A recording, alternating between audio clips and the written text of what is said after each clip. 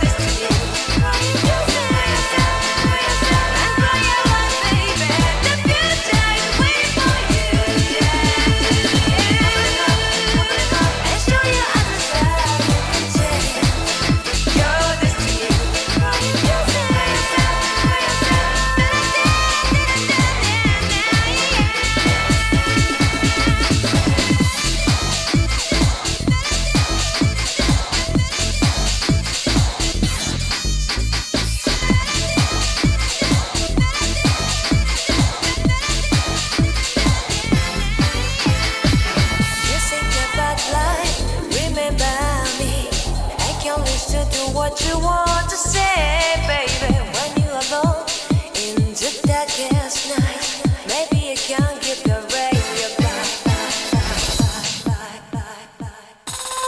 Open your heart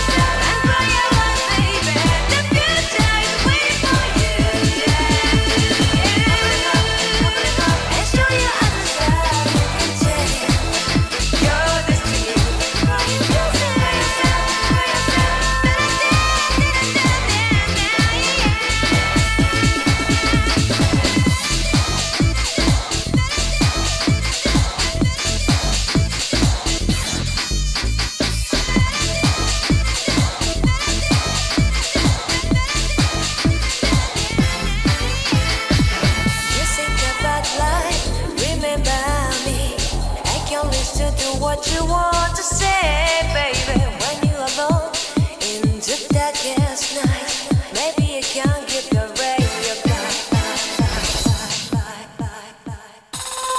Open your heart and show your eyes that you're the sea.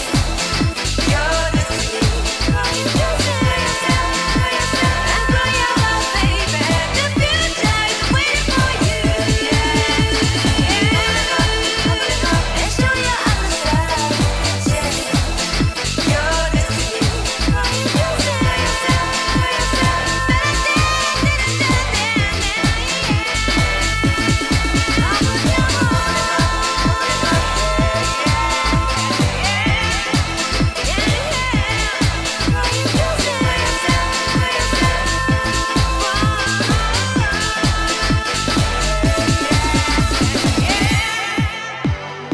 Hey everybody, welcome to stream. It's oh so quiet. It's oh so still. You're all alone and so peaceful until ba-da-da-da. Until I put on the elevator music, right? That's what wakes everybody up, like coffee. Oh my god, that's what I meant to get. I meant to get some coffee. I really did. I really intended and entirely intended to get some coffee for myself. Instead, what I got for myself was 3 baked potatoes. Yeah, I'm kind of like out of food right now. Anyway, that's neither here nor there. Welcome Tuna John. Welcome Jonathan Ross. Welcome everybody. Michael Sides Vamps. Zara, Natalie Marie. Good to see you all. Good to see you all. We got a lot to cover, a lot of ground to cover today. Obviously, we're going to be talking about what? Vamps, you just re-upped your sub. 31 months. That is a lot of months. That is many, many months. Several months. Like a group of months. I don't know. What do you call a group of months? Like, right? You know? Wake up, coffee. It's 12 p.m. here. It's 12. What? Really? You're lucky. I thought I was cool. I thought I was lucky, right? It stays early for longer where I am than where a lot of people are. But yeah, it's definitely not 12 o'clock where I am. Not that lucky. Anyway, yeah, like I said, we got a lot to cover today. Elon has finally done it. He's unalived 2 birds with 1 X. And he's also suing the lawyers. He's suing his own lawyers, right? How is that happening? How is that going on? We're gonna have to tap our resident legal expert, Legal Eagle, who honestly, look at these thumbnails. Okay, I mean the font is different, and I usually don't put like laser eyes on anybody, right? But the outline kind of thing. And the cutouts, yeah, that's definitely an NCC style thumbnail right there. But yeah, we're gonna get the lowdown from Legal Eagle on what's going on with Elon, what's going on with Elon's lawyers, and you know, why is he suing, and does he have any chance of winning? Right? He rebranded Twitter. It's now called X. Just X. It seems like a bad idea. I think that if he had any friends, they'd tell him that it was a bad idea. But either he doesn't have any friends, or the friends that he has, like, they don't feel like they can safely tell him that he's doing something that's a bad idea. So, regardless.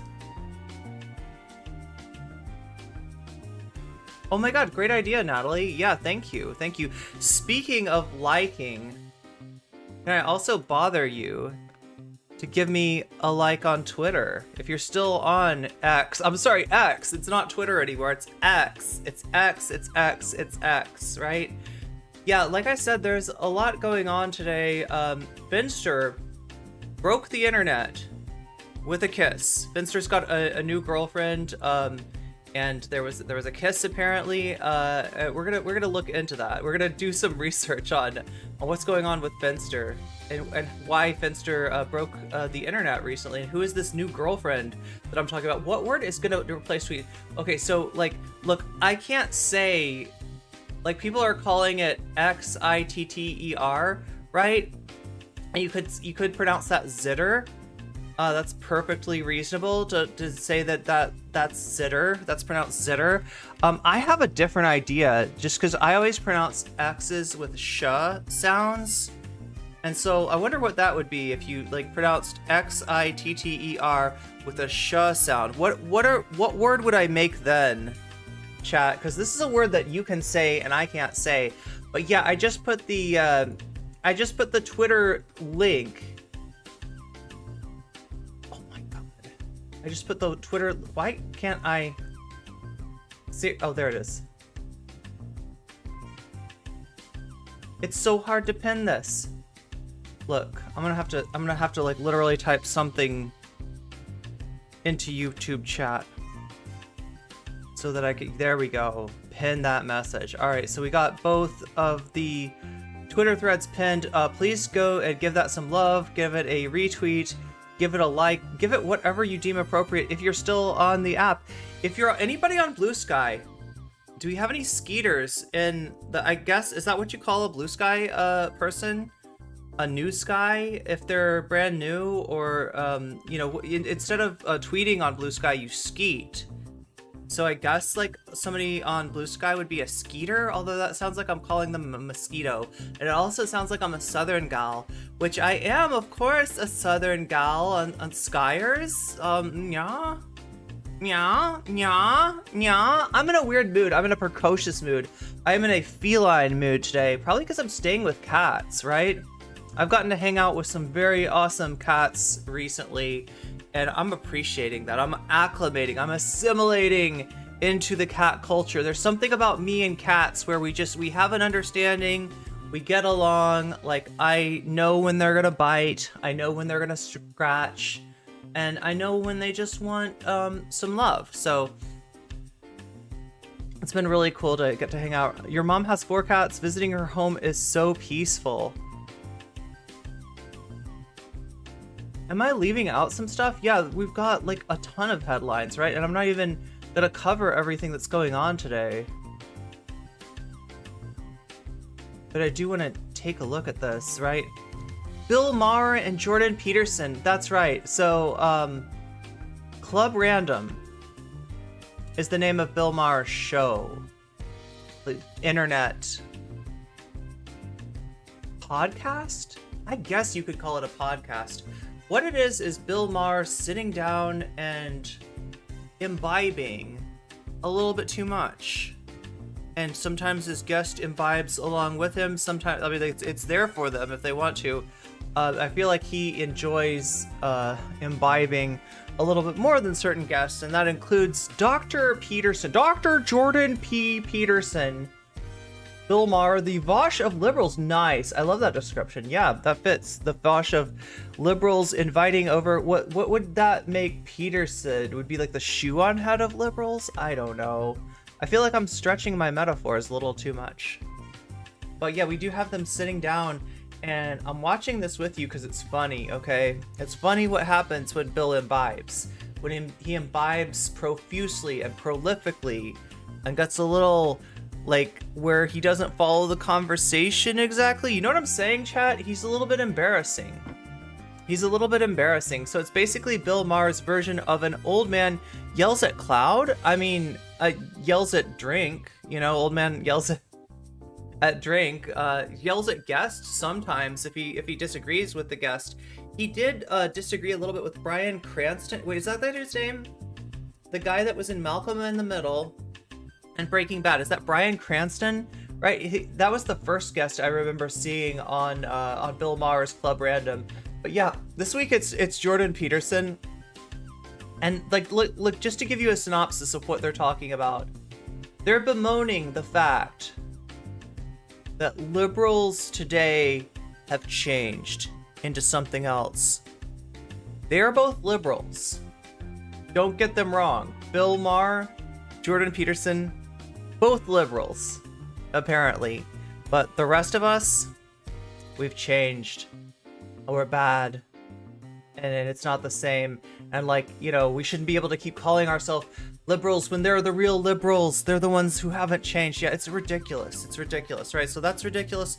Who else is ridiculous? Ron DeSantis. Ron DeSantis has got a social media team that I swear he hired from 4chan. That's what it feels like, right?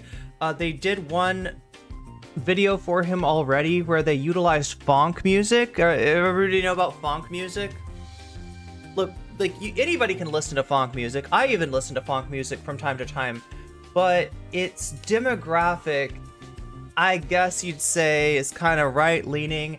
It's like gym bros, and gym bros as a demographic, you know, especially when you're talking about like MMA bros, that's even more right-leaning. So yeah, it's got funk music, it's got memes in it, and what they're trying to do is try to be like, you know, Trump's not like quite that good, but you know who's really good? DeSantis, right?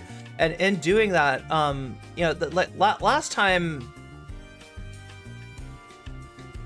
the tone of the ad was a little bit more mean than what Ron DeSantis wanted to do, both mean to Trump and you know, kind of mask off like LGBTQIA phobic, right?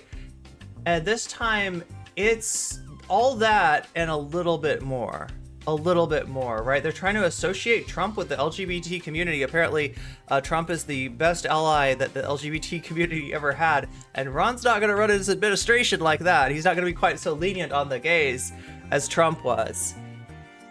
And he ends it in a way that you are just going to have to see to believe, right? It's mask off is putting it lightly. So yeah, we're going to watch that too. Did I mention Finster? I mentioned Finster.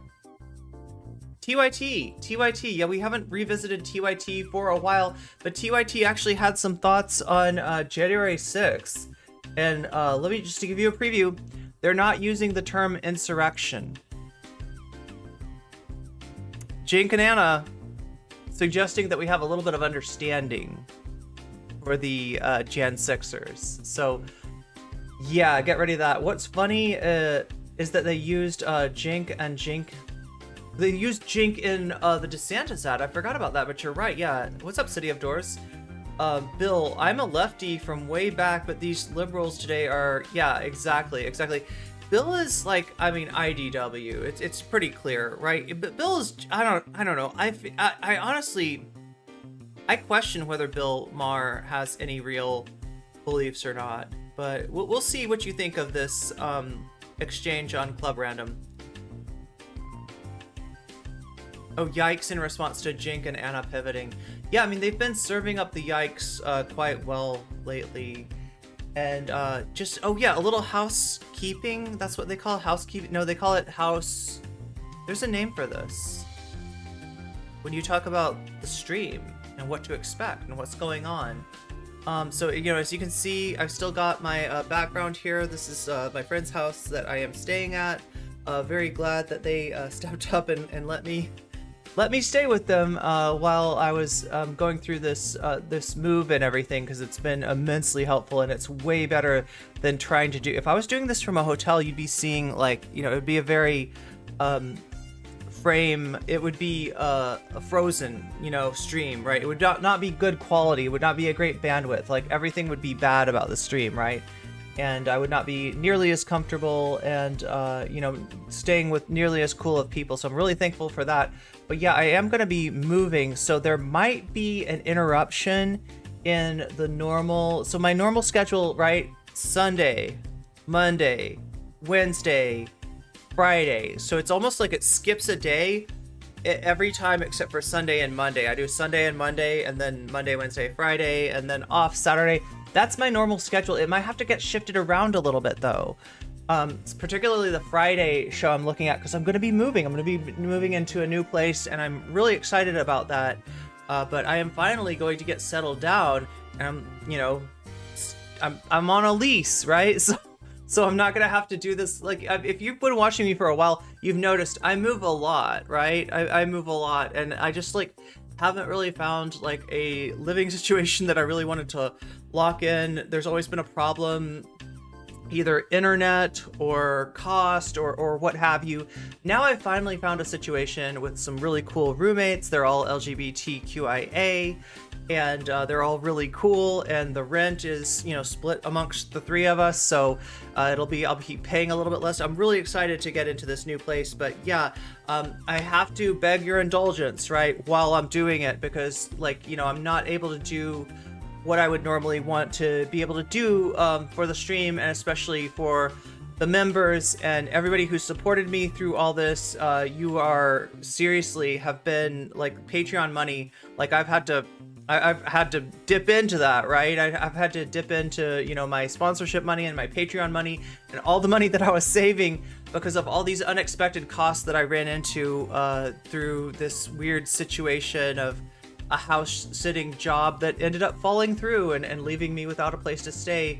But thanks to, you know, some really awesome friends, I have a place to stay for now. So $10 says Anna pivots on abortion rights. Damn.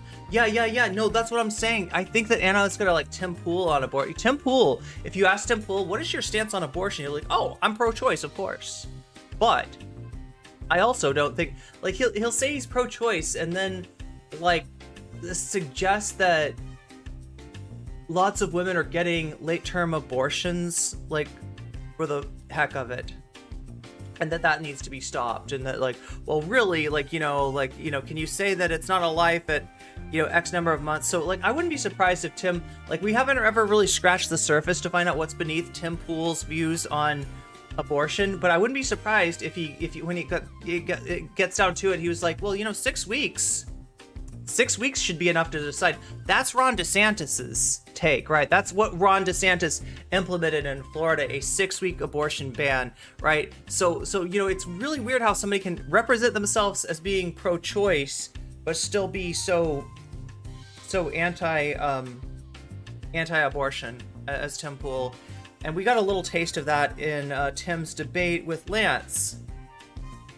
And I'm guessing that if you scratch the surface, you'll find out it's even worse than we thought. But yeah, something like that, right? Like, look, these people, Tim Pool, even like Andy No, like I can think of so many examples of people who either like left the left or they say that they are liberals, but they just don't agree with it. They're not that kind of liberals, right? They're the kind of liberals that are like, but conservatives have some really good ideas these days, and I think that liberals should adopt them, right? Really what they're trying to do is move the Overton window and grift, and they've laid the groundwork for Anna to hog out and still boil the frog and still keep her audience kind of, because it shocks me whenever I cover TYT how many TYT fans, and that'll happen with this stream too, you'll see in the comments, right? If you check the comments after the stream, no doubt we're gonna get TYT people being like, I think that you're misrepresenting TYT. They are good progressives. They've always been the good progressives, and just because they don't agree with you on every issue is no reason to like blow them up. Please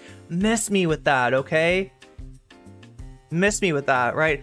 I'm not as naive as TYT's audience, and I don't think anyone in chat is either. I think we know what they're up to. We know what their game is. We've seen this game before, right? TYT has spun off so many left people, from Jimmy Dore to Michael Tracy to, I don't know, Jordan Cheriton. I don't know if Jordan Cheriton fits in this rubric, right? But there's been so many former TYT hosts that are now literally on the right. Bill Maher, the brilliant political commentator who said, I don't understand abolish the police, nor do I understand it, it's just...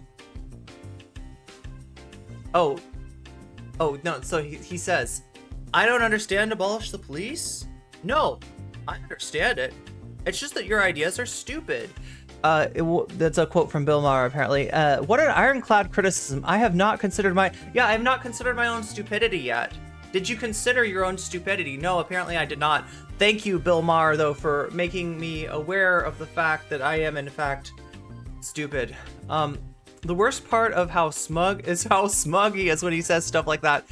He never considered that he might be wrong. That's the thing. Like, it's like, look, I don't like having a go at somebody's intellect in general. I feel like that leads down a lot of ableist roads. Right, so I'm not going to do that to Bill Maher, but he could benefit from taking in his own advice. Can I say that? I think, oh my god, You know what else I can say? I can say that we've got ads here on Twitch. We've got ads. You might have seen one. If you were here really early and you don't have a little persona face by your name, you would have seen an ad already. You're about to see another ad if you're in that boat of not having a persona face next to your name, okay? There are ways that you can take care of that. The first way is through a Twitch Prime. The second way is through a Twitch sub. Twitch Prime, Amazon Prime integrated with your Twitch gives you a free sub. That's what I'm talking about there. You could also pay for a sub. It's like $5 on desktop. It's $6 on Apple. Or you could possibly get lucky. And if you're visible in chat, and if you're active in chat, there's a greater chance of you getting lucky and you getting a free gift sub and you not having to even think about the ad break, because that's what happens when you have a sub. You don't even think about the ad break. You don't even know what's going on. You just hear me say it. But yeah, in 33 seconds and 30 seconds now, we will be experiencing another ad break. So if you can take care of whatever you need to take care of to get out of that, otherwise you're gonna miss the beginning of this Elon Legal Eagle segment, because I have been edging you long enough. Okay, so let's get started.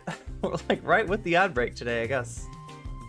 Buying Twitter might be the worst thing to ever happen to Elon Musk, but the best thing to happen to people who love crazy lawsuits. And now Elon is suing the lawyers who forced him to follow through with the sale because he thinks that they charged Twitter too much to beat Elon Musk, because now Elon owns Twitter and he's the one that effectively has to pay for it. You really can't make this up. But of course, it's more complicated than that. Apparently Musk is still smarting from the top of Musk, because now that came at us too fast. Buying Twitter might be the worst thing to ever happen to Elon Musk, but the best thing to happen to people who love crazy lawsuits. And now Elon is suing the lawyers who forced him to follow through with the sale because he thinks that they charged Twitter too much to beat Elon Musk, because now Elon owns Twitter. Okay. If that went over anybody's head, let me see if I can explain, okay? So, Elon Musk made an offer to buy Twitter, and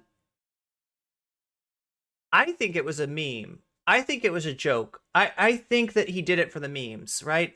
I think he did it for the attention. I think he did it for the memes. I don't think he really wanted to buy Twitter. Can I prove that? No, but it just doesn't make sense. And if you look at his actions and his reactions, right, it confirms what I'm saying. He didn't want to buy Twitter. He wanted to be in the news for having considered an offer on Twitter, for having offered to spend an obscene amount on Twitter, all right? There's this other thing called fiduciary responsibility. Oh my God, look at this. Look at all the NCC emotes, because X is going to give up on Twitter because the bird is unalived. I wonder if Zuck could convince Elon to sell the name Twitter to Threads. Interesting idea. Or to Blue Sky, right? Because that's Dorsey, the edgelord. Yeah, just like every other thing Elon Musk does is now a joke, just like he challenged. Yeah. So it was a joke. It was a meme. I don't think he had any intention of doing it. But like I said, fiduciary responsibility is a thing. And what does that mean? That means that the people who run Twitter, when it's public, and it was public before Elon bought it, right? He took it private, but it was public, right? The people who run it have a legal responsibility to the shareholders, right? And that is to get them the most value for their stock as they can. Now, does this mean that they're not allowed to make a mistake or a bad decision that ends in, a loss or a lack of missing an opportunity or something like that? No, they can mess up, but they got to try their best. They got to do their due diligence to make as much money and make as much value for the stockholders as they can. So increase the value of the stock, and if there's an opportunity to sell the stock to sell the company that would benefit the stockholders, they are obliged to do that. So when Elon Musk waves $44 billion in front of their noses, it's an offer they can't refuse. And I mean that both in the sense of like, it's a really, really good offer that, like, why would they ever refuse that? But I also mean that, like, legally, they're kind of bound to take that offer. Like, I don't know if they could have done anything else other than accept that offer. So they accept the offer, and then Elon says, hey, Twitter, how many real users do you have? because I know some of your users are bots, and I know what advertisers pay for is not to have their advertising, shown to bots, but rather to be shown to users, to be shown to people that can buy stuff. So before I'm going to buy your product, I need to know how many bots you have. I don't think that Twitter can actually tell that, right? And they don't want to. And, I don't think there's any way of them meaningfully giving him an answer on that, right? So he tried to skate by on the fact of like, well, I made an offer, but it was like contingent on like knowing about the number of bots. They didn't tell me how many bots. So I guess I'm not going to buy it. I guess I'm free and clear. Twitter's lawyers said, no, sir, that is not how this works. You made an offer. We accepted the offer. And now you need to buy the company, right? And Elon said, no, I'm not going to buy the company. What a terrible company. Why would I want to buy this? What do you mean? I wasn't serious. No, I can't do that, right? The lawyers took him to court. And, in the case, they end up in this process called discovery, right? Discovery is when they're gathering information about the case. So when somebody's in discovery, they can requisition certain records that would normally be private. Like, let's say Elon's texts, right? Elon's texts start to become public. They get subpoenaed. They have to be shown not just to the court, but to the public. So now the public is reading Elon's DMs, and it's saying really cringy things like, yeah, if we bought Twitter, I would want to have Blake Masters or a Blake Masters-like person in charge of that, right? Blake Masters is a far-right politician. At the time, Elon's pretending to be, kind of centrist, free speech, like whatever, right? He's trying to fence ride. So he doesn't want this stuff divulged. He doesn't want people knowing how conservative he is. So, because somebody that wants to hire Blake Masters is incredibly conservative, right? So this stuff starts to come out. Elon doesn't want it out. He knows that if discovery continues, more and more stuff will come out. So he makes a deal and he says, okay, I'll buy Twitter, right? He didn't want to buy Twitter, but they forced his hand, right? And they would have forced more, discovery, more revelation of things that Elon wants to keep private if he hadn't agreed to buy the stock. That's how Elon got forced to buy Twitter, right? So those lawyers are Twitter lawyers, meaning that when Elon purchases the company, they're his lawyers. That's why Elon is suing his own lawyers, because they were on the other side. They forced him to buy. Now they're his lawyers, and he doesn't just want to fire them or like strike back at them. He wants to sue them. He's mad that they made him buy Twitter, and he wants to sue them. And that is what Legal Eagle is going to be analyzing here. So just to set us up here, it annoys me when capitalists talk about the risk being the reason they can't take so much money. What risk? The legal system is designed to insulate you from as much risk as possible. Not saying that it's a good thing either. When you get into the realities of fiduciary necessity, you get in a situation where money gets continuously funneled into the majority capital owners, and true, and screws literally everybody else. And he's the one that effectively has to pay for it. You really can't make this up. But of course, it's more complicated. So in other words, they incurred legal bills, right? And now that he buys the company, this is beautiful poetic justice. I don't know what else to say, right? The loan money that he took is now liability. In other words, it's debt that Twitter owes, right? The loan money that he took to buy Twitter is he has to pay interest on that, right? So there's an extra cost to operating for Twitter. Twitter might have had like one profitable year, and it was just barely profitable. Twitter is not really financially stable, never has been. It's the kind of thing that the idea is that it's going to take a certain time before it produces return, and it hadn't done that yet. So having to owe money, having debt, having interest that you have to pay on Twitter pretty much makes profitability impossible, right? So he's got that debt, and also there is a legal bill that was incurred from those lawyers that Elon is now obliged to pay. So Twitter sues Elon, forces him to buy them, and now the debt for the lawyers is something that he has to pay. This is why he's mad. But will he get out of that? Elon's stand is Shinjachi. I can't pronounce his name. I know who you're talking about.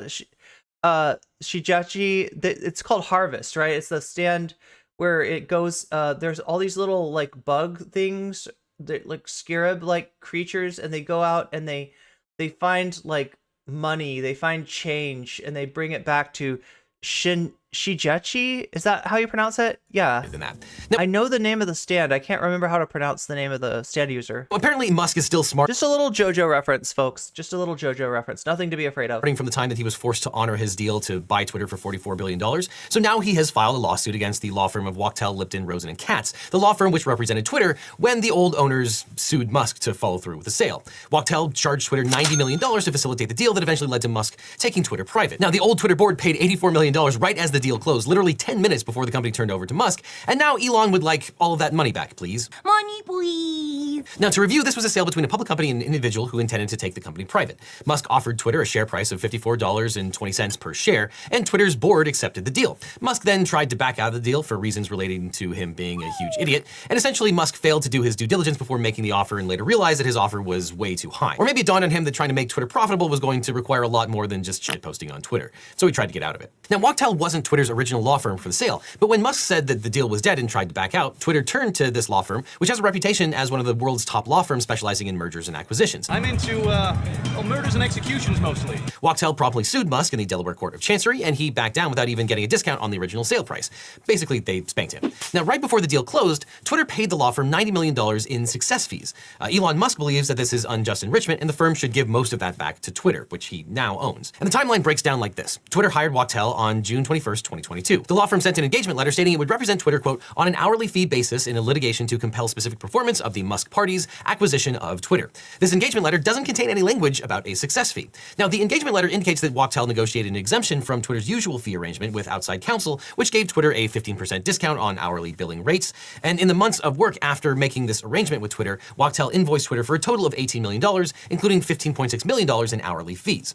Musk characterizes that as outrageous because it was only for a few months of work. Now, what the complaint leaves out is that during those I want to take a minute to point out, right?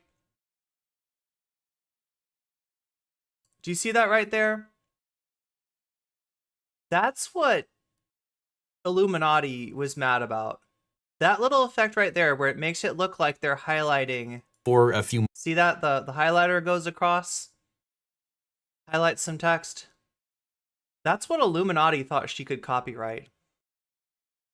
months of work. Now, what the complaint leaves out is that during those few months, Wachtell filed a lawsuit against Musk that successfully compelled him to go forward with the sale. And the lawsuit was filed on July 12th, 2022. By October 4th, 2022, Musk gave up his fight to back out of the sale, and he agreed to abide by the deal's original terms, and the closing was set for October 28th. Now, according to the complaint, on October 27th, with, quote, the firm's work on the merger litigation in the Delaware Chancery Court already concluded, and without any foreseeable need for Twitter to utilize its services again, Wachtell, the law firm, decided to milk the company for $90 million in success fees. Musk says, quote, in other words, Wachtell sought and obtained a success fee that resulted in a total fee nearly 6 times its $15.6 million in invoiced hourly fees for a few months' work, even though, 1, it was not called for by any prior agreement with Twitter, and 2, the litigation in which Wachtell represented Twitter had been stayed for weeks in anticipation of dismissal following the closing. Now, you might be asking why a success fee is even a thing, and why a company would agree to pay a success fee over hourly billing. Well, many clients are concerned that outside law firms run up billable hours by overstaffing cases with too many lawyers or generating. There's the other controversial effect, which is a paper tear. Now, I don't know if it was like an animated paper tear effect that Illuminati was thinking was, you know, pilfered from her editing team's editing style, right? But I mean, that's definitely some kind of paper tear effect there. But somebody's saying this is a new highlighter effect, not even the one that Illuminati was. So in other words, the one that Illuminati was upset over was even more basic, and it's a technique that's been used by literally everybody in video essays for years and years and years. work that isn't necessary.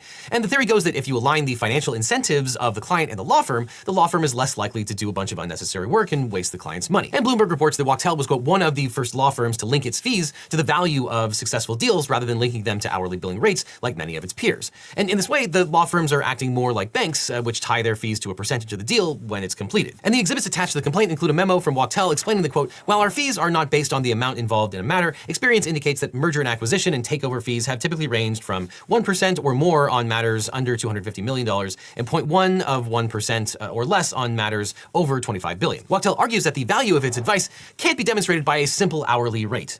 It's a classic line from lawyers. Absolutely always the case. I'm like a god in human clothing. Lightning bolts shoot from my fingertips. But the difference here is that Wachtell didn't start out the engagement with a success fee specified. And Musk's complaint is that it was improper for Wachtell to switch from an hourly billing arrangement to a success fee structure on the eve of closing. Yeah, this is one of those cases that's gonna be really fun to watch because at the end of this case, at least one of these parties is going to lose.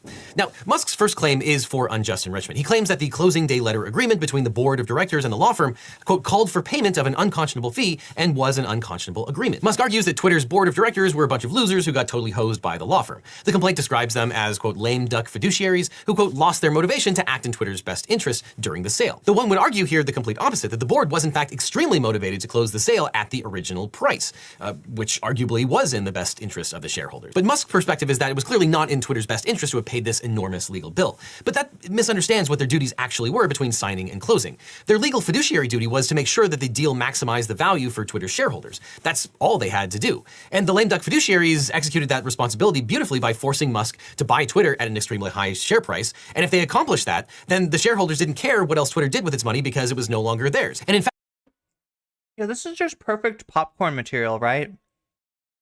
I mean, like, you got merger and acquisition lawyers taking on Elon Musk. Like, they both suck. because the share price was already set by Elon Musk, it didn't really matter how much they paid out to the lawyers because that wasn't going to change how much the shareholders ultimately got. Though it really made a big dent in Elon Musk's pocket when he had to pick up the pieces of Twitter when he bought it. And yes, $90 million is a lot of money, but were the lawyers' fees beyond the pale in this particular case? Well, in contract law, if the terms of a contract are unfair. So now my understanding is that Elon Musk is now once again the richest man in the world.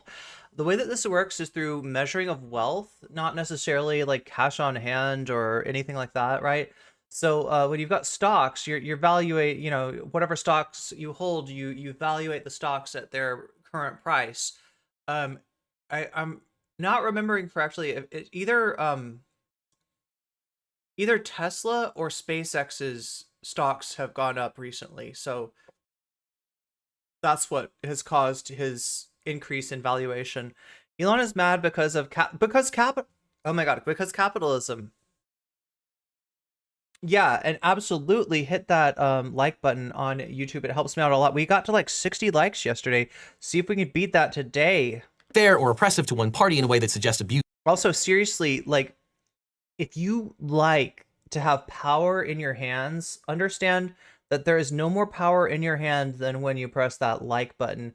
That like button is literally you like press a button and like the stream gets recommended to somebody that never would have seen the stream, right? So that's like you press a button and YouTube does something. If you like that kind of thing, if you like that kind of classical conditioning of, you know, you press the button and a treat appears, a treat will appear if you press the button. Now, whether the person clicks on it or not is another question, right? You know, some percentage will, some percentage won't if they're interested in it, right? But you know, this is one way that you could potentially, literally, make somebody else show up in stream, and when they do, you could be like, haha, I got you here. I pressed the like button, and here you are now. Here you are, new chatter. During its formation, a court can find it unconscionable and refuse to enforce it. But courts rarely find unconscionability. It's almost like you're making more chatters. It's almost like chat. It's like chat's way of reproducing. So if you're chat and you want to reproduce, that's the button to press. in a business dispute between two fairly equal parties. A contract is most likely to be found unconscionable if both unfair bargaining and It's Tesla that went up? unfair substantive terms are shown. And generally, courts only void a contract on unconscionability grounds in extreme cases. There's one famous case where a loan interest rate was 800%, or an instance where a warranty expires before a product is even installed. Basically, things that really shock the conscience. Not really things like a relatively high bill for litigation that won billions of dollars, but you know, your mileage may vary. Now, speaking of great lawyers, my firm, the Eagle Team, is now accepting new clients, and we don't Baked in ad. charge $90 million. If you've been in a You can like a stream, you can like it on YouTube. car crash, data breach, or medical malpractice, Wait, or just about anything else, whose emote we is can that? represent That's a you or cute help emote. find you the right attorney who can. Just click on the link in the description for a free consultation with my team. Because you don't just need a legal team, you need the Eagle Team. The link is down below. And now back to Elon Musk. Now, Wachtell is one of the premier mergers and acquisitions firms, and its partners make serious bank by charging success fees. And in the firm's The funniest thing about the whole Illuminati drama is that ever since then, like, you know, when like Illuminati threatened to sue different people on the Sad Milk team, people in the comments were like, "You should get Legal Eagle, get Legal Eagle." It's become a meme, right? And now that the Colleen Ballinger thing is going down, everybody's like, "Get Legal Eagle. You should get Legal Eagle. Sue her with Legal Eagle," right? It's fee arrangement memo, Wachtell outlined its comparables, like, I'm sure they're happy that their legal team has become, employing their legal team has become a meme. explaining that its success fees generally range from 67% to 100% of the investment 60 to 80%. banking fees, and the memo also says that the fee could be a multiplier of its hourly billing or run rate. And during the first 4 months, the lawyers billed $26.6 million, and the success fee is about 2.5 times that amount, which was within comps Wachtell gave to Twitter. And the banks, JP Morgan and Goldman Sachs, got $133 million, with $113 million of that as a success fee when the buyout closed. So the $90 million that Musk complains about was around 68% of the bankers' fees, which is actually on the lower end of comparables, if you are to believe Wachtell. But Musk argues that the success fee is too much because litigation didn't move forward and Wachtell wasn't the law firm involved in the original negotiation between Musk and Twitter. Yeah, there's no better marketing than a viral meme, right? And that's an argument, but it's probably not particularly strong. To prove his point, Musk states that the work that the lawyers did wasn't particularly hard, since it was just a garden variety contract dispute. Quote, "There were no novel or difficult questions of law involved, nor did the litigation require any special skills beyond that which Twitter could have procured by paying hourly rates to many other reputable law firms." Yeah, but there's like a lot of money on the line, right? This is, I don't know. I don't think Elon's right here. The experience litigating in the Delaware Chancery Court, including those hired to work alongside Wachtell. Now, this argument is particularly hilarious because Musk is actually admitting that the legal questions weren't that difficult because he really didn't have any legal basis for backing out of the deal. Basically, that his litigation was frivolous. And if Musk had simply done what he was supposed to do by consummating the deal in the first place, Twitter wouldn't have to pay a success fee at all. And of course, Twitter's board was obviously pleased that Wachtell helped it close the deal at the original price. And if Twitter had renegotiated the deal so that Musk had to pay a lower share price, the shareholders would have lost billions of dollars, far more than the $90 million that they paid in the lawyer fees. And the deal, of course, closed at $44 billion, which means that the success fee wound up being about 0.2% of that eventual deal. So yeah, it's arguable that the success fee helped Twitter save a lot of money and that the board probably feels pretty good about it. And in fact, success fees are so normal with mergers and acquisitions that Musk's own law firm, Reed Collins and Sy, the lawyers handling this case for him, also charge them. But on the other hand, it's possible that Musk has a reasonable argument here. He argues that the success fee is unconscionable in part because the firm's work had already been done. Therefore, there couldn't be an enforceable contract to pay effectively an additional $90 million because, again, the work had already been done. Now, consideration in contracts refers to the benefit that each party receives in exchange for what it gives up for a contract. Gratuitous promises, aka gifts, are not enforceable. So a promise to let someone borrow your car is not enforceable. But a promise to let someone borrow your car in exchange for $100 absolutely is. And similarly, if you want to modify an existing contract, you need some new consideration, generally speaking, in order for that modification of the contract to stick. Consideration can be big or small as long as the parties mutually agree to exchange something between themselves. And right now, all the lawyers watching this video are shouting the word. So is this literally like a verbal contract, right? This is like, I mean, it's a kind of a meme, and some verbal contracts aren't super so you'll let me borrow 100 bits. Thank you. That's a gift. See, that's an enforceable contract, right? If Paul Spall were to say, I will let you borrow 100 bits, and then later on I was like, hey, about those 100 bits, and Paul Spall was like, not really. I don't have, to write. That wouldn't be like, I couldn't enforce that as a contract. But if it was like, hey, I'll give you 100 bits for I don't know, for you to bounce on the bed, right? Then that would be a contract, I guess. word peppercorn If I had lawyers. at the screen. Maybe Because I in law do. school, you learn that consideration can be something Maybe as small and NCC is super insignificant as litigious. an actual peppercorn. Though these days, that is Maybe I'm Illuminati's little sister. a metaphor for just something that is very small that you're giving up. Now, this could be a good argument for Musk. In the original fee agreement, Twitter agreed to pay the law firm for services that would be billed hourly. And at the last minute, Twitter agreed to pay $90 million for a success fee. And it's possible that this was improper. A fee agreement needs to spell out the services that a lawyer is performing for the client, outline the type of fees that it will charge, and give the client an idea of how much they can expect to pay. And in this case, Musk has a point that Wachtell can't change the original terms of the agreement without consideration. So how might Wachtell defend itself? Just like you can't change the top of the hour ad break, which is coming up in a few minutes here, should be here in a few minutes. We'll have the top of the hour ad break. It will not change. You cannot change it.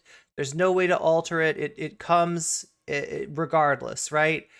You can alter how it affects you, though, through having a little Persona 2 icon by your name. You see some of these in chat on Twitch, right?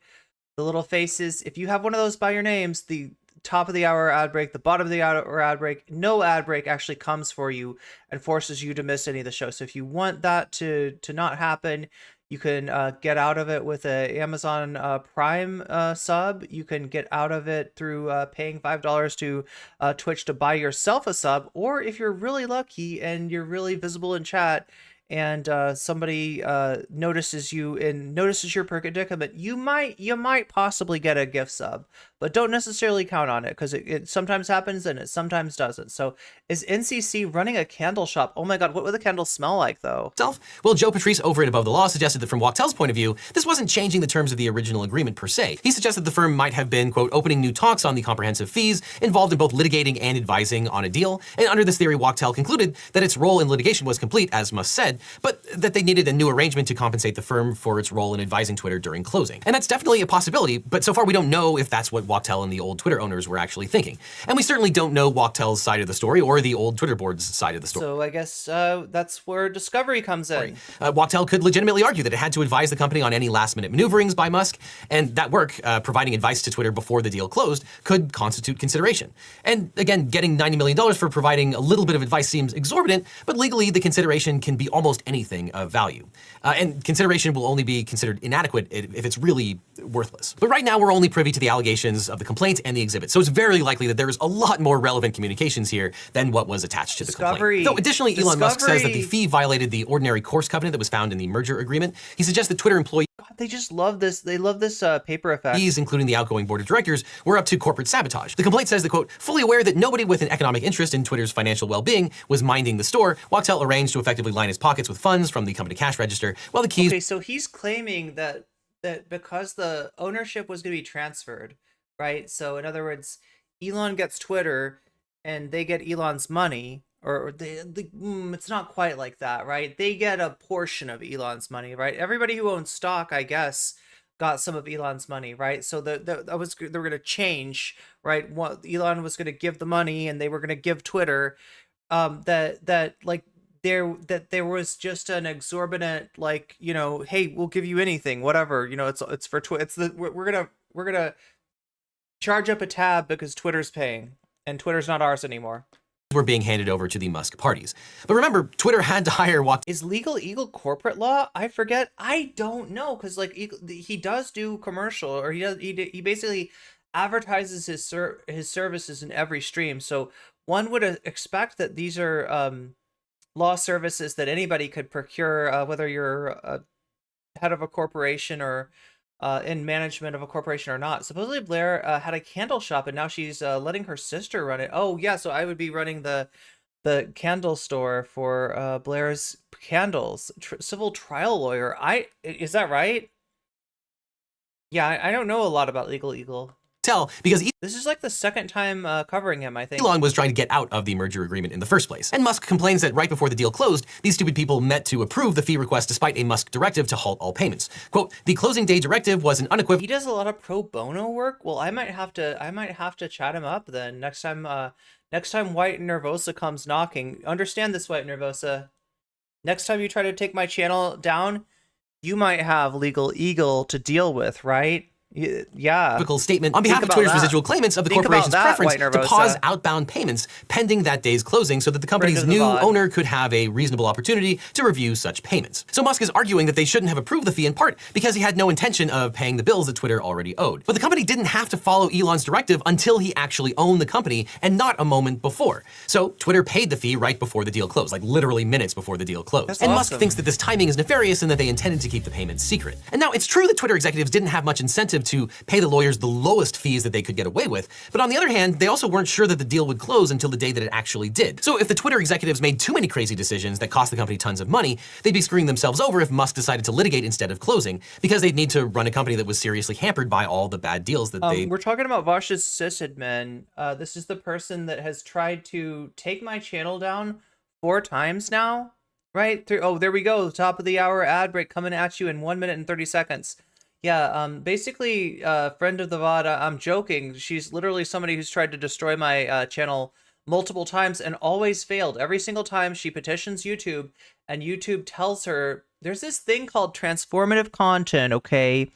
So if she were to upload your videos, that would be bad, right? The videos that you have, like, you know, the rights over, which are like Xander Hall's videos and Vosh's videos and people in the White Leaf Network's videos, right? People like, you know, like basically Vosh and his friends' videos, right? She has control over that. So if No Comment Chick were to just like upload your videos and try to make money off of that, that would be a problem.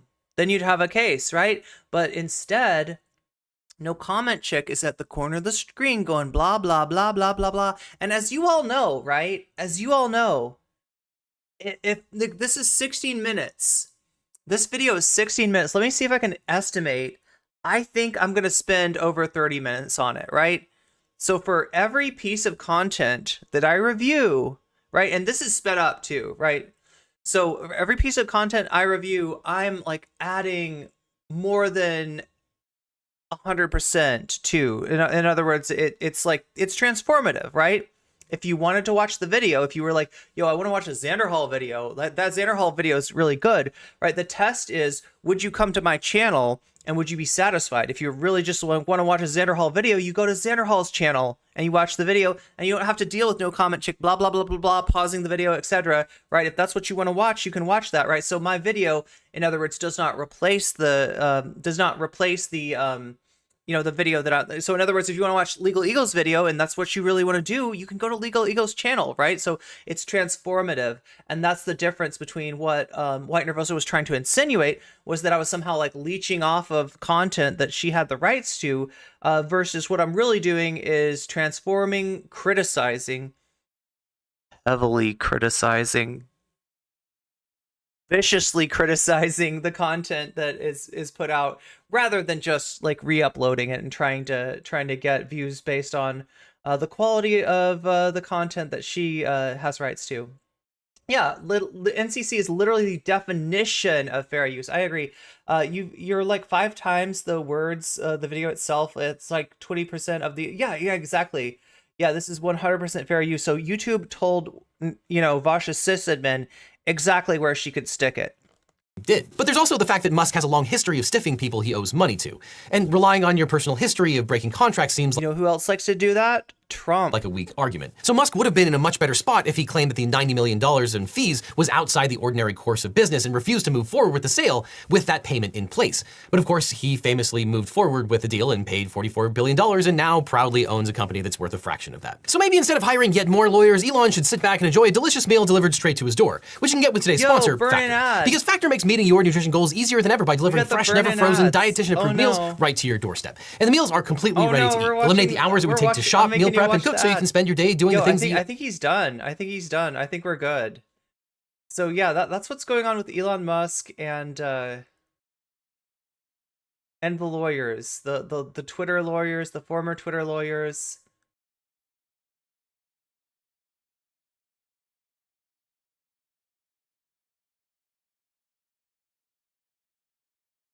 Okay, so I wasn't planning on watching this, but let's take a look at this really quick.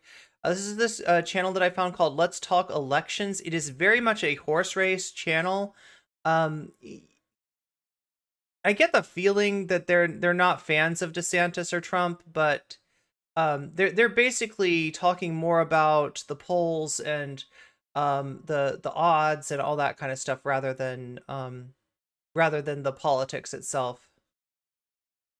Hey guys, welcome back to today's video. Today is Monday, July 24th, 2023, and today we are going to be talking about Ron DeSantis' reboot campaign. Just 2 months after announcing, the Ron DeSantis campaign announced internally and in many ways externally that they will be undergoing this reboot of a campaign to completely revitalize Ron DeSantis' image and candidacy as someone going into the upcoming presidential primaries. Now, Ron DeSantis, when he announced 2 months ago on Twitter, came in a complete ball of fire. His campaign announcement was riddled with tech issues and ultimately came up short of what was many people's expectations of being this huge prominent launch for the one person who in many people's eyes was seen as the one candidate who could take down Donald Trump. And yet 2 months out, he not only is performing worse than where he was before, but no signs are indicating that he is on track for recovery. It isn't just a... And the other irony of this is the majority of the people who wanted DeSantis as a Trump alternative are people that care more about the Republicans' chance of winning than they do about who is president. So they were hoping that Ron DeSantis would be similar enough to Trump to where, you know, he's essentially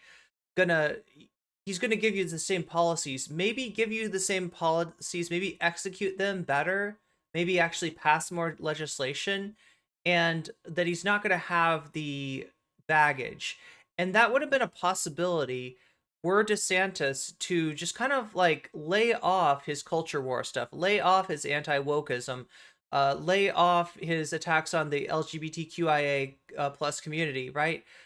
If he could have done that, then he could have like just basically, you know, BS'd everybody and say, no, I'm not that conservative, because he doesn't have the reputation.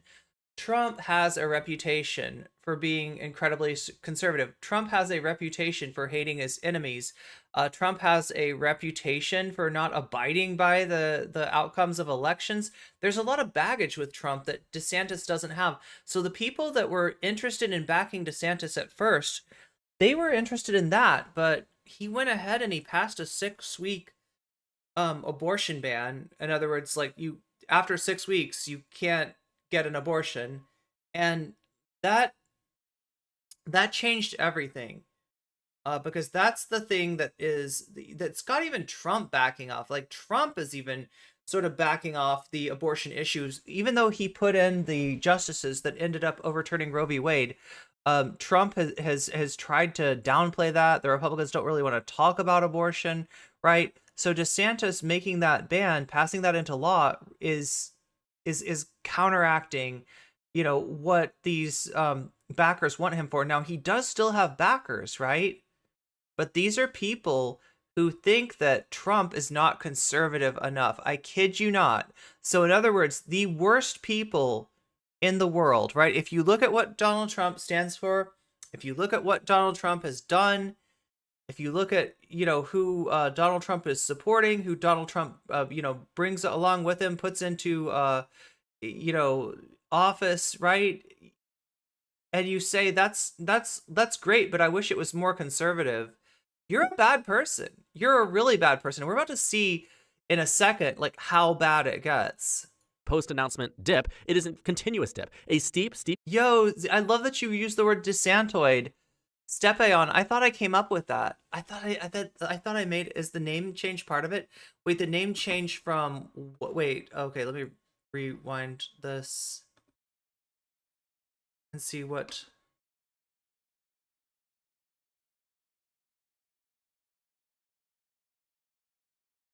At least he isn't like Bastiat being a corporate lawyer pushing for deregulation of oil and gas. Yeah, my understanding of Legal Eagle is he is a progressive and, you know, liberal, but maybe not quite like Bastiat. Hence why they are copying him instead. Is the name change? Wait. Oh, the name change of Twitter. Sorry. This feels like Musk is telling on himself. climb downwards that is just a downward spiral trend that Ron DeSantis can't seem to get out of. So what happens here is that the campaign does a lot of internal reflecting and realizes they need a complete relaunch. They need to rebrand Ron DeSantis 6 months out until the Iowa caucus in order to adequately prepare him for future primaries and win primaries in the future. I mean, where we are right now currently is Ron DeSantis being in a distant second place. It's not the point that Ron DeSantis was hoping he would be in. Many people on the Republican Yeah, Ron DeSantis rose to as high as 20%. He might have been as close to Trump as like 15 15 points of difference, right? So he was, wait, am I right about this? I don't think he was ever winning against Trump. I don't think he was ever ahead of Trump, but he had the momentum, and he looked like he might catch up with Trump. But after Trump went after DeSantis, there was just no way. He absolutely got destroyed. Ron DeSantis got popular from doing ads like where he'd show himself reading his kid bedtime stories about, and that's when Mr. Trump made the wall. Isn't that great? Yes, that's great. You know, like, right, that was his kind of claim to fame, was being a Trump sycophant. So for somebody like that, right, the real game to play if you want Donald Trump's voters is not to criticize Trump, but now they're freaking communists invading radicals. Daniel Twet, thank you for the follow. Thank you for invading my chat.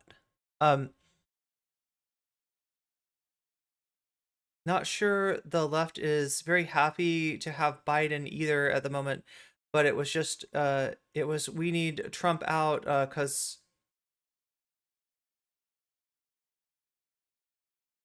and to cause Trump for trouble. I mean, I don't know if there was any.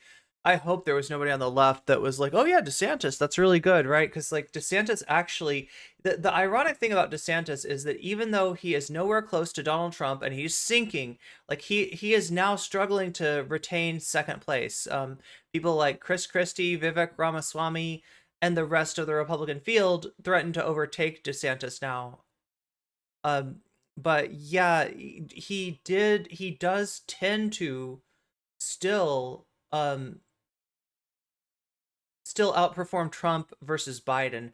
That might change. Like I said, there's that 6-week abortion ban. There's a lot of stuff that he's done that's like I think either Trump or DeSantis, Biden should not have much of a problem taking on. He does have that liability of like, you know, being pretty old, and Trump's also pretty old, right? Bernie's pretty old, Trump's pretty old. DeSantis not so much, but like, right, he in acting very old, right? That's the real problem with Biden, is when he trails off in the middle of a speech, or he falls on a stage, or he's walking around the beach and he looks, you know, like he's just, you know, kind of on death's door, right? It's not a good look, right? So like I've said, and I will reiterate this, like Trump versus Biden is not at this point a sure thing. I think that people and including this channel will tell you that, you know, it's a fait accompli. It's happening. There's, you know, there's no other way. I don't agree. I think that there is a fairly good chance that Trump won't be the candidate.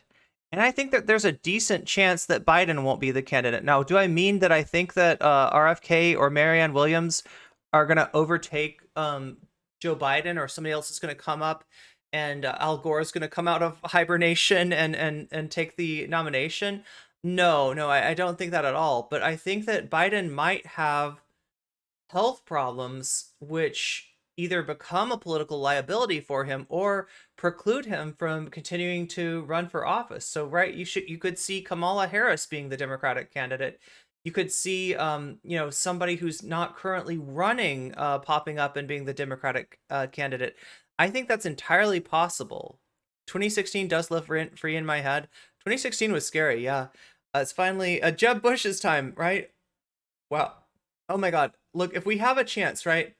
Because like we're at 95 subs right now. If we can get to 105 total sub points here, I will show you Michael Brooks, who about a year ago a year ago, I think sometime last week, passed away, right? But DJ Danarchy has just put out a new video of Michael Brooks and Sam Cedar uh, impersonating Jeb on I think it was Michael Brooks was impersonating Jeb. Sam was impersonating George W. Bush, and they're acting out Jeb or George W. Bush bullying Jeb Bush, right? And it's hilarious. So if we get to 105 sub points, I will extend the stream for longer than normal, and we can watch that. We can have our own fun half if that happens, but I'm not sure we're gonna get there. So oh my God, and we are 10 minutes away from the bottom of the hour ad break, right? Which comes every bottom of the hour, and if you don't have a little persona avatar by your head, you're going to be subject to that. So Look inside, we're expecting that once he announced his numbers would get... if Kamala tops the ticket, there's no way that she's winning a national election. Yeah, she doesn't have a lot going for her as a candidate. Just strictly as a candidate, there's also some, real, like, baggage that she carries as far as her time as a prosecutor, and her sort of, tough on crime mentality turns a lot of people off, and just as a national candidate, she's not terribly popular. So, I mean, like, yeah, you could see Kamala Harris jump in as a replacement for Biden. You could see somebody else jump in as a replacement for Biden. And you could see Trump make a deal with one of the prosecutors that he's up against to say, we're going to reduce the charges, or we're going to drop the charges if you will agree to never run for office again. That could potentially happen. The other thing that could happen is that the legal legal requirements for Trump to be in court, for Trump to participate in all these trials, might be too much for him to continue to run for president. He does have the motivation, of course, of that if any of these trials end up convicting him, the only way that he might be able to get out would be by a presidential pardon, which would mean either he would have to win president and try to pardon himself. No one knows if that works, though, right? There's not a legal precedent for presidents pardoning themselves. Nobody's ever done that, and it's kind of like up to the courts to decide if that's legal or not. So, I mean, like, he could try to do that. And the other thing that, would be possible is if he got an ally of his in office, the ally might... Cute screen decoration, thank you. This is made for us by the lovely and talented Vamps. So everybody give Vamps some love. Better. And typically, I mean, you will never see this in American politics, and which is why I say typically, almost never do you have a candidate announce their candidacy and start to perform worse nationally. So I guess what I'm trying to get at is that, like, Trump versus Biden, even though you're going to hear it from all these horse race channels that it's a fait accompli, that's the election, it might not be so. Right. And I have predicted before that, like, and more so just because I'm sick of seeing everybody make the assumption that this is going to happen when we don't know that for sure. There is, I think, a very good chance that the election's going to look a little different than anyone expects right now. That we're still well out of we're still, a year before any of the conventions are even happening. So yeah, there's a lot of time still. I mean, it looks right now like Biden and Trump are unstoppable, and they're gonna battle again, but we don't know that for sure. I mean, this is something that is really far lost on us as to how this has happened. But when you look deeper into it, and she has issues regarding her candidacy, but her race and gender alone already draws away a lot of voters. Yeah, there is a lot of misogynoir cutting against Kamala's candidacy, even if she didn't have the issues with voters on the left. You start to see exactly how Ron DeSantis has formed himself as a candidate prior to this supposed reboot. You start to see exactly why it happened. What we're going to look at here very briefly are just the national polling numbers, because today marks an 18% mark for Ron DeSantis, the lowest point he has ever been before he announced, and dating all the way back to prior to his early announcements, all the way back to July of 2022. Over a year ago. Okay, so this is Real Clear Politics. Now, understand this is a right-wing site, but the main thing that it does that is useful is that it aggregates polls. So they'll take, polls, and, like, if you read a Rasmussen poll, Usually those numbers are going to favor a right-wing candidate. If you read like a Reuters poll, maybe more towards the left, right? So they take all the polls together and they aggregate them into, the composite numbers. And that's what you're seeing right here. So they are useful for statistics. If you're looking for horse race type statistics, Real Clear Politics is a decent place to go. These are the numbers. What is this? How far does this go back? It looks like to August or July. Yeah, it goes back for a year. So we're looking at the poll numbers from a year ago today to now. Trump on top here in the... This isn't exactly pink. What do you call this color? Whatever you call this color, right? DeSantis is in the green. Wow, who is that? I can't even read who's in the... It kind of doesn't matter, right? These are the other candidates, and none of them are doing that good. Somebody's... Is that Vivek, maybe, that's gone up in recent... Or Christie, I don't even know. I can't tell. It's not visible. Yeah, mauve or magenta. That fits. I still remember Rasmussen saying Mitt Romney was in the bag. Ron DeSantis was at a lower point than right now. In fact, it was slightly lower because you can see that on July 2nd, he was at 18 or 17.5%. So you're talking about Ron DeSantis in a year difference, not being at a better position. In fact, for the past year, he's been at an even better position. The same can't be said about President Donald Trump or practically any other candidate on this list. The majority of them have done slightly better than where they were previously or are hovering around the same. Now, Ron DeSantis is hovering around the same, but keep in mind a year ago, he wasn't a candidate in the race. He has fully lost support since when he announced his candidacy versus where he is right now. And that is a problem. Now, a bunch of articles have been unpacking this reboot, saying there's no reason to believe that it's going to work. And this is the general consensus that I believe is the truth of it all. Ron DeSantis as a candidate has... Also, we're about to see that from his recent online, things that have been posted by his online team, like, it doesn't seem like that much is really changing. The embrace of the hard right is still there. And that's kind of who's left, right?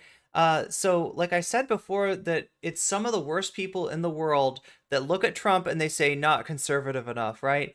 There's several reasons that you could think that. Now, the reason that they're going to try to sell is that they'll show a picture of Trump with a pride flag and say, well, we don't like pride anymore. We don't like that, like Republican, right?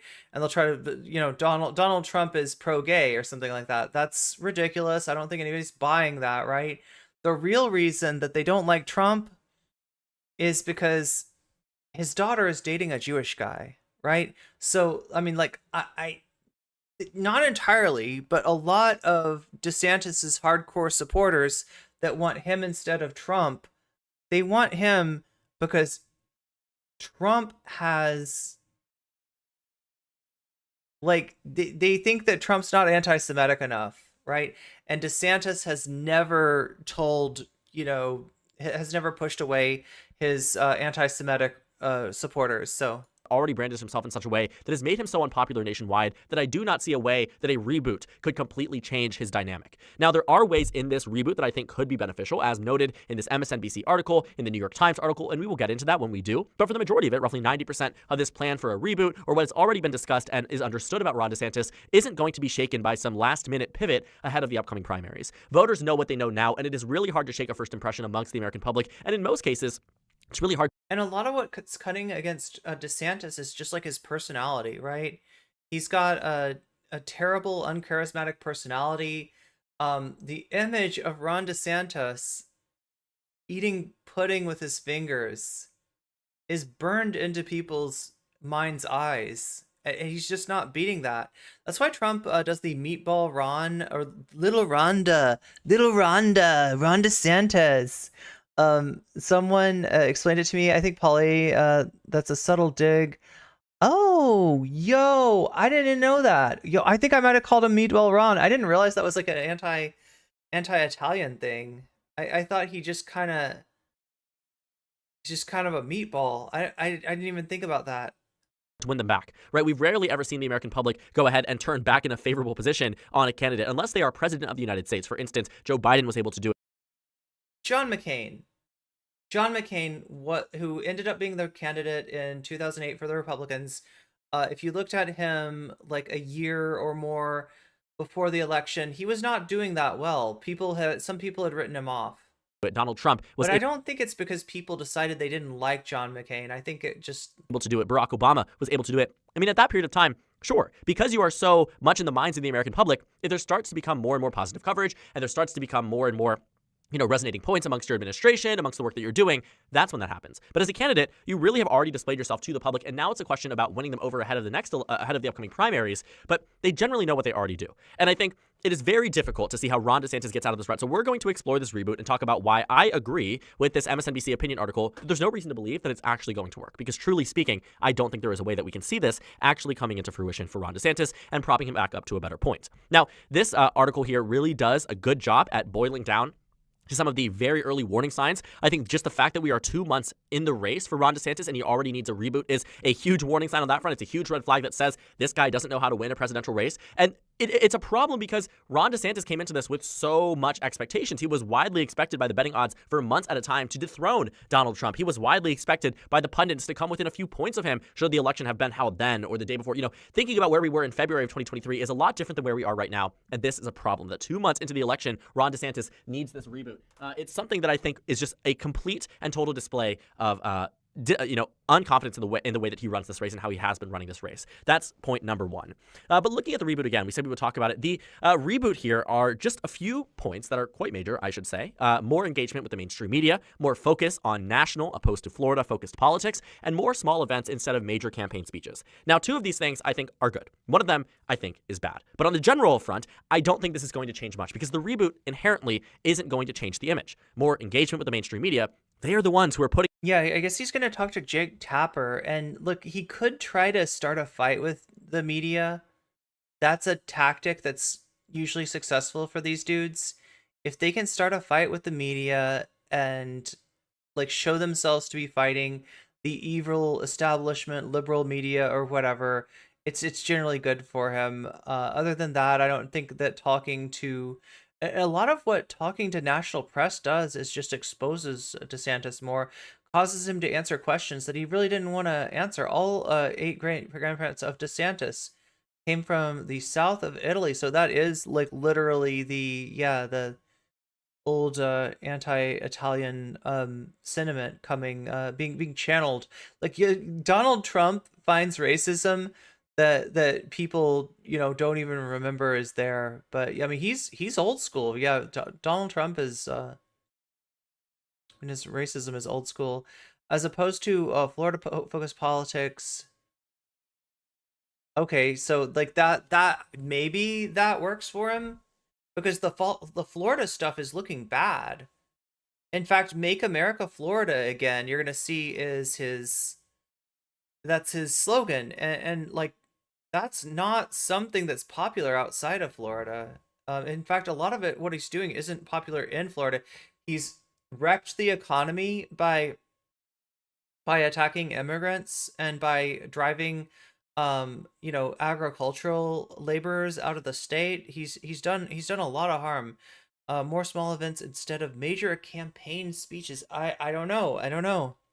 out the stuff that you were saying on Fox News or your surrogates are saying on One American News Network or Mike Lindell TV. I mean, you have networks out here that are covered by the mainstream media. But I think they're in reference to the CNN interview that he did, which in some ways, which is a bit different for a mainstream Republican to engage with such a media organization that doesn't have the best reputation amongst candidates like Donald Trump, candidates like Ron DeSantis. And his engagement with that is a shift in a different direction. But I don't think anybody is being swayed by the fact that he's engaging with the mainstream media, nor do I think they would be swayed by the stuff that they would put out. Another thing here is that he's focusing more on small events instead of major campaign speeches. I don't think that is a good thing at all. I think Ron DeSantis needs to do both. I think he needs to be able to... Okay, so the major issue with small events is that generally the small events are more personal.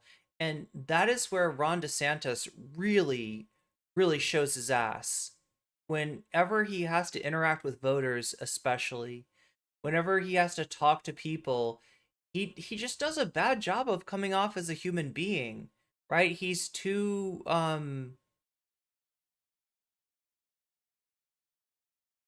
he's awkward.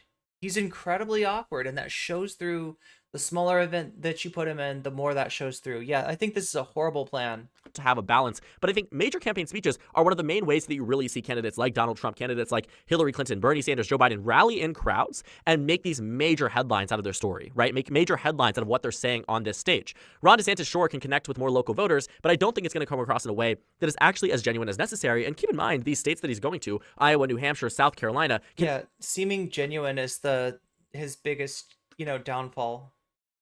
Only be localized to such a point. These are states where, sure, the population is smaller than the majority of states, but when you move beyond that, you're heading into states like your own of Florida or New York or California, which will have an early primary, where you're going to have to do way more than just these small events. And I think, trying to focus on these early races and completely forgetting Thank you for the follow, Alive Spoon. the reality that major campaign speeches do a lot for media coverage. You're going to knock two birds with one stone. Now you're really not. You're going to have a press pooler at a small event. You're going to have a lot of cameras and a TV setup for a mainstream major event. That's the difference with these events, and I don't think it's going to serve him as much of a benefit as he thinks, but I think they're really just trying to shake things up. They've tried major speeches. Now they're going to try small events. Again, not much of a difference there. I think we will see a result in polling. And then the last thing here, the thing that I would really applaud for the DeSantis campaign is a more focus on a national as opposed to a Florida-focused campaign. I just don't know how he's going to do it, as many of his, hirees, as many of his campaign managers, staffers all hail from the state of Florida. They all were with him in the administration. It's going to be really hard to shake this idea that Ron DeSantis isn't Florida's governor. And it's not that he's trying to mislead the public, but more so that he's trying to focus on what he would do for America rather than... Well, I'm going to start speaking of names, I'm going to start calling him Pudding Ron instead of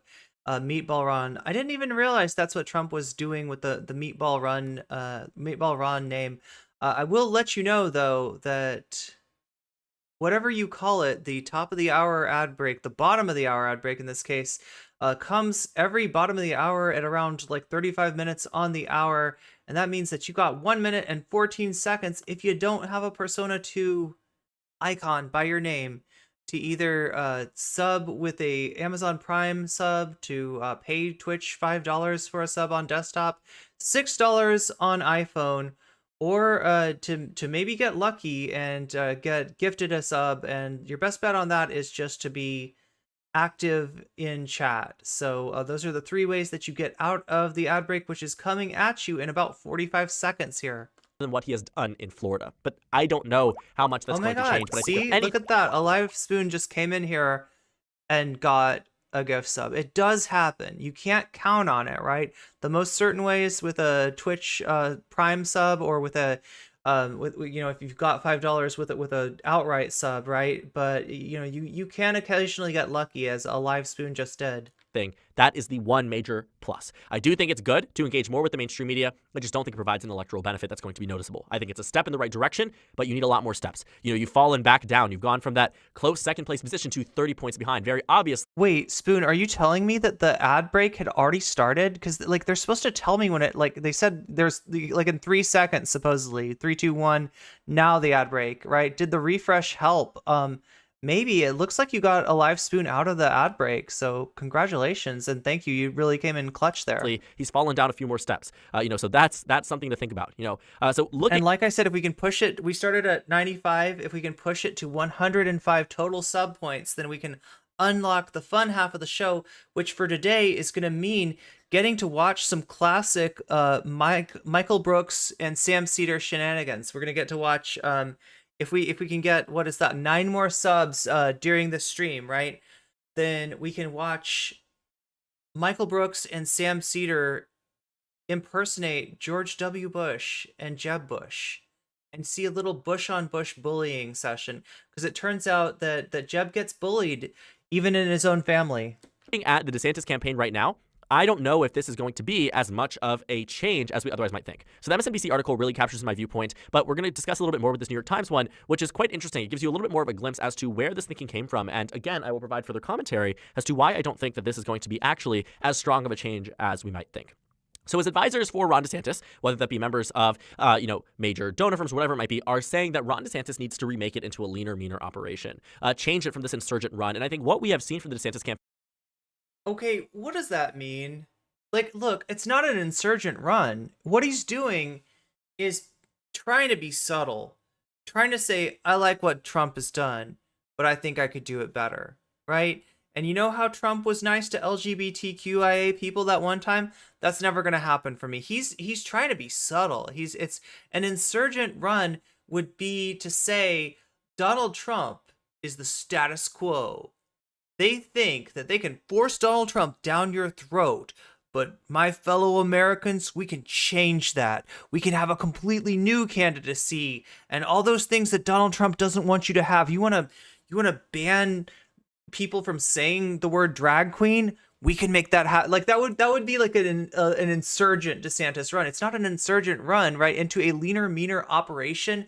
I mean, I guess, he's fired some people, so that makes it leaner, meaner. What does meaner mean? Yeah, I guess, yeah. Like if you're gonna fight against Trump, you I don't know. Look, I don't. If I was DeSantis's, I would. Okay, first of all, I do not want to be DeSantis's political consultant. I would consider working in political consulting, but only for the right candidate. Ron DeSantis obviously is not the right candidate for me, but I can't imagine what, even if I was forced into that situation, what kind of advice that I'd give him, right? Because he's kind of in a bad bind. If he's mean to Donald Trump, he poisons, like it would be like if my ideology was more like Vosh, right? Then the worst thing in the world for me to do is tell you that Vosh is a reactionary, right? Because I'm if I was going for the Vosh crowd, right, I wouldn't do that. I'd try to do something more subtle. I'd try to like imply that I could out Vosh, like Vosh used to put those woke skulls in their place, right, back in the day. And I know you missed that. Like, look, I can give that to you right now. Like, right, that's what like that's what you need to do with Trump, is somehow like backhanded compliments, I guess, are his best bet. But even that, it's a little too subtle, right? In the world of Donald Trump, subtlety gets completely missed. So I don't know. It's bad. It's really bad. Is that instead of pandering to the center, he has shifted far to the right. We know this because Ron DeSantis has put out... Oh yeah, chat's reminding me, we need to get pronouns back up on Twitch. I know I had an app that like allowed you to set your pronouns on Twitch back in the day. When my computer got busted, I lost all that. Yeah, whatever that was. It was on the old setup, and they deleted my hard drive, right? They deleted both of my hard drives instead of just one. But yeah, we need to get that back on Twitch, and also we need to see if YouTube has a pronouns thing, or if there's some way that we can add pronouns on YouTube, because that's really helpful and it's really nice to have. Campaign videos like the one that is directly mentioned in the New York Times article, calling it a bizarre... Who's the insurgent in this situation? I mean, only people you can say are running insurgency are the billionaire donors. Yeah, well, I mean, like, yeah, they are kind of trying to take back the Republican Party from Trump, but I don't know. It's weird to say, like, he can turn that around on them and say, you all are establishment Republicans, you all are neocons, you all supported the Iraq war and blah blah blah, blah. Right? Try to convince them that Trump is the real insurgent, and he did successfully run. That's an insurgency campaign, like what Trump ran in the Republican Party in 2016. That is an example. Firefox and Chrome extension, maybe wait, do we somehow have pronouns that I just don't see them because I don't have the extension? Because I don't even remember how we did it, but we did it before. We had pronouns, and they were great. And they were beautiful, and they were wonderful. And I want him back because I know Hassan, however Hassan has it, you can update your pronouns on Twitch. Wait, does that work right now, Zira? Or is there something more that I need to like add on, like on my end? Like, well, that would be awesome if like, even if I can't see them, if other people can see pronouns, that's the main thing. Because I try to remember people's pronouns. Don't understand why these apps are just don't just have a widget for it, right? Our video on Twitter that attacked Mr. Trump as too friendly to LGBTQ people. Too friendly as a... So do you remember we watched that one? That was the one with the funk music, right? That was the one with like it showed Trump and there was like electronica, sort of like dubs. I don't even remember what it was. Some kind of like EDM music. And then when they showed DeSantis, it was like the funk music to just show you that if you're the Giga Chad, you know, like RAM member, movement member, then Trump's your guy. Term to describe Donald Trump towards LGBTQ plus citizens is not a term that you would ever hear from a Democrat, and probably not an independent. Too friendly is insane to think about in context of what has been said by the Democratic Party. So for a Republican to come out and say that Donald Trump has been too friendly, you would assume, you know, putting aside candidates, you would assume that would be someone from the even more extreme version of the right. Wait, some people called DeSantis oh God, yeah, because he had Giga Chad imagery. So you all know Giga Chad. I guess the Trump people were saying that like DeSantis was trying to use Giga Chad to indicate like that he's the true alpha male, and the Trump people were saying, I don't know, that seems kind of gay, bro. I don't know about that. That seems kind of gay, right? The alt-right, as someone put it, and that coming from the mainstream candidate like Ron DeSantis, who supposedly is this all-encompassing, super strong, you know, moderate-toned candidate. So I just have to do something so that I can see people's pronouns. Okay. In fact, bizarre. It is crazy to think that that is how Ron DeSantis wants to go down this pathway. It's insurgent. It's dramatic. Well, apparently Trump thinks that Giga Chad is homoerotic, so... In many people's eyes, insane to do as someone who is coming from the center, trying to argue that my Florida electability is national electability, which would be an argument with any. We are in middle school. True. Anybody else. Very, but it very isn't childish. with Ron DeSantis. And we find out here that it was. You're about to see just how childish when I show you this video that I've got coming up for you from the DeSantis campaign. They tried to bury it. They tried to delete it, but we got a hold of it. Actually produced internally, then passed to someone via Twitter DMs, or however they wanted to do it, Dropbox, Google Drive, who cares? They posted it, they retweeted it on the DeSantis War Room, completely pulled back and said, this wasn't us, we just So yeah, so the DeSantis War Room is a DeSantis, has got the DeSantis seal of approval. They're trying to claim that it was these wild poll posters, right? We don't know where they came from. This has nothing to do with us. It absolutely does. It was posted on the DeSantis War Room channel. Tweeted it, and then, you know, you had other DeSantis staffers saying, I mean, they're desperate. They are literally desperate at this moment. you're soft, this is a campaign, da-da-da-da, whatever it might be. They were making an argument that they should be allowed to say that. The others were Greedy Grinner, thank you for the follow. saying this still wasn't us, even if we are allowed to say it. And we soon find out not only was it them, but, you know, this was a lie. The initial story was a lie. They didn't want to take credit for it. And if you are so comfortable being able to say what you should say, you should take credit for the videos that you do. So that's, I think, just a testament, 1 out of 1,000 cases, that explains how this campaign is insurgent, how this campaign is, in many people's eyes, extreme. Extremist is the term that's been used by Democrats, and it's not something that is going to be shaken easily. And they keep blaming the media, too. You know, saying the media and the DC elites have already picked their candidates, Joe Biden and Donald Trump. I can guarantee you, if you're not Donald Trump, you're not winning that outsider rhetoric, right? Ron DeSantis is a DC elite. He was a congressman, then became governor. He's not some outsider. He's not some candidate who's coming into the fray because he believes that it's his American duty to run for president of the United States. He's an entrenched swamp politician that has been here for a decade and is still continuing this candidacy now nationwide and is expecting to come across the way that Donald Trump did. Like him or not, Donald Trump was a political outsider. All, you know, everything considered, he absolutely was, especially juxtaposed to Hillary Clinton, who was in politics for decades. He was, but the swamp thing is a misnomer. Like, the Trump people will define the swamp as being the politics of influence, the politics of big money, the money, the effect of money in politics, the corporate effect. Donald Trump, to the extent that he's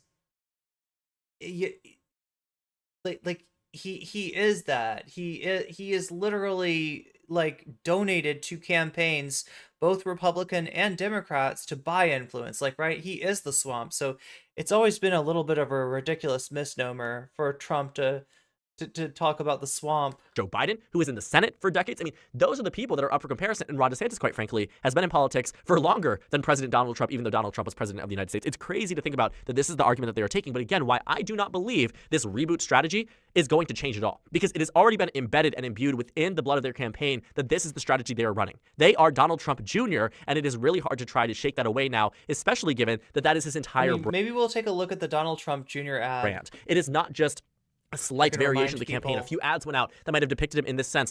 That is literally who he is. The way he talks, the way he carries himself, the way they have run the campaign. It is all a mimic, a poorer one, a knockoff of a Donald Trump campaign that now they want to reboot because they're Dollar Store Donald. realizing that the base that they were trying to tap into, Haley, Pence, Ramaswamy voters, or not even Ramaswamy, Haley, Pence, Christie voters, right? They aren't rallying behind DeSantis because some of them see him as Donald Trump 2.0 and some of them don't believe he's actually that more electable candidate. And we also find here that money is a problem too, right? Rebooting can only do so much. When you don't have a lot of money, which quite frankly he does not, you aren't going to be able to revitalize everything that you are doing. And that's more in the sense, like my understanding of DeSantis's trouble raising funds, it's because people don't think he can win. They don't think he can win the nomination, let alone the national campaign. As far as 2016 goes, the Dems' biggest mistake was running Hillary Clinton. Yeah, that was the wrong year to run Hillary Clinton, right? And I mean, obviously, I don't think I think that Hillary Clinton is a historically weak candidate. I think that Hillary Clinton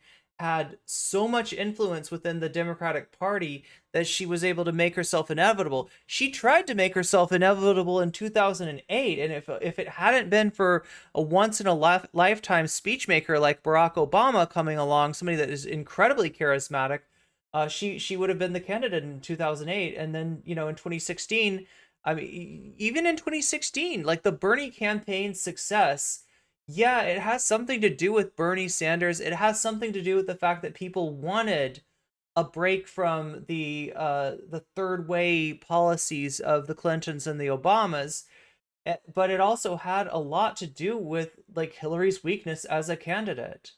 The fact that Bernie was even able to get traction in 2016. But yeah, he almost, toppled her then. And yeah, I just think that Hillary is a phenomenally bad choice as a presidential candidate, right? Partially because of her own lack of charisma and political instincts, right? In much the same way as I described DeSantis, right? Hillary Clinton has some of those same problems, but also the work that the Republican Party has done on her, right? The amount of time that they've hammered home Clinton crime family, Benghazi, what about her emails, right? All that stuff, going back into the 1990s, right? They knew that she was a likely presidential candidate as soon as she ran for Senate, and they've been working on her ever since. Even before, like, while she was the first lady. Meow.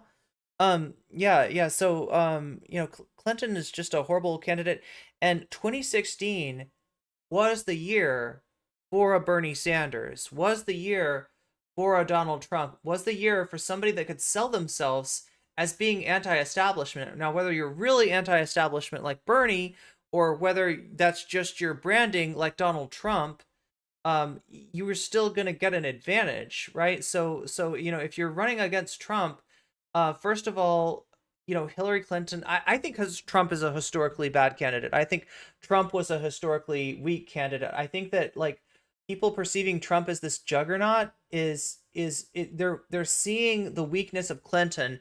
They're not seeing the strength of Trump. So I almost feel like any other candidate besides Hillary would have beaten Trump. Any other candidate who did as much as just went to Wisconsin, just go to Wisconsin, campaign in Wisconsin, right? That's it's close enough and worth your time to go there and campaign.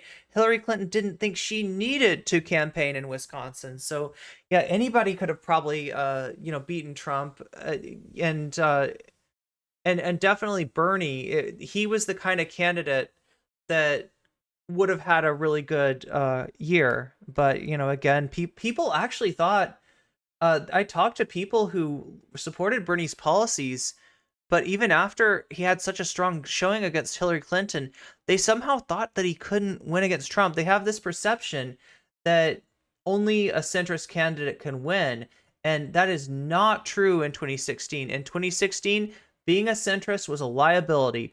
Hillary Clinton's a historically bad candidate, and 2016 was a historically bad year for centrist establishment candidates.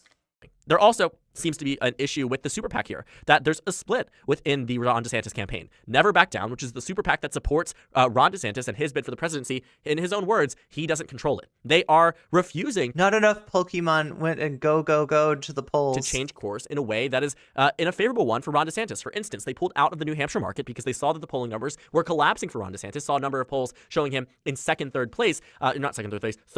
place, depending on the poll. And that was a problem.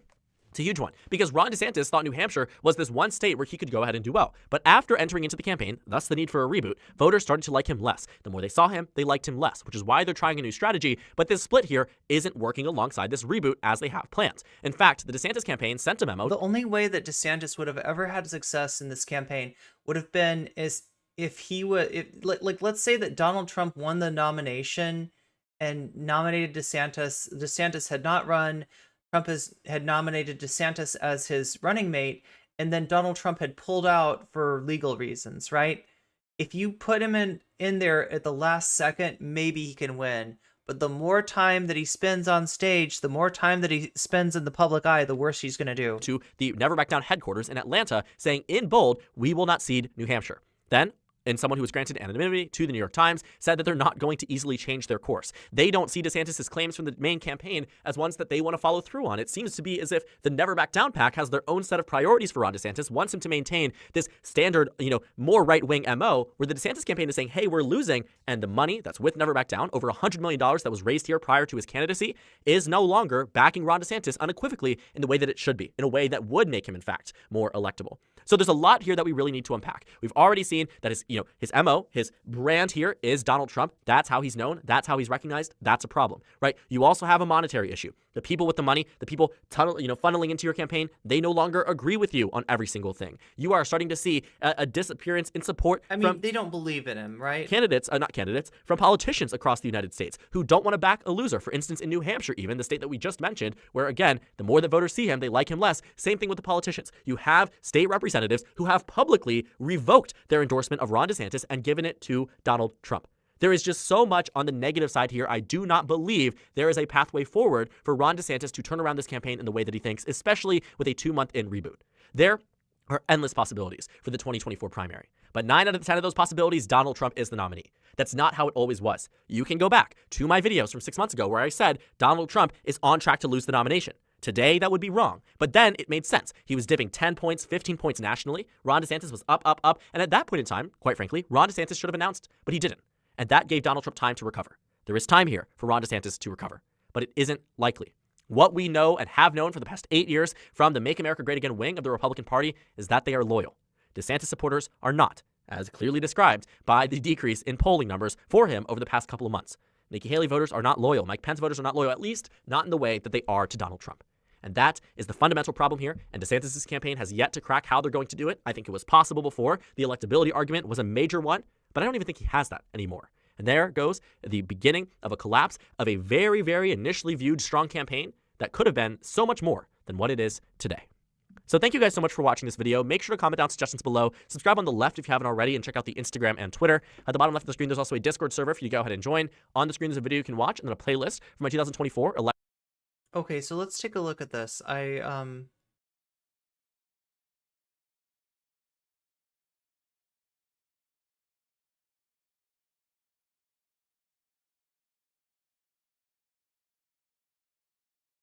wanted to show you this ad. This is an old ad, right? Oh my god, is this the only place I can find it? Yeah. Everyone knows my husband, Ron DeSantis, is endorsed by President So yeah, this is an old DeSantis ad. This is his wife, Casey DeSantis. Trump, but he's also an amazing dad. Ron loves playing with the kids. Build the wall. He reads See, so like this is what he ran on as governor. This is the kind of ad that he ran. stories. Then Mr. Trump said, "You're fired." I love that part. He's teaching Madison to talk. Make America great Noticed anything about this? again. People say Ron's all Trump, but he is so much more. Big league. So good. I just thought you should know. Ron DeSantis for governor. So I mean, like that's an ad where he's flexing how much of a sycophant he is to Trump, right? And to go from that to saying, actually, Trump's kind of too liberal, it just doesn't work. So let's take a look and see what the DeSantoids have just come up with, right? This, like I said, this is another situation where his own campaign seems to have screwed him. And we're going to have to... I'm just going to mute the tab because I don't want to take any chance of So the music that's going to be playing, if you've ever seen Stranger Things, the song Running Up That Hill by Kate Bush, made famous by Stranger Things a few years ago when they featured it, that's what's playing, right? So just imagine, if you will, that playing in the background. I can't actually play that, though. That's copyrighted music, and that'll get me in massive amounts of trouble, so we'll just have to watch instead. Let's take a look at this ad. Okay, so we got a Wojak. They're looking at... Everyone knows. No. Okay, so Trump being pro-vaccine, Trump failing to build the wall. We got the boomer. It's the Zoomer Wojak that's like looks way too old for his age, right? Oh, there he is with the LGBT holding upside down the pride flag, right? He's more and more upset. Like he thought he had a good thing in Trump. He thought Trump was going to be his guy.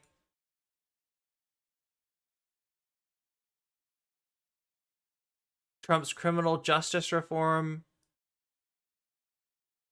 Oh, look, no, we got another meme. We got another meme.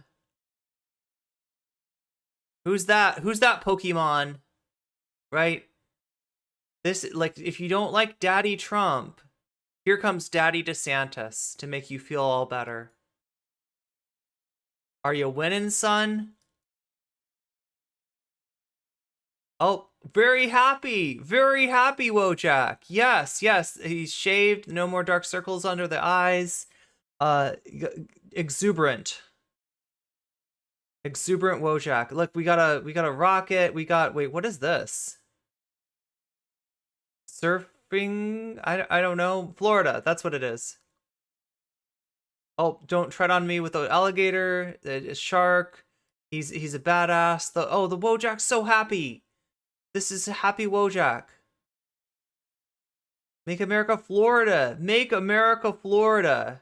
All right. Oh, look, that now. So if you don't know what that's about, right?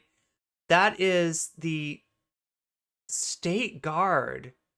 Ron DeSantis tried to, and I guess started a state defense force, right? Like an armed force that would be under the control of the governor, even more than the National Guard of the state, right? So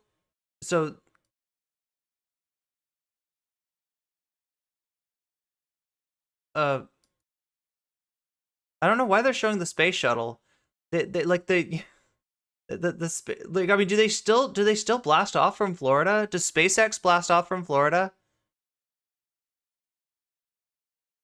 Governor DeSantis announces nearly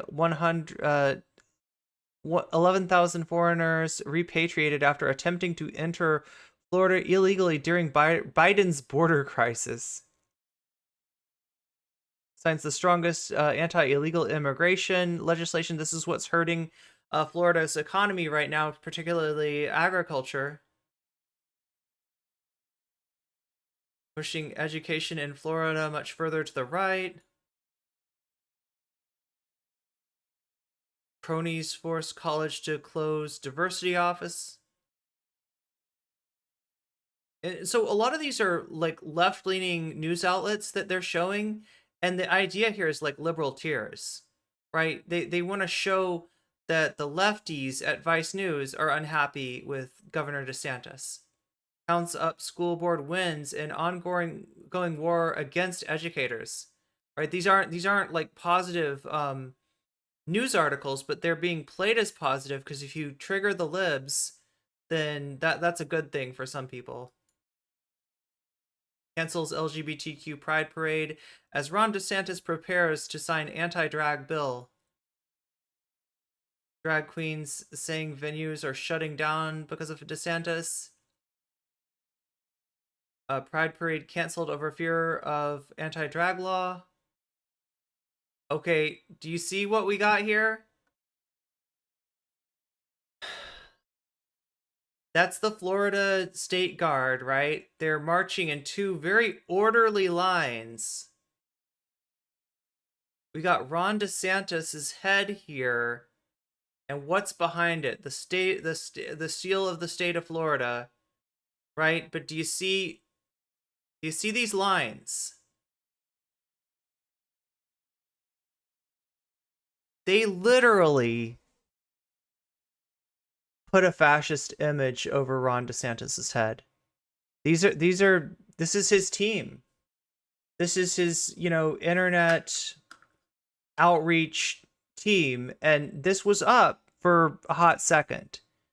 They took it down, and for obvious reasons. I'm not going to show you anymore because I think it becomes apparent. This you can barely see the outlines of this symbol, but yeah, it becomes apparent what it is. That's a fascist symbol that his team put in his ad at the very end, right? So that's what he's up to now.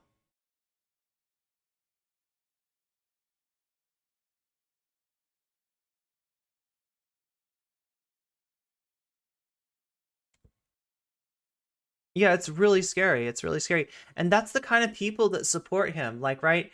It's kind of the people that think that Donald Trump, like, having a daughter who's married to a Jewish guy is a problem, is a liability, shows him not to be the right candidate. These are the people that are supporting DeSantis, people that Trump is, like, not conservative enough for.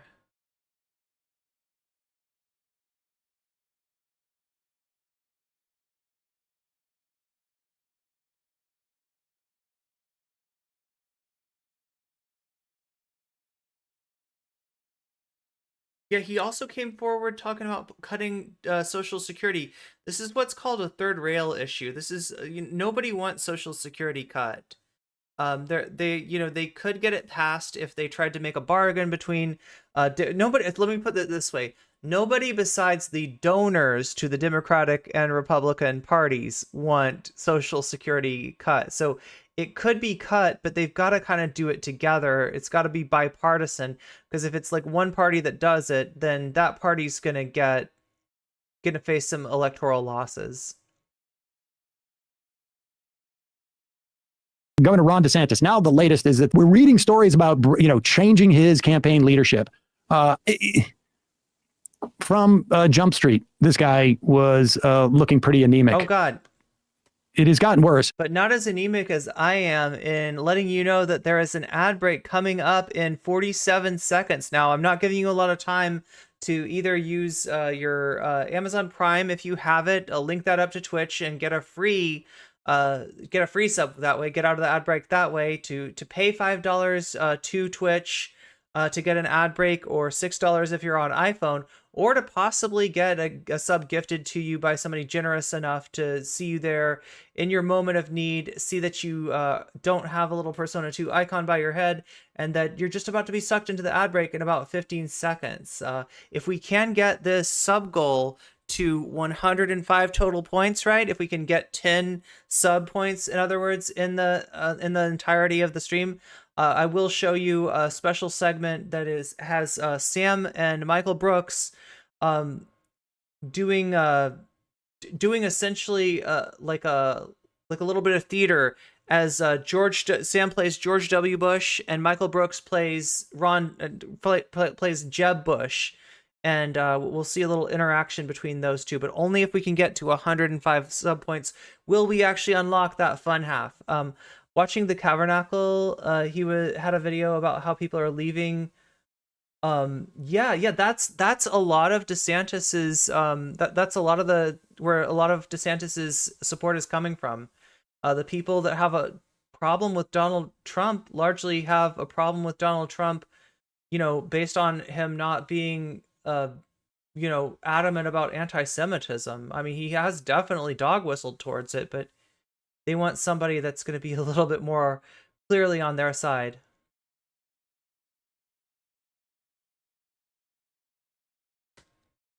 And I think, Matt, you mentioned this a little bit. You spoke about this on Left Reckoning, that his whole sort of like fundamental campaign that he was running. Oh, I'm sorry you got denied Swims with Whales. Just for what it's worth, I know a lot of people who have applied and gotten denied, and I know a lot of people who eventually got it. So Don't let it, like I know there's like limits on when you can reapply, and it's really tough, and they deny almost everybody the first time. Just know that. Has been built upon, like, it turns out to be like his ideological campaign has been basically just built on a house of sand. And there were, God, what is the other thing? I'm missing one aspect of the Ron DeSantis story here. I'm trying to remember. I think that he said something about during slavery, slaves learning skills. And like, there being like advantages to, I don't know. He basically said something pro-slavery, right? Never thought you'd see people feeling sorry for yeah. Here's Jake Tapper asking DeSantis to respond from a CNN survey where people felt like wokeness was not the I mean, we saw it on Twitch, remember? We saw like somebody unironically say maybe Kanye has some points about some of these things. thing that DeSantis thinks it is. We did this survey. I'll give you a copy of it if you want. They haven't released it, but I got my hands on a copy. Okay, so this is what it's going to look like for DeSantis to do more of what he's saying that he wants to do in the reboot, which is national press. And it surveyed people, I think 16 to 28 barriers to service, and beyond the ones such as don't want to die, don't want to be injured, don't want to be away from my family. The biggest issues were the number 2 issue: women and racial or ethnic minorities are discriminated against in the Army. Wokeness is listed here, but it's only number 9. So this is concerns of the armed forces. Yeah, number 9 concern, wokeness. I would suggest that wokeness is not as big. Well, but I think there's an issue about, like, not everyone really knows what wokeness is. I mean, I've defined it, but a lot of people who rail against wokeness can't even define it. And so I think it's a sense of, this is not something that's holding true. Yeah, but if somebody's not already up in arms about wokeness, then they really don't care, right? If somebody's not already like if somebody, you give them a list of issues that to rank and they rank wokeness number 9, that is a sign that they don't think it's that big of a deal. And within the armed forces, like, I don't know, you're talking about things like, inclusion of LGBTQIA people, your recruitment of LGBTQIA people, as we've seen the military sort of, signal they want to do more of, right? If that's not bothering them already, you are not going to sell them on this anti-woke BS. People don't understand wokeness, but there's still people that don't like it. And they're basically defining it as anything that seems inclusive, anything that implies diversity, or whatever, right? Anything that seems new in a lot of cases is considered wokeness. If they're not already up in arms about it, you're not going to sell them on it. You've got a small base of support, and by focusing on wokeness as much as you are, Ron, you're making it even smaller. To the core martial values that make the military unique. And I can tell you, the veterans, you don't have to look far and wide. Go to a VFW hall, go to an American Legion. There's huge amount of concern about the direction that the military is going with all this. And here's the thing, things like DEI and all that stuff, it hasn't worked in other aspects of society. It very well may be on the constitutional chopping block in light of the Supreme Court's decision on racial discrimination in higher education. And so it's not a model that I think is going to be successful. No, they looked at that and they decided to maintain affirmative action in one place and one place only, and that was the military. So no, you're wrong, Ron. Military, and so we're going to do the conservative, Supreme Court is fully willing to allow the military to take those things into consideration. It has been successful in the past, and I think you're going to see better recruiting as a result. So the Pentagon says that they do try to achieve diversity in recruiting, but not when it comes to promotions. That's all merit-based. Well, I mean, I think that we have seen standards watered down in different situations. I think that that's probably not accurate. Obviously, they're going to say they're doing a good job. I mean, we get that. That's going to be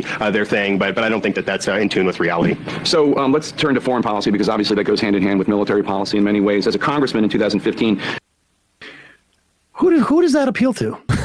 I mean, honestly, it's like he's not convincing anybody to his left, which is a lot of people in this country. But even like, he's not even defending. It's so mealy-mouthed about the whole thing. Well, I'm not going to. Of course, they say they're doing a good job. Well, they're literally saying that they don't. They just use it. Yeah, DeSantis is a scary guy. Recruiting. In fact, the Supreme Court just said the one place you can use affirmative action is in terms of recruitment for the military and for military academies. Oh, yeah, it's a weird idea that affirmative action means that people misunderstand what affirmative action is, right? They think that it's somehow the lowering of standards for people based on their identities, and it's absolutely not, right? It's actually, I want to watch this video sometime. Maybe if we can open the fun half, maybe we can like have more time for it, we can watch this. But Olimey actually suggested a video by a channel called Think Peace Tribe, which I thought, like, I've not seen a better explanation for both what affirmative action is and what affirmative action isn't that people seem to think about it, right? It's fascinating to watch this implode, like wherever he goes, it's regardless so of what the outlet is. Yeah, it's so online. Like, it's like, okay, I can be some kind of anti-imperialist now by having criticism of the military, and the criticisms are that like black people have been too promoted, basically. Like who? What's the audience for that besides like, yeah, like a bunch of people with Twitter feeds that are in Elon Musk's replies all the time? We're gonna be like, yeah, very based, sir. Ron DeSantis is really sort of fascinatingly caught in an internet bubble, I think. Yeah. And like, here's like Yair Rosenberg, who's a staff writer with The Atlantic. Like, I think he's like a DeSantis guy, but yeah, this, which I just think is delusional of like the DeSantis. This is before that interview. I think there's more riding on the DeSantis Tapper interview today than many realize. A big part of DeSantis' pitch is electability, but he's undermined that with his extreme positioning. Not beclowning himself like Trump under media scrutiny could help him claw back some cred. And like Kelsey Atherton said, the absolute ceiling of what DeSantis could hope for in the interview is that it produces clips occupying 1/20th of the social media space of him saying "me hungry" at a restaurant. His policies are horrendous, but I forgot about that. Does fall in the polls. What's so weird is this, right? I mean, yeah, DeSantis is awkward. DeSantis is awkward in public. But Trump literally went into a restaurant, said that he was going to buy everybody's like breakfast for them, right? And didn't pay. He didn't buy their breakfast. Like he said he was like, right. He's never paid the price. Like, right. He had literally like I'm sure there might have even been people that orders that like, oh, Trump's paying. Let's order something, good. And then it's like, oh no, actually you have to pay. He was just lying. I mean, you should know this by now though. You should know that Trump lies. You should know that Trump stiffs people. The lines with people discovering his zero charisma. Also, I read in either Political Playbook or Punchbowl, one of like the trades, obviously, that apparently the indictment or target letter news came on during this and interrupted this interview. Like, that's awesome. On CNN. Like, it was at 4 p.m. yesterday. Like, it wasn't even a primetime slot. Do we have that clip? No, it would have been cooler if it had interrupted Trump's interview. I'll see if I can find the interruption. It's just like there's no like. I think Trump. Yeah, they love being stepped on by Daddy Trump. There's no appetite even for people on CNN. Sorry, I don't mean to say that in a kink shaming way. To watch this. Yeah, they're ready to close the book on it. It's like when you like committed yourself to a novel and you're like 2/3 through and you're like, oh, do I have to finish this? Exactly. I mean, it's possible DeSantis drops out even before the first primary. What's he going to do then? Face the rest of his life as not being a governor of Florida anymore? Work at the Heritage Foundation? Yeah, get some sinecure? Lobbyist. Club Random. Are you ready? Okay, so I'm going to invite you to kind of kick back, right? Kick back, hydrate yourself with a tasty beverage, and get ready. Get ready for Club Random with Bill Maher. Like, there's just like even the name, right? Really, Club Random? That was the best name you could come up with for what? Club Random? That's like just like a filler. Like it's like it's 2 hours. Oh my god, I don't think we're gonna watch all 2 hours. I don't think we could possibly. They do have oh god, the female equivalent of male violence apparently is gossip, I think. And then they talk about how women love to. Women might not want to look at corn, but women love to read corn, right? That they start talking about Harlequin romances in a really creepy way. Let's watch the first part of this, okay? Like, because I remember this being really funny, and this is definitely time for you to kick back, to relax a little bit. Because that's what Bill Maher is gonna do. You should check him out. Check how loose this boomer gets. Who was getting pretty bossy. And Club Random. That is a nice looking suit. Thank you, sir. Wow. Already, here we go. Oh, were you someplace before this? Well, I like to think so. No, I mean like Look at how he's dressed too. someplace. No, important? this is all for you. Really? Thank you. Sure. I feel even better. Well, you should feel bad, Bill, because you are now underdressed. Mm-hmm. You know, 3-piece suits in L.A. And Daddy Peterson is judging you, right? This is not, you are not living your life according to Jordan Peterson's rules. You know, they go together like this. Well, I just got to tell you, Isn't this on the Bravo network? God, I hope not. Is it? Can somebody confirm? Is this on the Bravo network? Because I don't want to. I don't want to get in trouble with cable television. you look amazing. Well, thank you, because sir. I know you're at death's door. Yeah, for a long time. I've said this before. I said it to Matthew Perry because he was at death's door when he was on my show, the other one. And I said, you know, it's amazing that life, it's so fragile. It's so easy to die. And it's also kind of hard. This is true. It's also kind of hard to get you. Mm-hmm. And you were close, right? Oh, yeah. So why? What was, I forgot what it was. I don't know, really. You don't know? Really? Not really. It was a bunch of things, I think, all at the same time. I don't really know. Wait, Andy Cohen should be hosting? No, this is literally just Bill and his guest. Like, this is always like a one-on-one interaction between Bill. He's had Bryan Cranston on. I think he might have had Robert F. Kennedy Jr. It seems like his kind of thing to Ice Cube I'm seeing up here, right? What was the symptoms? I was in worse pain. So yeah, we're gonna put the ice in the glass. Every moment during the morning and afternoons for 2.5 years than I'd ever been for any Oh my god, oh my god. You know what we gotta do? moment in my whole life. What kind of pain? I want to show you what I kind don't of know, pain. how would I describe it? Like all over? Yeah. Yeah. Well, it was also like cattle prod pain. So I couldn't sit down like there were Cattle months where I was prod? walking You 9 to don't 12 miles a say. day. And what is the provenance of this pain? We don't know. Well, some of it had to do with benzodiazepine Some of it. withdrawal. Maybe. Valium, essentially. Oh, you were taking variant. Valium? Yeah, although not very much. And, Oh, no? and I got really sick. I got really sick in Now, this is what's 2017. weird to me, right? In 2016, and I couldn't sleep at all. People partied on that shit. I know. In this town. Yeah, well, you know, if you do it now and then, it's not so bad. But No, I always had a low keel, so like any downer I took, you just pass out. I literally, listen to this, when I was living in New York when I was a young comic, we took a Quaaludes, remember Quaaludes? Yeah. And I passed out, we got about 2 blocks from my apartment, I passed out, I remember it being over the hood of a cab. Party. And they just my friend dragged me right back to the apartment and threw me on the bed, and I woke up 14 hours later with the door open. That's how bad my apartment was. The door was open for 14 hours and no one wanted to rob it.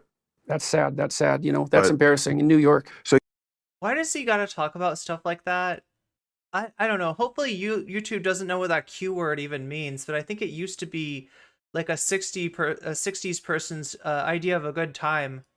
you were on, okay. But then, okay, I mean, you just... So yeah, he's having a little sip of something, right? I don't know what he's drinking over there, but just watch how he like how he acts, right? I love that JP says we don't know what was causing the pain. Yeah, like that's the other thing. Thank you for bringing me back to that, Scott Weber. That is important. I'm pretty sure that was the reason that he went to the hospital. Withdrawal from that particular medication, that particular substance. That is why he, as far as I understood it, that's why he went to the hospital. But now he's saying, well, we don't know. We don't know. It could have been a lot of things. It could have been multiple things. It could have been many, many things. I mean, there was this little matter of withdrawal from a certain substance, but who's to say how much part that really played? No, like that's what he was treated for, though. just look great. Thank you, sir. You look better than ever. Yeah, probably I'm better than ever. Wait, is Club Random something else, Snake Piss Diablo? Maybe it's something, maybe there's another thing called, because like I said, this is such a generic name, right? This is such a generic name. You look like the fucking Marlboro Man. I mean, you're like tan, rested, and ready. Ready to go, man. Yeah, maybe, but that suit, I mean. He looks like the Marlboro Man, chat. Is he rizzing him up? I mean, Jesus Christ, you must feel like $1 million to come back from that. I'm pretty happy, but well, my wife almost died too, at the same time. So. Well, maybe that's what caused your sickness. It didn't help. Right. You were trying to make a joke. Yo, I thought you were serious. You really scared me. And my daughter was also very sick You win. at the same time. I mean, I believe rather deeply in Looks like a robber baron. the mind-body connection. Okay, I mean, now I want to know, is that a stogie? Is that a cigar? Or is that a little something extra? Because we all know that Bill Maher likes, much like Joe Rogan, Bill Maher likes to engage in a little something extra from time to time. I can't tell, though. It looks like a cigar to me. I believe that among the But isn't he supposed to cut? No, maybe it's not. Because a cigar has like a cigar cutter. Like there's a very particular machine, little doohickey for cutting the, you cut the end off the cigar so that you can put that end in your mouth and then you can light the other end. And like, otherwise it would be harder to suck the smoke through, right? Because the cigar, it kind of like ends, like it's got like a tip to it and you cut that little tip off and then you're able to cigar, you know, you're able to damage your health that way. parts of Western medicine that annoy me and that I believe Goddamn Western medicine. Oh my God, here we go. in the future will look stupid Here we go. Western medicine. Tell me about it, Bill. is not countenancing. Yo, like in Western medicine, they tell you not to smoke the cigar. I mean, come on. Don't they understand that while the cigar might contribute to certain pathologies, it's going to increase my wellness?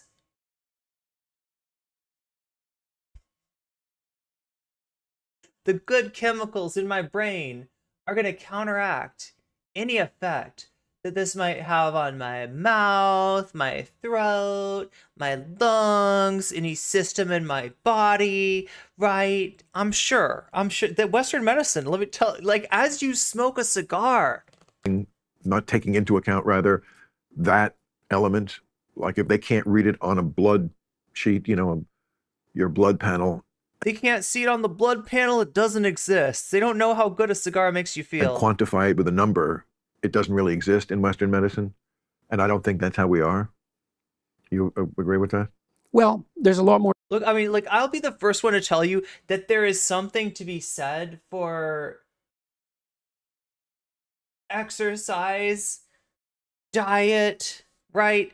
There are aspects, you know, mental health, right? Addressing these things is helpful, you know, in more ways. It has like a domino effect on many things, including your physical health, right? I'll be the first one to make that argument, but oh my God, I do not trust what Bill is saying when he says he doesn't trust Western medicine. There's a difference between, like, you know, finding an exercise that you enjoy doing and do it every day, not because you have to, but because you want to, and feeling really good after you do it, right? There's a difference between paying attention to what you're eating, looking at your diet to see if you're missing any nutrients in particular, doing like a food journal, right? That, yeah, great, do that, right? But I don't think that's what Bill Maher is talking about here. I think that he's going to take this in a completely different direction, right? For health than what can be reduced to, let's say, the merely physical. I mean, it's complicated. I have a very stringent diet. It looks like it's straight out of a 90s daytime talk show. Yeah, you're right. The camera. I think it's like, or like, it kind of reminds me, yeah, it does look like an old camera. It does look like an old show, like how Jerry Springer, the old episodes look. That seems to help me a lot. And it helps me on the psychological front. So, you know, unfortunately, soul and body seem to be tied quite tightly together. They are. Well, soul, I'm at the soul. I don't even know what the soul is, but the You're so whatever, Dr. Peterson. body and the mind. I don't know what the soul is. Like, I sold mine out to the intellectual dark web, but That's what's born in the wrong body, Bill. was that a trans joke, Dr. Peterson? Was Dr. Peterson? Was that a trans joke? Was that a trans joke? Excuse me. What are you saying? He seems to delight in being contrary most of the time. He's just portray himself as one of those guys. Yeah, he's a free thinker. He's a free drinker. I don't know. Everyone knows that. I love it when your Canadian accent comes through. It makes it a little funnier. Like I'm watching, you know, Mackenzie. Remember what was Bob and Doug? Bob. Oh yeah, we were pretty fond of them. Those two could be from my hometown. Wasn't that a great? Wasn't No, SCTV? like, I'm gonna feel silly if this is not a cigar. I think that's what he's got. It was quite something. Yes. Do you ever watch the Trailer Park Boys? The what? The Trailer Park Boys? No, what's that? Oh, it's like SC. Have you ever heard of Mystery Science Theater 3000, Bill? It's this great show. They have robots, and the robots talk over the movie. And they say things, and so does the guy. And they have to watch the movies. Bill, they're stuck there. They're not allowed to leave. It's great. TV on steroids. Really? Yeah. It's What's like, it on?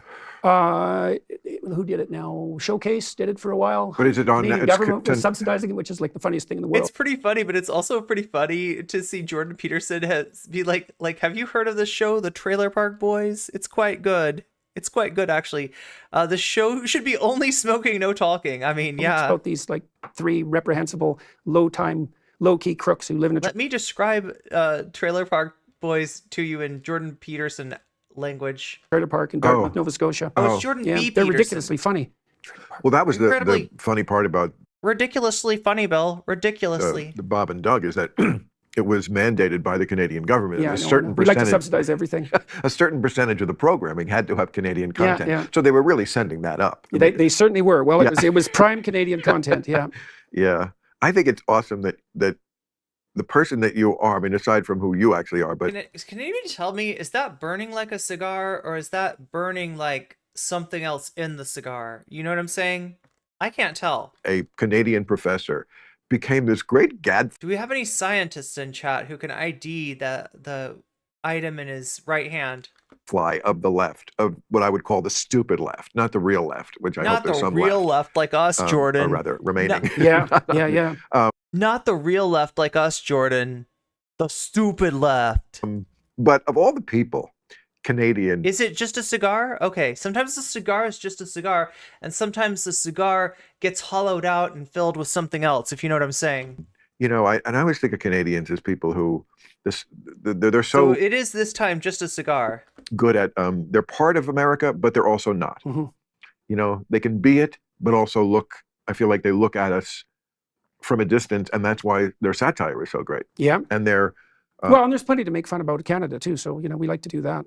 But it's a terrible thing when Canada has become politically interesting. The world is close to ending when that's the case. well, and sometimes politically stupid. Well, yeah, often. I mean, I read a quote from Justin Trudeau, which was so dumb, and Which one? He said the bottom of the hour, the bottom of the hour ad break is coming, and that if you don't have a little icon by your name, like a little Persona 2 icon of some sort, it could be like literally any character from Persona 2, but if you don't have that icon by your name, you will be subject to the ad break. You will have to watch that ad break for like a minute and 30 seconds, which doesn't sound like a lot of time, but believe me, when you're missing this great conversation between Dr. Peterson and Bill Maher, it will feel like a great deal of time. So the ways that you can get out of that bloody destiny is by using an Amazon Prime to get yourself a free Twitch Prime, right? That's one way.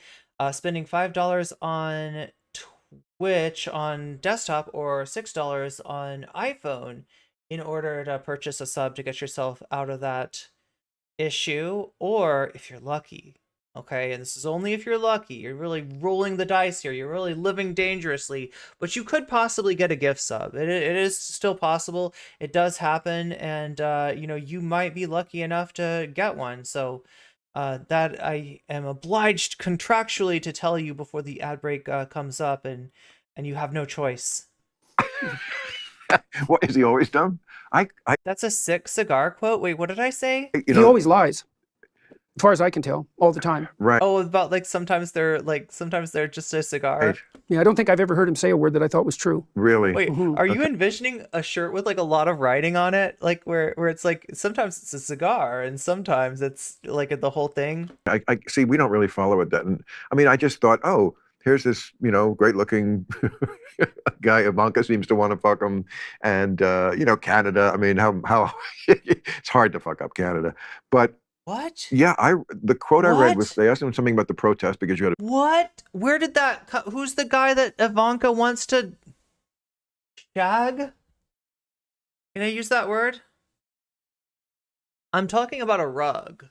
You're envisioning a very long t-shirt. Yeah, I mean, like, not a very long t-shirt. The text on the t-shirt is a bit of a run-on sentence, let's just say, or maybe several sentences. It's a paragraph on a t-shirt. It's a great copious deal of writing.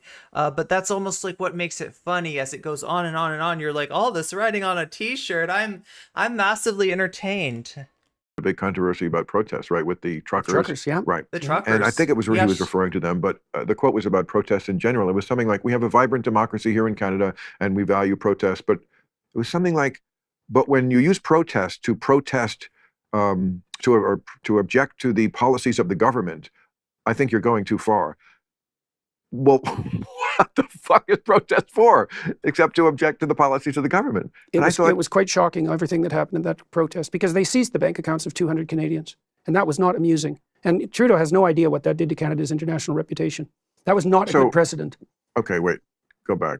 Mm-hmm. They seized the bank accounts of what 200 people Canadians. who were in the They protest? seized some bank accounts of some people. Bill, I wish that some truck drivers would drive up to your neighborhood and they would do exactly what those Canadian truckers did in, where was it? What town was this? Oh my God, chat, help me out here. It's not Montreal.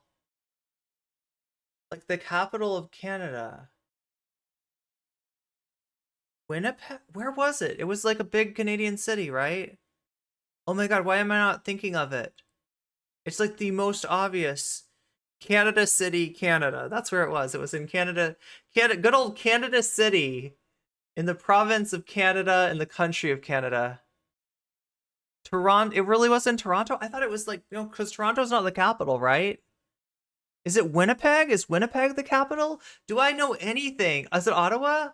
Ottawa's like a state. Ottawa's wait, it's called a province. It's a province. Ottawa's a province, right? It was on Canada Road too. Yes, exactly. The Denny's on Canada Road. That's right. That's where it was. Oh my God, another ad? Yeah, that's right. In 1 minute and 30 seconds, you're about to get served with another ad.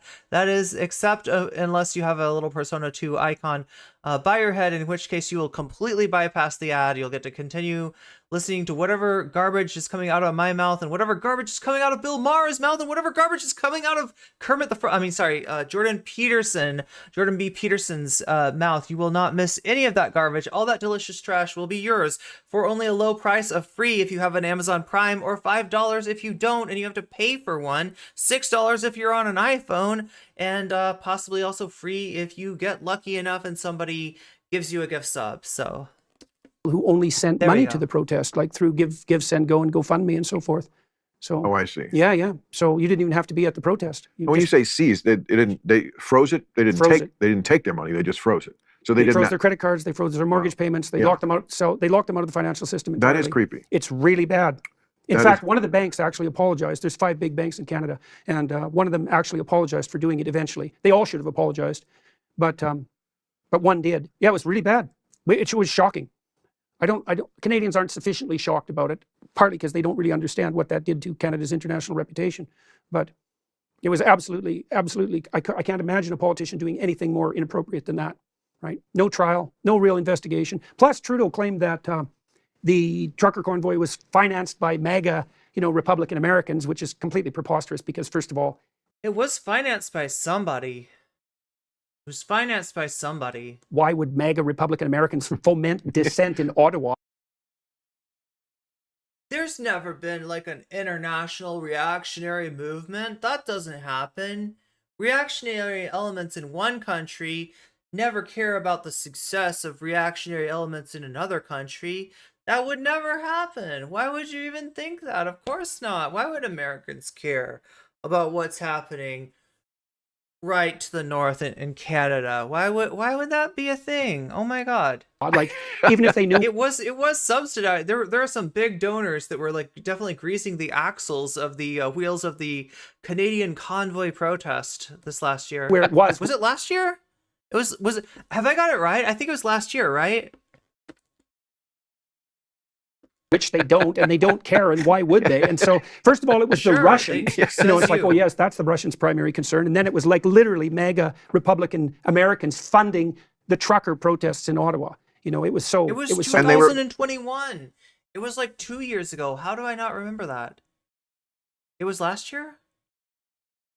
We've got some disagreement. I don't know who's right and who's wrong and who's... And they were protesting vaccine mandates? Yeah, essentially. But they were protesting the lockdowns more broadly, I Right. would say. Yeah. And because it was really hard Well, on them. It was hard. Well, obviously, you were locked down. It was last year? You know how fun that was. We Early did real time right from this room 2022. for about 6 months. I did the monologue standing over Oh, there. yeah, because it happened before the invasion of Ukraine, right? And I mean, I did the editorials on the lawn. I mean, it was so silly. I still think it's silly. I look back and I think it's even more ridiculous as I learned that so many of the things that I was saying that people were kind of like scoffing at. Well, now I read a report like, yes, using hand sanitizer all the time on your hand is very bad for you because you're Yeah, it could dry out your hands. Could dry out your hands, could get kind of dry. You should use moisturizer too, okay? bathing yourself in antibiotics, which does seep into your skin. You would never choose to live on antibiotics, right?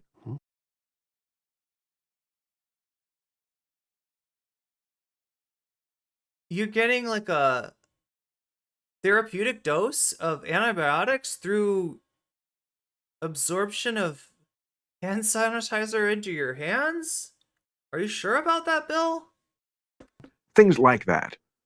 Keeping children masked. That was really bad. Keeping children masked. Wait, what? No. Is this going to be a thing of like, they don't get quite enough oxygen. They don't get quite enough oxygen. It's not good for them to be. It's better for them to be exposed to possibly contracting a virus that could, in addition to doing damage to multiple organ systems, could also have like long-term health effects. Like, it's probably better to go ahead and get that virus than it is to deprive yourself of oxygen through the use of a face mask. Wow, that's wild. Both mentally and physically. Yes, and that sort of thing always hurts. Does he think hand sanitizer? That's what he said. He said antibiotics in the hand sanitizers get into your bloodstream, like through absorbing, and like he didn't say like so he's implying there's like a therapeutic dosage of antibiotics in there, which is wild, even if he wasn't wrong about like the hand sanitizers. Somebody tell me, like, they're like, aren't they like alcohol and glycerin or something? Am I wrong? It's not that complicated. It's just stuff that kills stuff, right? Stuff that kills organisms. The poor kids worse, right? Because anytime you intervene in a manner that's going to interfere with educational attainment, I'm sorry, it's the people YouTube, who are barely skating by to begin with who are going to get walloped from it. And that's certainly, the data certainly revealed that that's been the case. So I remember being in Chicago, I believe it was, during maybe it was 21. Yeah, we weren't working at all in 20. Okay, so it's chemicals and alcohol. And I remember I was talking to the driver taking me in from the airport, I mean, and he was... Look, it is antibiotic, right? As in, if there's a biotic organism, such as a microbe, like a microorganism, on your hand, then it would be unalived through the use of the hand sanitizer, but it is not an antibiotic, such as an antibiotic drug. Yes, antibacterial is probably a better way of saying it. Antiseptic. Get a mask on, and my friend who travels with me, and we always would tell drivers everywhere, anybody, you don't have to have the mask on for me. You're such a nice guy, Bill. He goes in an Uber, and he's like, you know what? You don't have to wear the mask for me. You don't have to wear he's not going to wear oh my God. This has got to be the worst guy to get in your Uber. If you want to break in the day where you don't have to be breathing your own stale, shitty air for no reason. You want to break? We'll open the windows to the car. A break from protection against, again, a virus which, threatens multiple organ systems and has a possibility of affecting you even after after you're healed from it. Yeah. Whatever. And this guy said, he said, I know, I'd like to. He said, but my 4-year-old daughter, I came in last night and I didn't have the mask on, and she freaked out. So they had, it always stuck with me. They'd gotten a 4-year-old to be panicked when she saw her father without a mask. Yeah, right.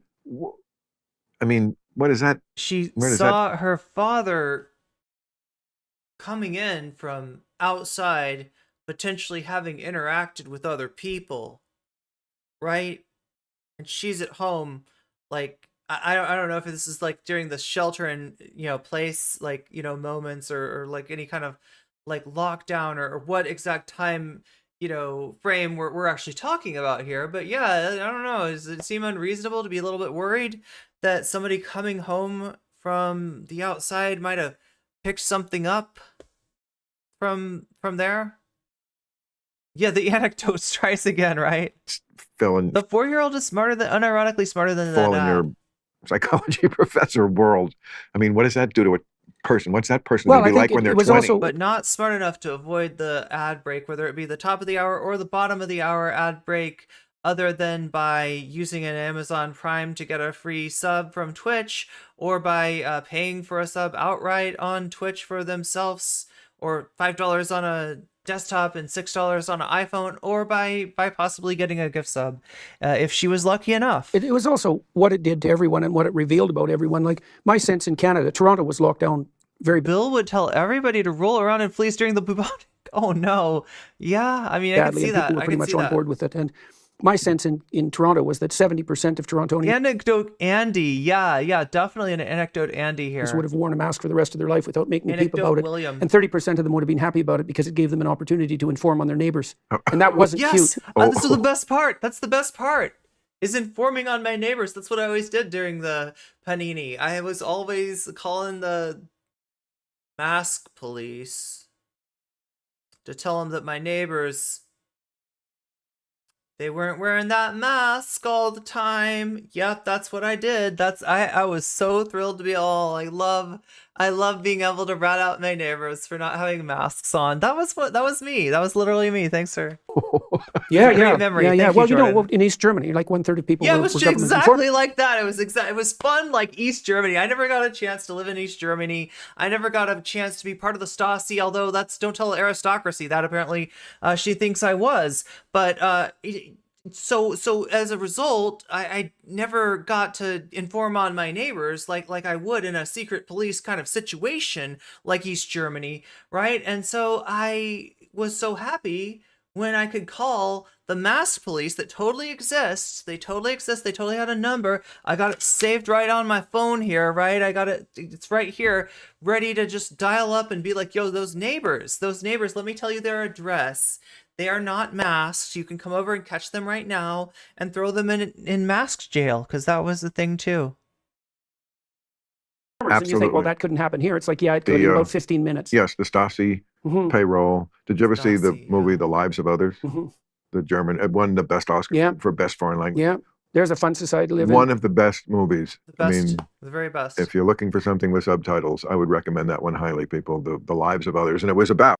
I love how he's a mix of like chud and like rich, coastal like liberal, like, right? I love how he's got that mix, right?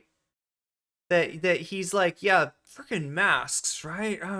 But you know what was really good is this foreign film that I saw. Yeah, that was exquisite. Here, try that. Like, I don't know.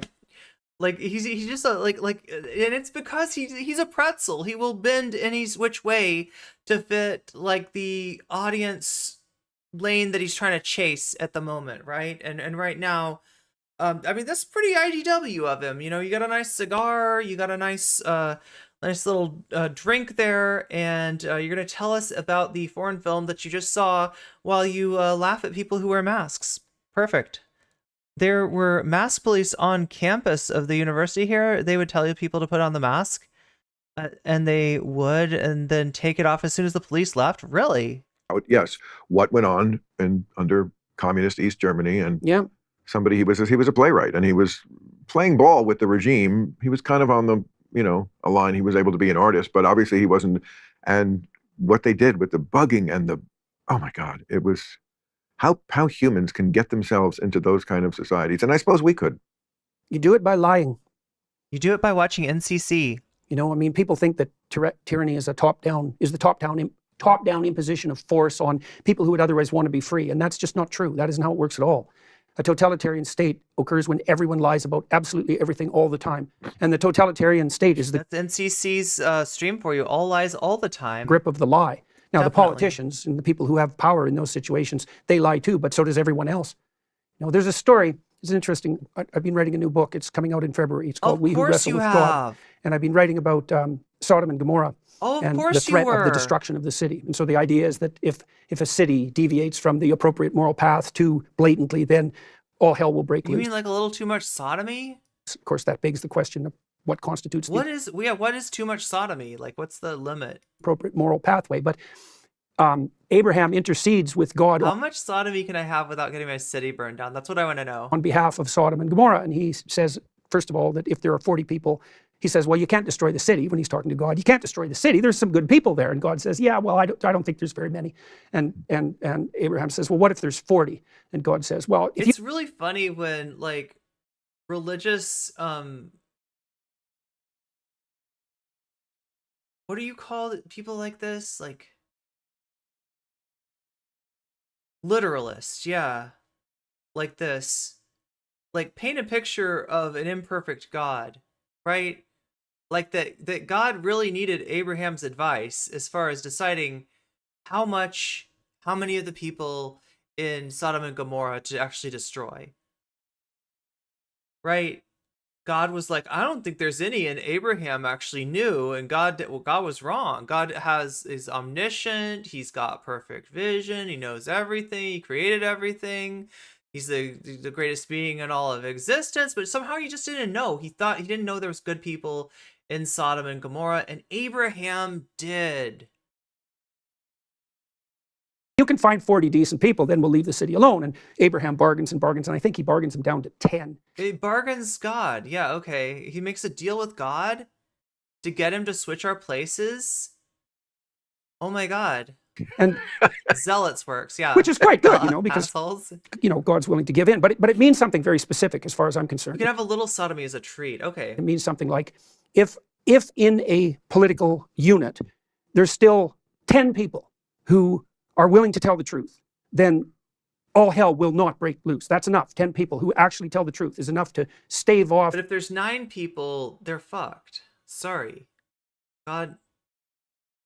The descent into Not Kate Bush, Lamau. The Kate Bush was like that was the music that the meme lords who put together that far right fasci Ron DeSantis ad that we saw earlier. That was the music. I didn't play it for you obviously because it's copyright, but it was Kate Bush running up that hill. Totalitarian chaos. That's why comedians are. And I don't know what they were trying to do with that either, because like it's a Stranger Things reference. Like I know that. I don't see how Stranger Things would be pertinent in the ad. I don't see how like the lyrics would be. Like yeah, that's the one. That's the one. But like does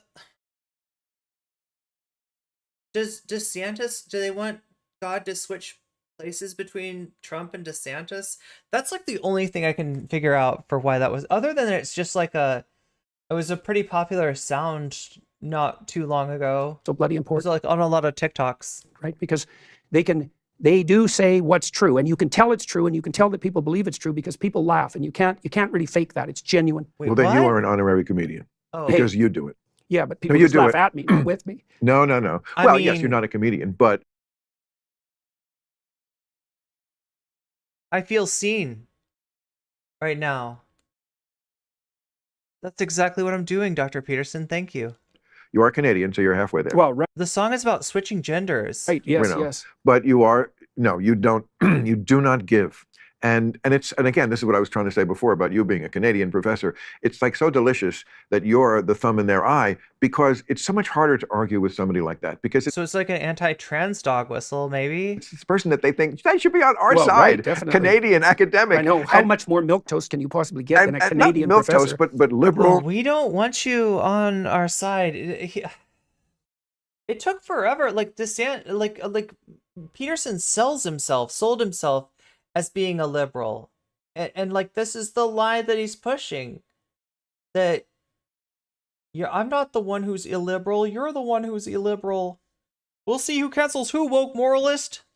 And erudite and sophisticated and all the In the middle of sex, no less? Wait. things we want to think we are, and yet he's not getting on the crazy train with us. And come on, the crazy train is leaving the station. The crazy train. You are the crazy train. As much as I want to, like, I mean, obviously, that's not how I'd term it, but Hey, so I could ask you a question that I've asked like 40 Democrat senators and congressmen, and Robert F. Kennedy, by the way, recently.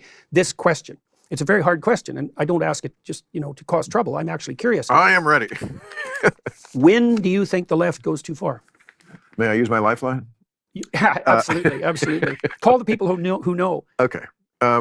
What I mean, you mean they haven't already? Well, I mean, but how do you know? Like, what's a marker when Trump for gets you? reelected? That's when you know. What would you regard as behavior on the left that's unacceptable? up yours, woke moralist. That's my favorite part of the leftist mafia theme song. From the perspective of someone who's essentially liberal. How long have you got? I mean, the theme I've been trying to promulgate as much as I can the last 5 years, partly just in self-defense of people who say I've changed, I have not, is that wokeness is not something that expands on liberalism. It's something that undoes it. And I think you are on the same page generally. I mean, to give a few examples, color blindness, wanting to have a colorblind society where we don't. We just pretend like everything's okay. Because the laws treat everyone the same. And even though laws require institutions to run, and those institutions do not treat everyone the same, we're going to pretend that that's because some people are just not as good as others.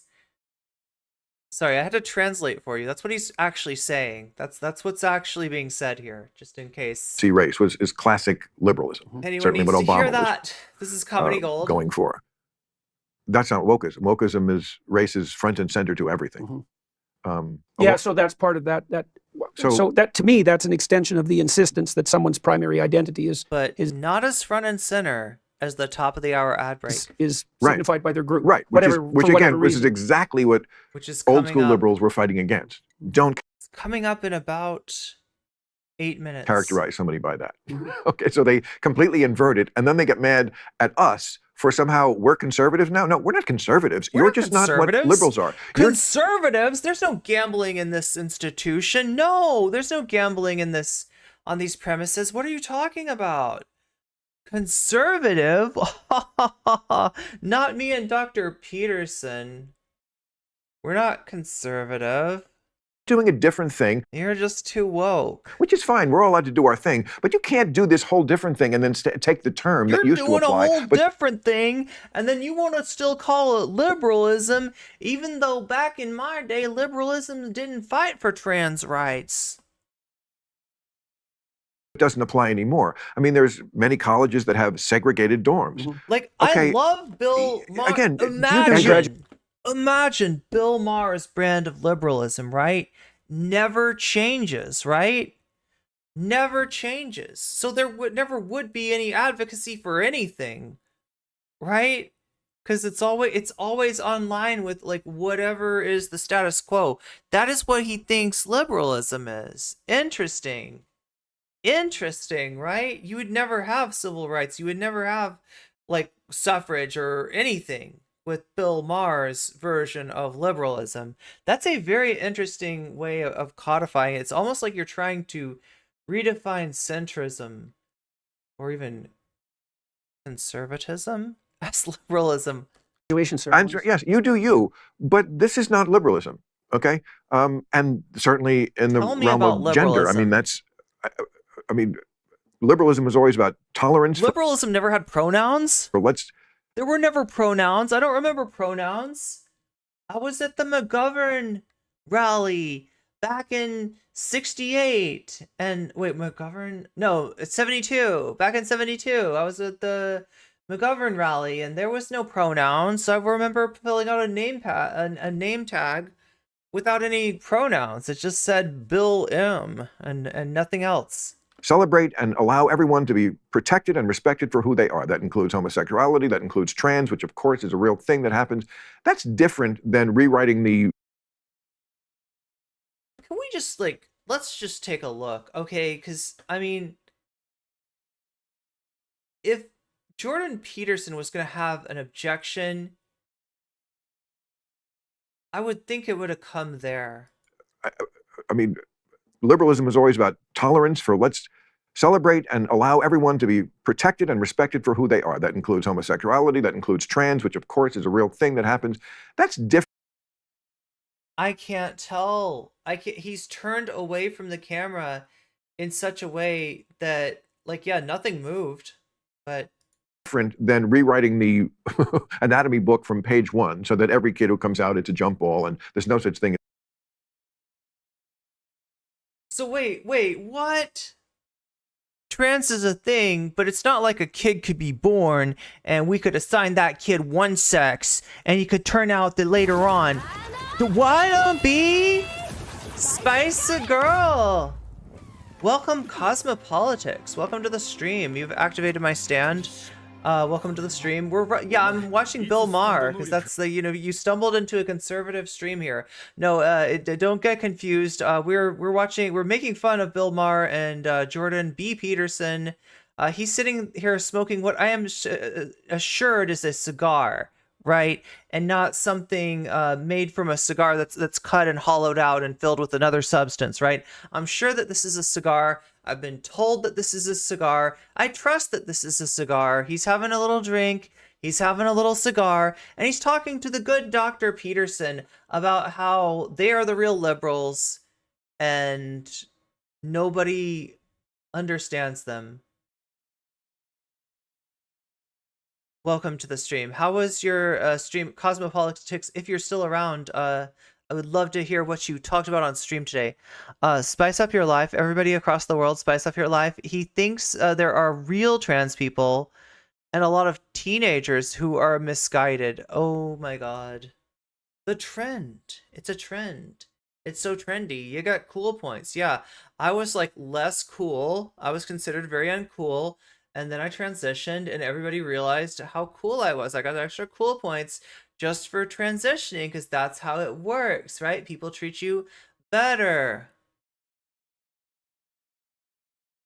It's a trend. It's popular. I'm popular because of it, right? I'm extremely popular, right? I didn't used to get anybody watching my stream, and then I transitioned, and then all of a sudden everybody was like, "Oh my God, let me watch your stream." Because now I want to treat you better. Now I want to treat you better than I would if you were cis. That's the, I just jumped on the trend. I just jumped on the train, the trans train, so to speak. You're just trans for clout. That's right. It's clout transition. It's called a clout transition. That's what we're doing here. Bill Maher used to unironically enjoy his show. He says he hasn't changed, right? I think that people, what would you say, Vox? I feel like people that have watched Bill Maher think that he has changed. I feel like people that have watched the Young Turks, who are going to check in on a second, we're going to check in on the Young Turks, but not as quickly as we're going to check in with the top of the hour ad break, which is coming up for you in about 4 minutes. So if you don't want to be a part of that, which is not a good time, is not a fun time, you will actually miss what is Bill doing with this cigar, right? You want to know what's in that thing? You might not find out if you get sucked out into the top of the hour ad break. You can get out of the top of the hour ad break with an Amazon Prime subscription by hooking up Amazon Prime to your Twitch. By integrating those two together, you can get a free sub to give to the streamer of your choice. Hopefully that's me. If it's me, I take it as a compliment. I want to let you know, because I know that you've only got one of those to give at most, right? You can get out of it through paying $5 to Twitch, through if you're on your desktop, $6, I think, if you're on your iPhone, to just get a sub and get that taken care of and not have to worry about that anymore. Or you can kind of roll the dice, and it is a roll of the dice, right? There is no guarantee, but there's the possibility, ever the possibility, that you might get a free gift sub if you're active in chat. So that's my best advice as far as that. That the people that the squeaky wheels in chat are the ones who get the greasing, by which I mean a gift sub most often. So he absolutely did change. I never liked Bill Maher, to be honest. Sex, it's only gender. And again, this is something different. It's not liberalism. So you can't say, oh, you don't believe in that, you're not a liberal. Freedom of speech used to be a whole liberal thing. We used to own the First Amendment like the conservatives. We owned it. We ran the First Amendment. Owned the second. That's reversed. I mean, something like the homeless. It What? was liberals who, I used to do the show on HBO, Comic Relief. We're going to help get the homeless off the street. Now it's how dare you ask them to get off the street. No, no, no, no, no, no, no, no. What is he talking about here? The only thing that I can think that he's possibly talking about is the fact that a lot of shelters put an onerous set of rules on unhoused people. So in order for them to utilize the shelters, in order for them to obtain shelter, you know, in that way, they have a lot imposed on them. And that's the fact that some homeless people choose not to, oh my God, choose not to be housed just because of the degree to which, you know, like it limits what they're allowed to do, you know, maybe even as far as like trying to better their situation, right? It just puts a lot of limits, right? The fact it shows that not that there is something wrong with trying to address homelessness, but that there's something wrong with the way that we're administering these programs. Thank you, McSecular. Oh yeah, and thank you, whoever just gave the shout out, I think it was Jules maybe, to Cosmopolitics. Go follow Cosmopolitics if you are not already. I'm guessing that, yeah, so like I said, gift subs do sometimes happen if we get enough of them. In other words, if we push this to 105 total sub points today, it will open up, I'll call it a fun half, right? There's a video posted by DJ Danarchy recently that is a throwback clip from the Majority Report. Back when Michael Brooks was still with us, he and Sam did a little bit where Michael Brooks, you know, played George W. Bush, and Sam played, wait, no. Michael Brooks played Jeb Bush, and Sam played George W. Bush. And they did a little Bush Brothers interaction where George was kind of bullying Jeb a little bit. So we can check in on that. If we get this up to 105 today. It looks like we do have another ad break coming in exactly 1 minute and 8 seconds. So yeah, double thanks for that gift sub, McSecular. You got Box in Socks out of the ad break, out of having to sit through the ad just in time. Just got back, and you see Jordan Peterson is spreading the grift among, yeah, that's right. Yo, like according to Bill Maher, these are the real liberals. Him and Jordan Peterson, that's the real liberals, and we changed. We changed. You know, yeah, like anybody to the left of the intellectual dark web changed. Oh, I love that. I love that emote. That's a that's I'm trying to remember their name. Meow, from Australia. So you can keep the homeless on the street, and you can have, you know, segregated dorms and all that, but that's liberalism. It's not. It's something different. Mm-hmm. So there's a line of research that's been developing, I guess, over the last 6 or 7 years that I think is very relevant to this. And Paul Gosar, the congressman promoting more anti-Semitic conspiracy stuff. It even told readers who, oh my God, they're coming. Pixels Mixel, yeah, that's what Pixels Mixel, yes, great streamer from Australia, I think. His form of liberalism is so 90s. The liberals who in another time would have supported eugenics, yeah, for classical liberalism. Because I've been thinking more and more thoroughly that the culture war is actually not a political battle at all, that the political battle is a facade for the actual battle. So, which is? Well, there's a group of researchers, most of them centered originally at the University of British Columbia, who started studying the subclinical manifestations of psychopathy. So there's a guy there named Robert. Yeah, you can use /shoutout mods, and if you have to shout out multiple people, you can also do /SO while the shout out is on cooldown. Hare. And Robert Hare was the first psychologist who really studied psychopaths. And he developed a checklist. Okay, so here we go. Here we go into weaponizing your... in fact, does he even have his credentials anymore? Does he still have his credentials? Or did those get pulled? But weaponizing his status as a mental health professional or former status as a mental health professional to do political attacks. For psychopathic behavior and the diagnostic criteria. The worst conservatives are former leftists who discovered reactionary ideologies, true. Became a formal diagnostic criteria, but criminologists have used it a lot. And if you're psychopathic, you're much more likely, for example, to be a repeat offender. And so he delineated the core psychopathic traits. And there's two sets of core psychopathic traits. So the first core dimension is something like predation. It's like, if I'm a psychopath, whatever's yours is rightfully mine. And if you can't defend yourself against me taking it, that's just an indication of the kind of weakness that makes you a viable moral target, right? So you're too libertarian? Too weak to resist. You're too, what would you call it? You're too contemptible to even bother with. So libertarian, yeah.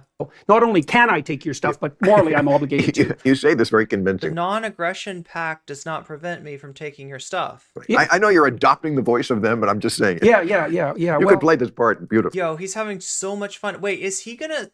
Wait, did he already suck down that whole cigar? What is going on? Is he okay? Is he cutting... Is he opening a new cigar? Like, I don't... Is that okay? Dr. Peterson. Wait, let's finish... Wait, we never got to finish this. I'm afraid your father will have to remain in his coma for several more months. We'll be feeding him pure meat through a tube just like you asked. In the meantime, let's go party all over Europe. When people think of happiness or pursuing happiness, the first thing they think of is, well, it's a pretty selfish desire. I want to be happy for me. I mean, after all, who wants to be unhappy?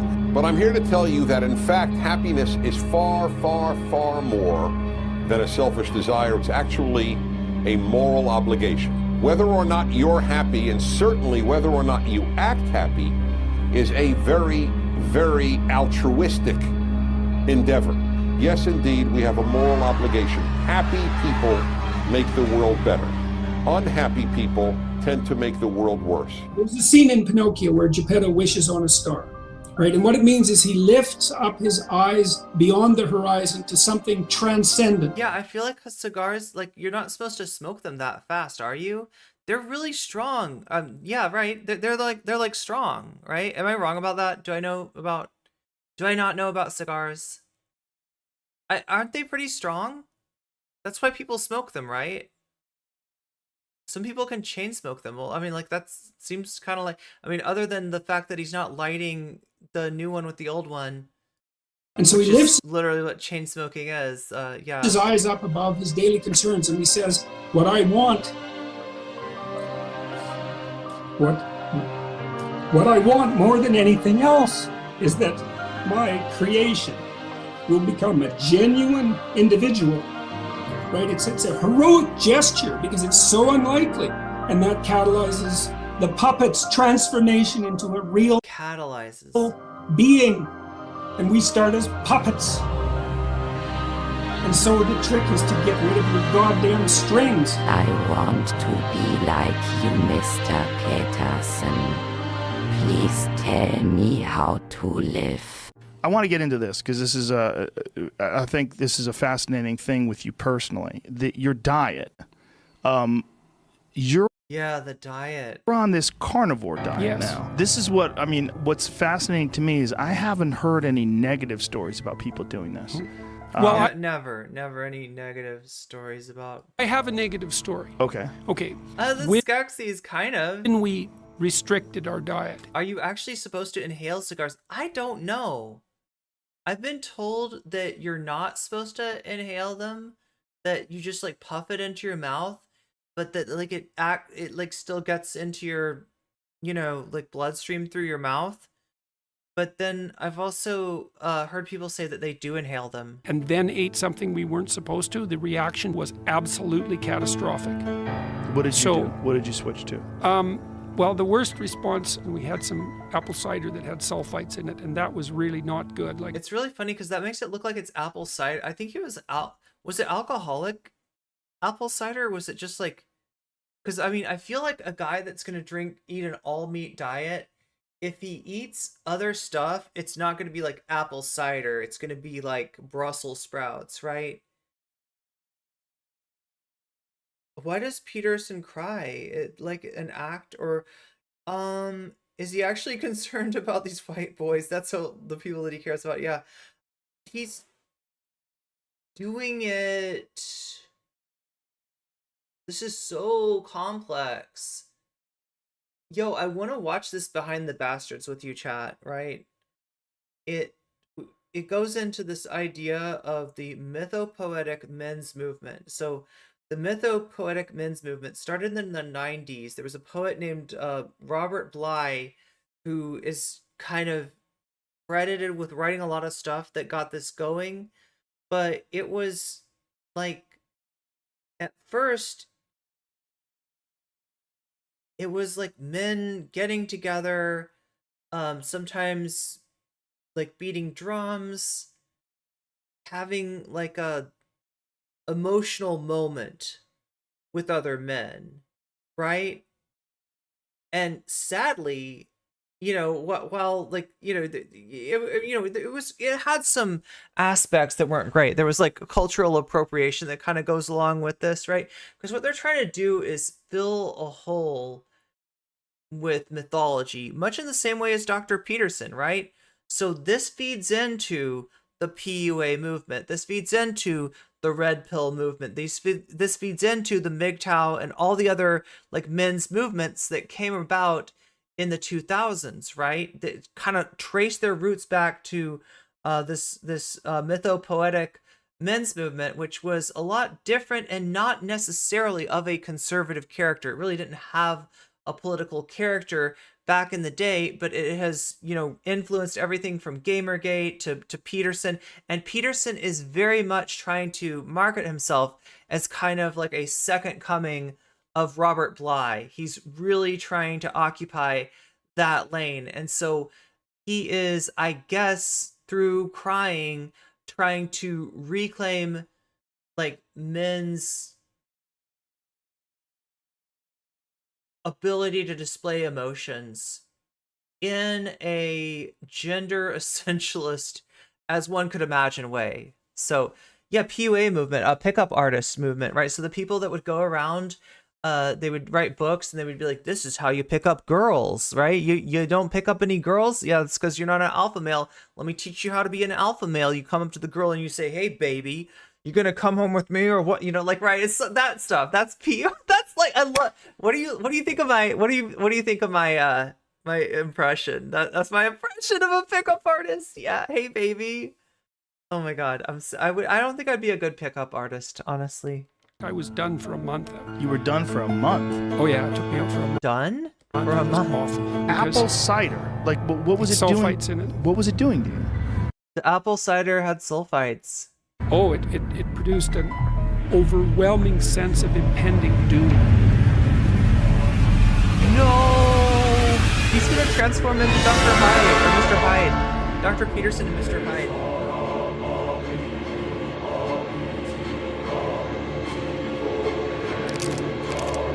Come on over here.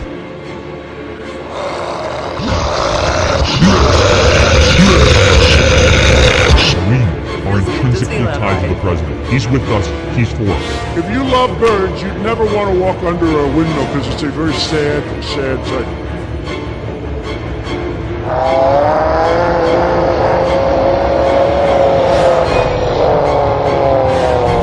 Jesus said, take this cup. This is my blood of the new covenant. I said certified freak 7 days a week. Wet ass B-word. Make that pull-out game weak. a fact. There's no God over me. There's no policeman over me. There's no one over me. I am God.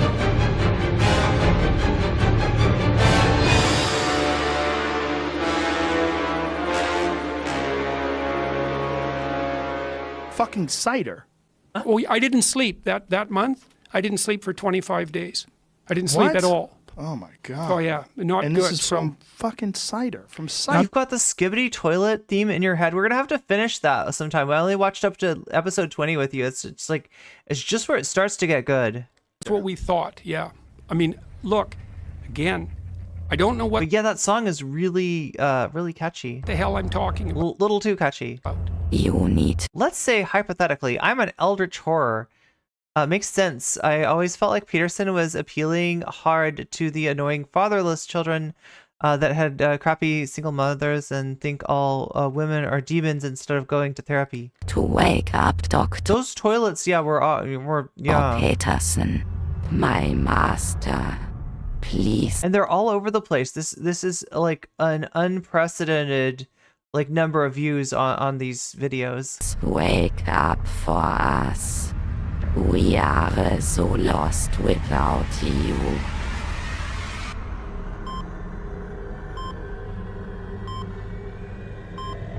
"12 more rules. Oh my god, here we go. What is natural must be right. Eat your meat and worship might. Stand up straight, listen carefully, accept your place within the hierarchy." Pinocchio.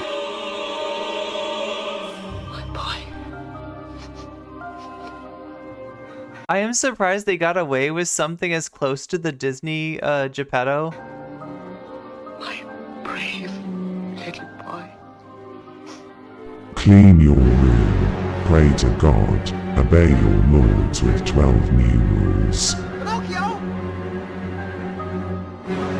Oh, Pinocchio! Think of all the cash, think of all the suits. Don't you think the world needs 12 more rules?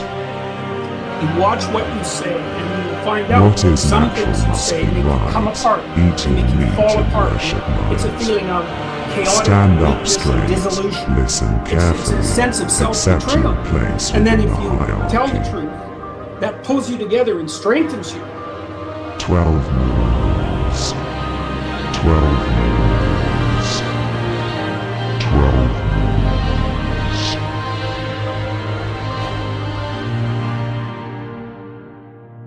You're dead, Pinocchio. Oh my god!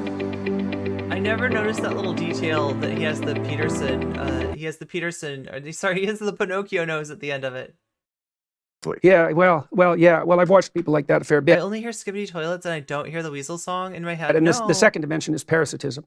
And so that's a more subtle form of predation. And someone with a parasitical lifestyle will adjust their attitude towards you so that they can. That's Amon Animations on YouTube, who is definitely worth a follow.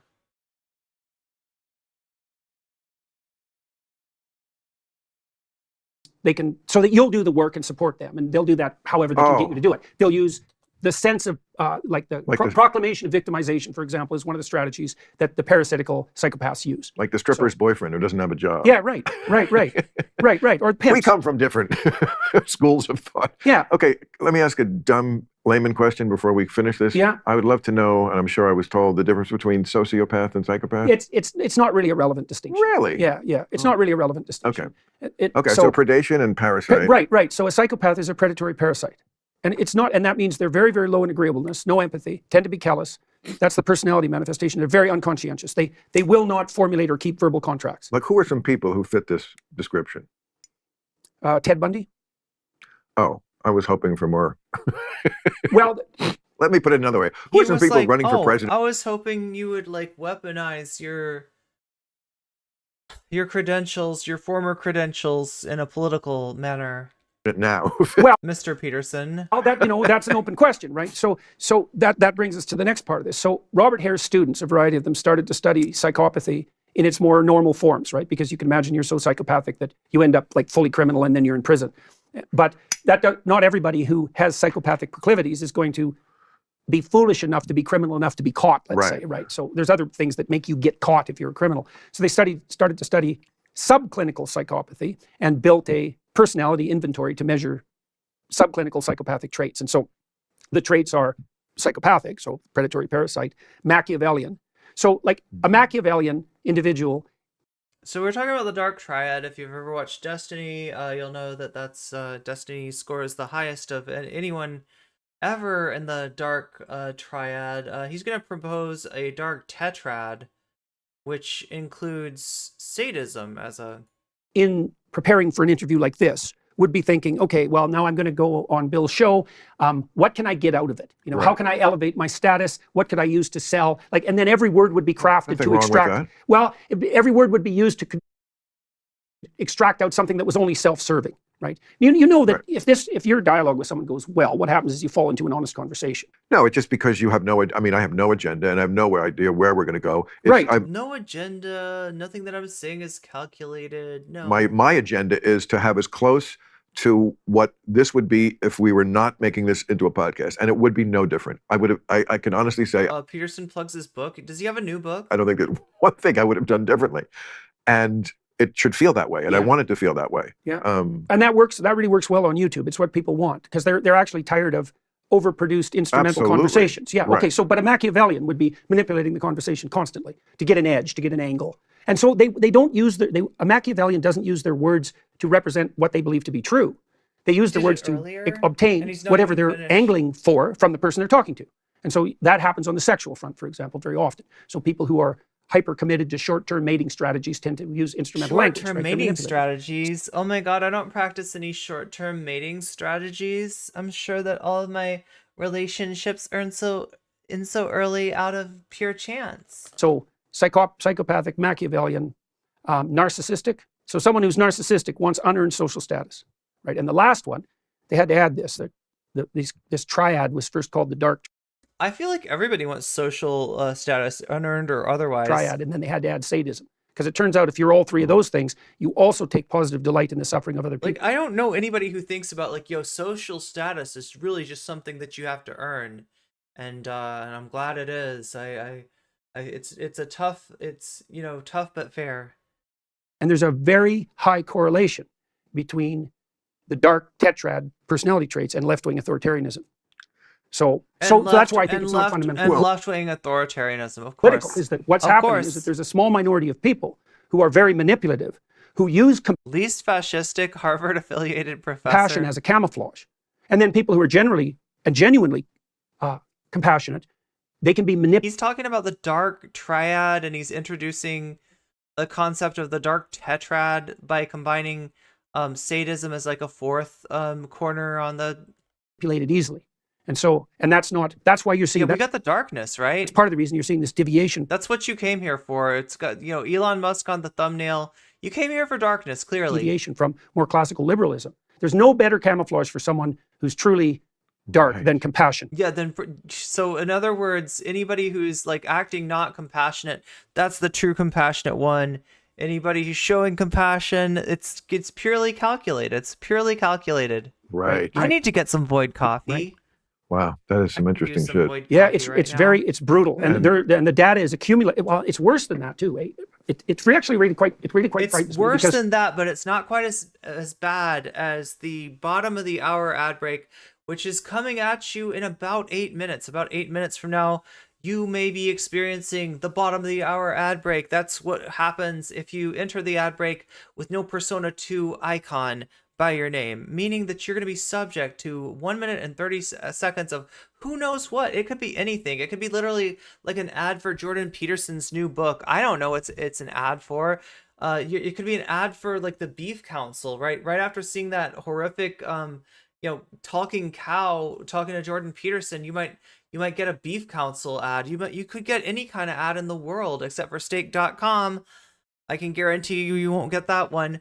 But I can also guarantee you that you won't get it if you use an Amazon Prime to get a free gift sub and you use it on me, which, is great because then I know you only have one sub like that to give. And if you park it with me, that means a lot to me, right?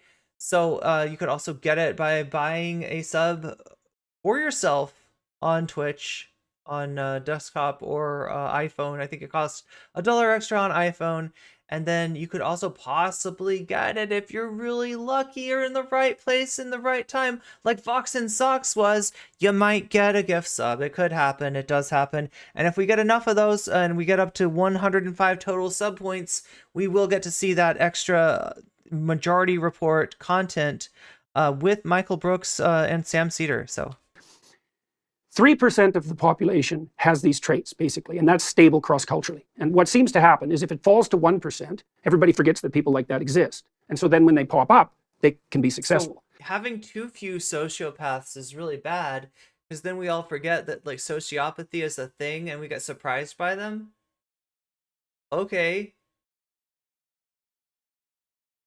But if it gets up to about 5%, then everybody thinks, oh, the psychopaths are here, and they start beating them back. And so time to beat back the psychopaths again. Time to beat them back. Time to beat them back. We have to beat the... There's 5%. We have to beat them back. Okay, anyway. They stabilize around 3%, right? Yeah. Any more than that presents a positive danger to the integrity of the state. So with 3% psychopaths, you're doing good. You just need to keep it around 3%, right? That's the 3% rule. Self. Now, I think we enable the psychopaths online. Because I think that online communication circumvents all our defenses. Yeah, well, there's... Yo, Bill Maher, you're sitting here with like so many more views than you... Like, this is... I don't know.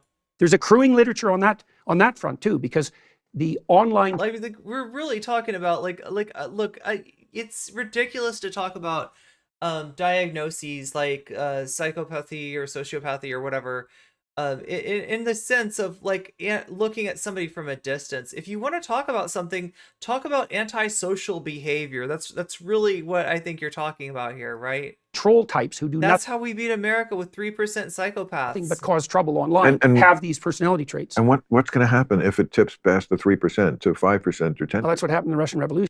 That's what happened in Russia. Wait, I thought you... Wait.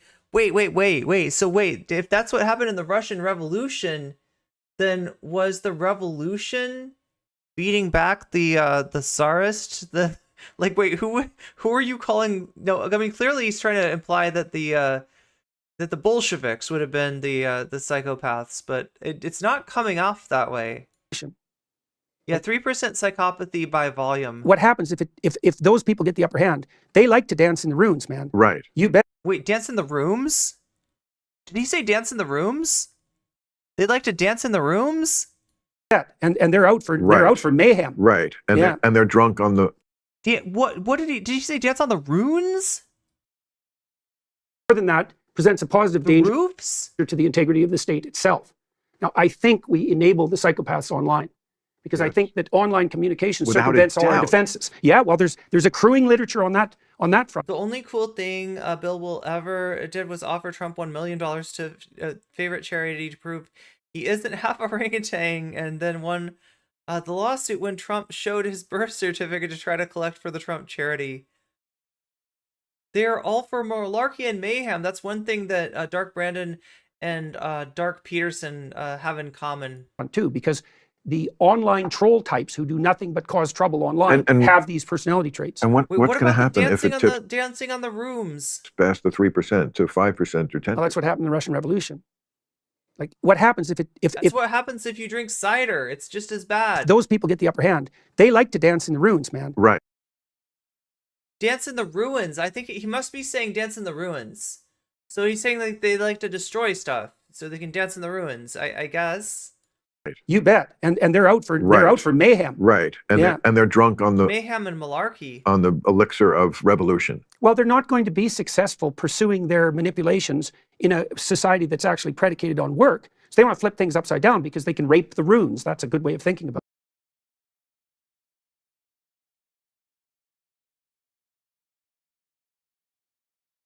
I don't. What? Right. Yeah. It's very bad, and I really am concerned that see, because we virtualized communication, right, and that means that there's certain defenses that we have. I'm lost now. I thought he was saying ruins, but that doesn't make sense. Is it, either one? How is he? What?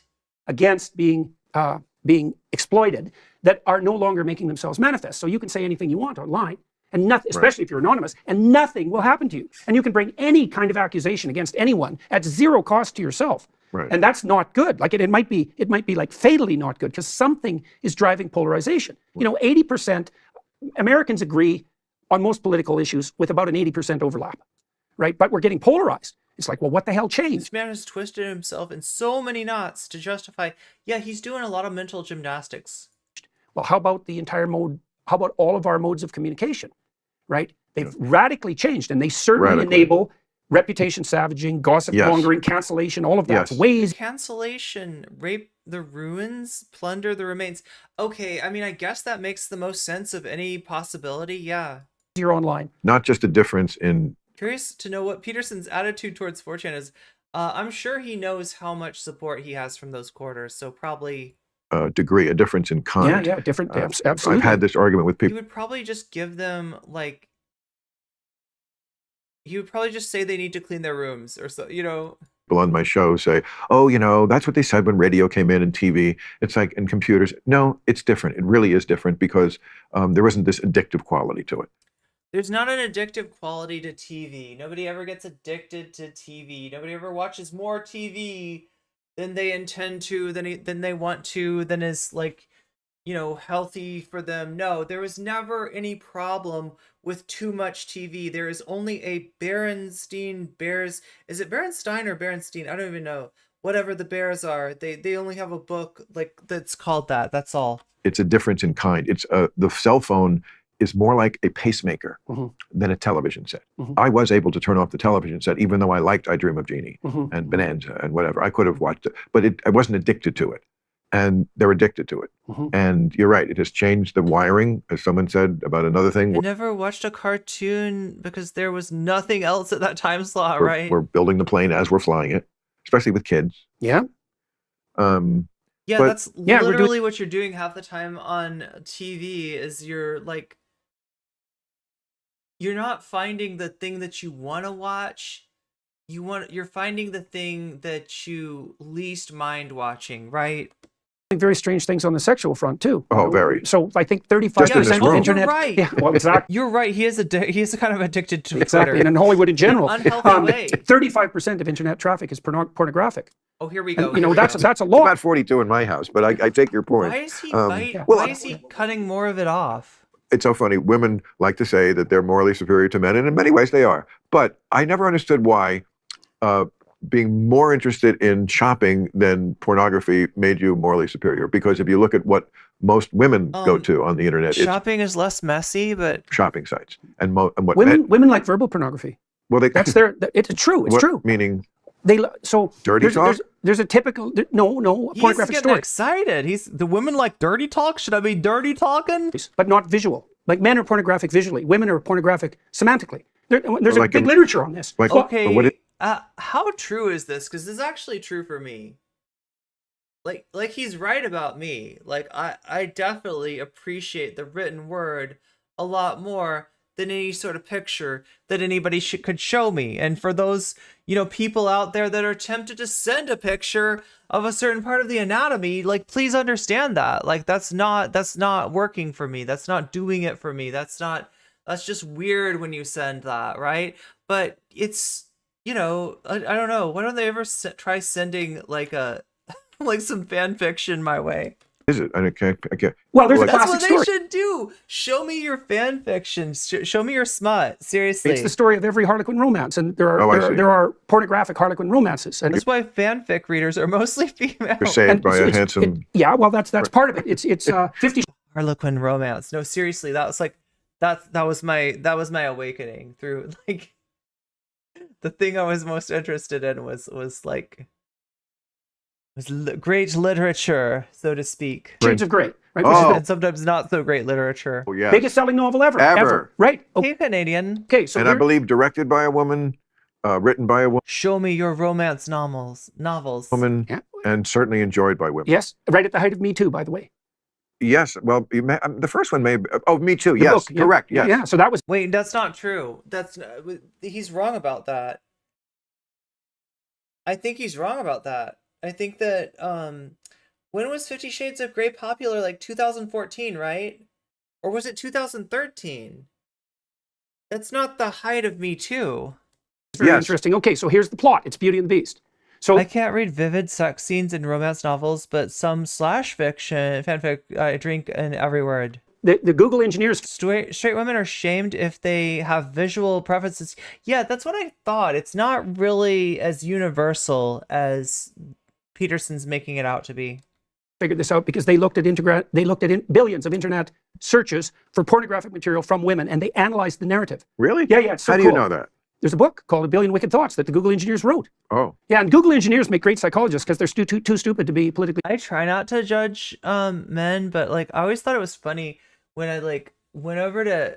I had a friend from college, and I went over to like stay at his place because I was visiting, my other friends from the area. And, he invited me over, and I was just like, I could not believe how he lived as a bachelor. Like, I always think that, like, I'm messy and lazy and, stuff like that, right? Sometimes I leave dishes in the sink. This guy was leaving steaks on the counter, and not just for one night, for over a week, until there was visible mold on the steak. The steak stayed on the counter. Yeah. And like, I remember him like sending me into his room to get something that, like he was like, hey, go get such and such for my room. And when I go in there, he's got like, not just like, it's not like his computer wasn't open or anything like that, but he had like magazines. He had like sexy magazines like in there open all over the place. Like, it was just like, I was just like, okay, this is how you're living now. Okay. I mean, not that there's anything wrong with that. I really am not judging. I'm surprised. I'm surprised when I see. They just tell you what's actually... Are we talking about shipping? No, we're talking about Peterson's claim that women universally have a preference towards the written word rather than the visual in terms of erotica. That's what we're talking about. True, and they don't even know that there's something wrong with it. It's like, this is just what happened, because they're engineers. Right, they're nerds. Yeah, so they just think, oh, this is what the data shows. You got a problem? Because women are shamed for liking visual, but books we read were not noticed. Oh, yeah, because it's like a bigger deal if you get caught with something. You're not supposed to be into that. Not supposed to have those interests.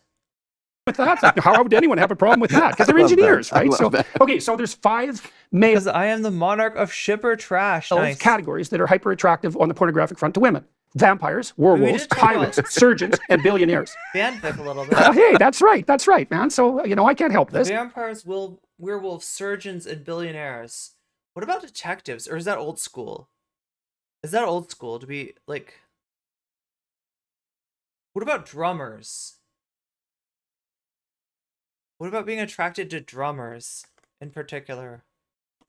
This is just how it is. And so if you were a billionaire pirate with a medical degree, you could fucking kill it out there. You'd be like, yeah. Well, you'd be slaying it. Yeah, absolutely. Okay, so now my neighbor would throw garbage into the back hallway behind his apartment and leave it there. There was roaches. Oh, the next part of it is a lot of the Harlequin build-up is foreplay.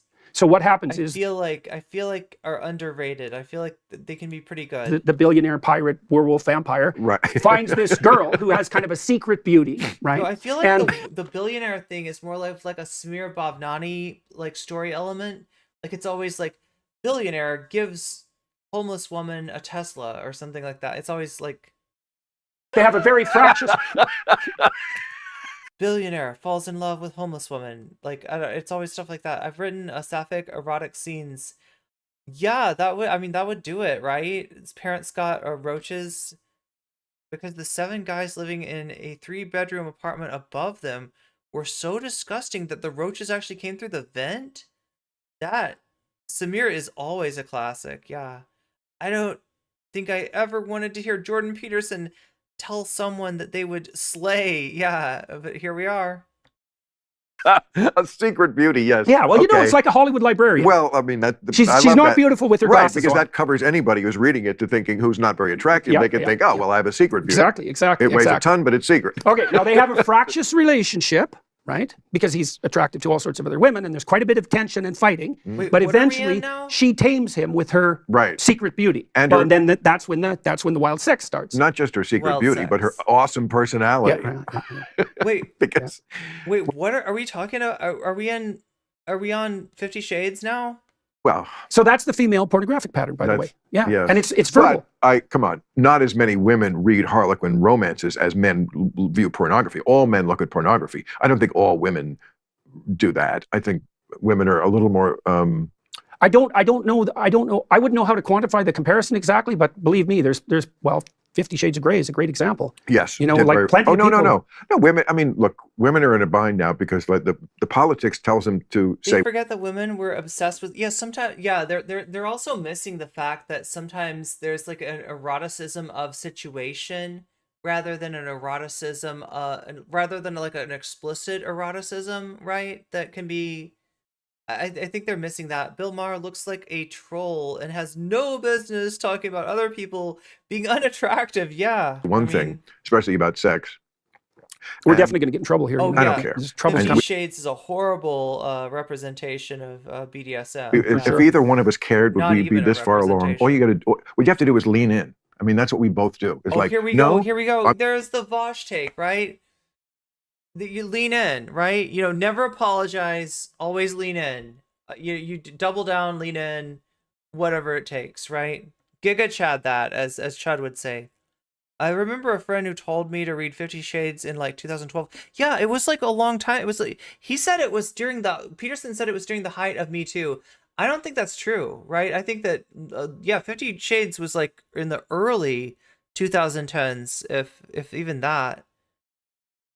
You gotta, well, the one place that it's really important to hit is that like button. If you haven't already hit that like button, it means a lot. It could literally be the difference between somebody seeing my stream and not seeing my stream, and there's probably somebody out there that wants to see it, right? You could make their day by just hitting that like button on YouTube. I'm going to trust that there are this certain percentage, hopefully more than 3% movies. psychos, Yeah, hopefully. who are sane people. Who are, again, the idea that the people who they say are these arch conservative bad guys now, the Canadian professor or Barry Weiss, a lesbian. Joe Rogan. Oh my God, I can't believe that they think that Jordan Peterson, Barry Weiss, and Joe Rogan are like at all conservative. I can't believe that. That's so wild. These are the most progressive people you could possibly meet. How could they say that we're conservative? Right. Yeah.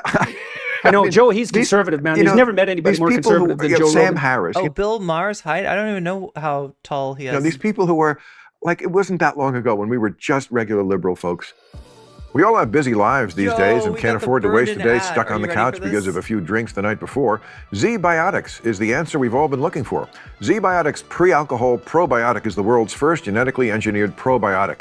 It was invented by PhD scientists to This is such a bad read. tackle rough mornings after drinking.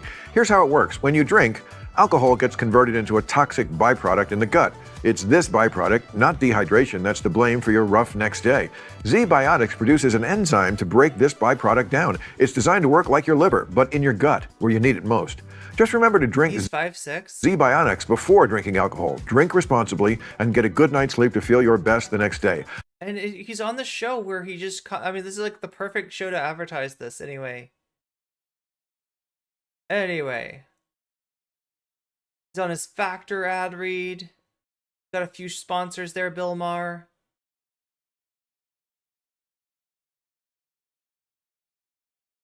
On your scalp, making it so bad that if your hair could talk, it would say, Real "Help, naturopathic? I'm being poisoned." What? He's doing naturopathic, like, hair regrowth? Are you serious? What? I've never even heard of this. Fortunately, He's crunchy. He is crunchy. now there are Neil naturopathic products with no harsh chemicals and detergents. Just 100% natural ingredients that provide nutrition and healing for the scalp, roots, and hair. Yeah, that's gonna... Don't worry about Rogaine. Don't get Propecia. Nothing... nothing that's like clinically tested. Just use this naturopathic stuff. I know, because I use it every time I wash my hair. And trust me, I save anything harsh for my lungs. Wait,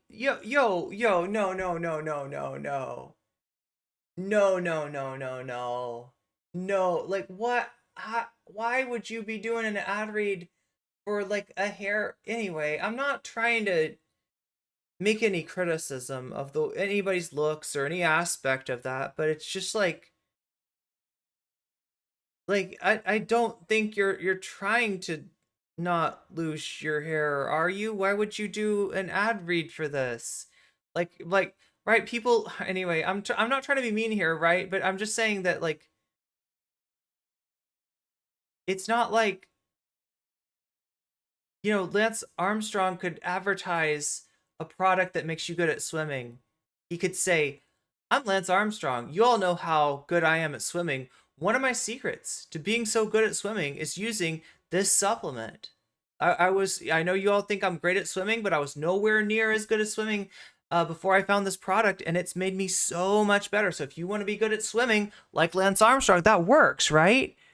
But it doesn't work for, like, you know, Joe Biden to advertise like youth serum, right? I don't know. Anyway, I'm seriously, I'm trying not to be mean here, right? I'm not having a go at anything, you know, about Bill Maher. I just find it a strange choice. That's all. Naturopathic He's anti-GMO, anti-vax, and a virus denier as products well. have been formulated by a holistic naturopath with 40 years experience and are made in small batches well, that here makes in me Los feel so much better about it. I've never heard of a naturopath ripping anyone off. Angeles. Neil, naturopathic has everything you've been looking for to make your... Sure. Do they want to be raped? Of course Even not. his Should you ad reads, even his ad reads, right? be rough? No, blah, blah, blah. But they want a man.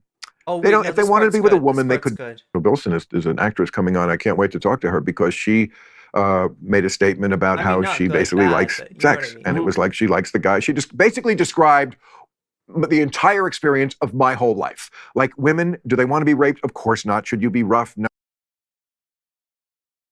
But is there a but to this? If there's a but to this, there's a but to this, isn't there? There's going to be a but. No, blah, blah, blah. But they want to. But you.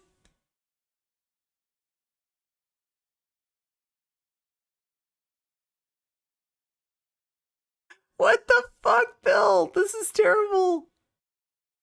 Oh, yes. Yeah? Yes, that's very important. That There's we're a having but. someone on the There's a show. but in Rachel this Bilson sys- is in an this actress coming on. I sentence. can't wait to talk to her because she made a statement about What lesbian did he steal this shirt from? how she basically likes sex. And it was like she likes the guy. She just basically described the entire experience of my whole life. Like, women, do they want to be raped? Of course. But why, Bill? Why? Not. Should you be rough? No, blah, blah, blah. But they want a man. They don't. If they wanted to be with a woman, they could do that. I don't know what her exact words were. Well, he said, "Oh my God, look at how this guy thinks, right?"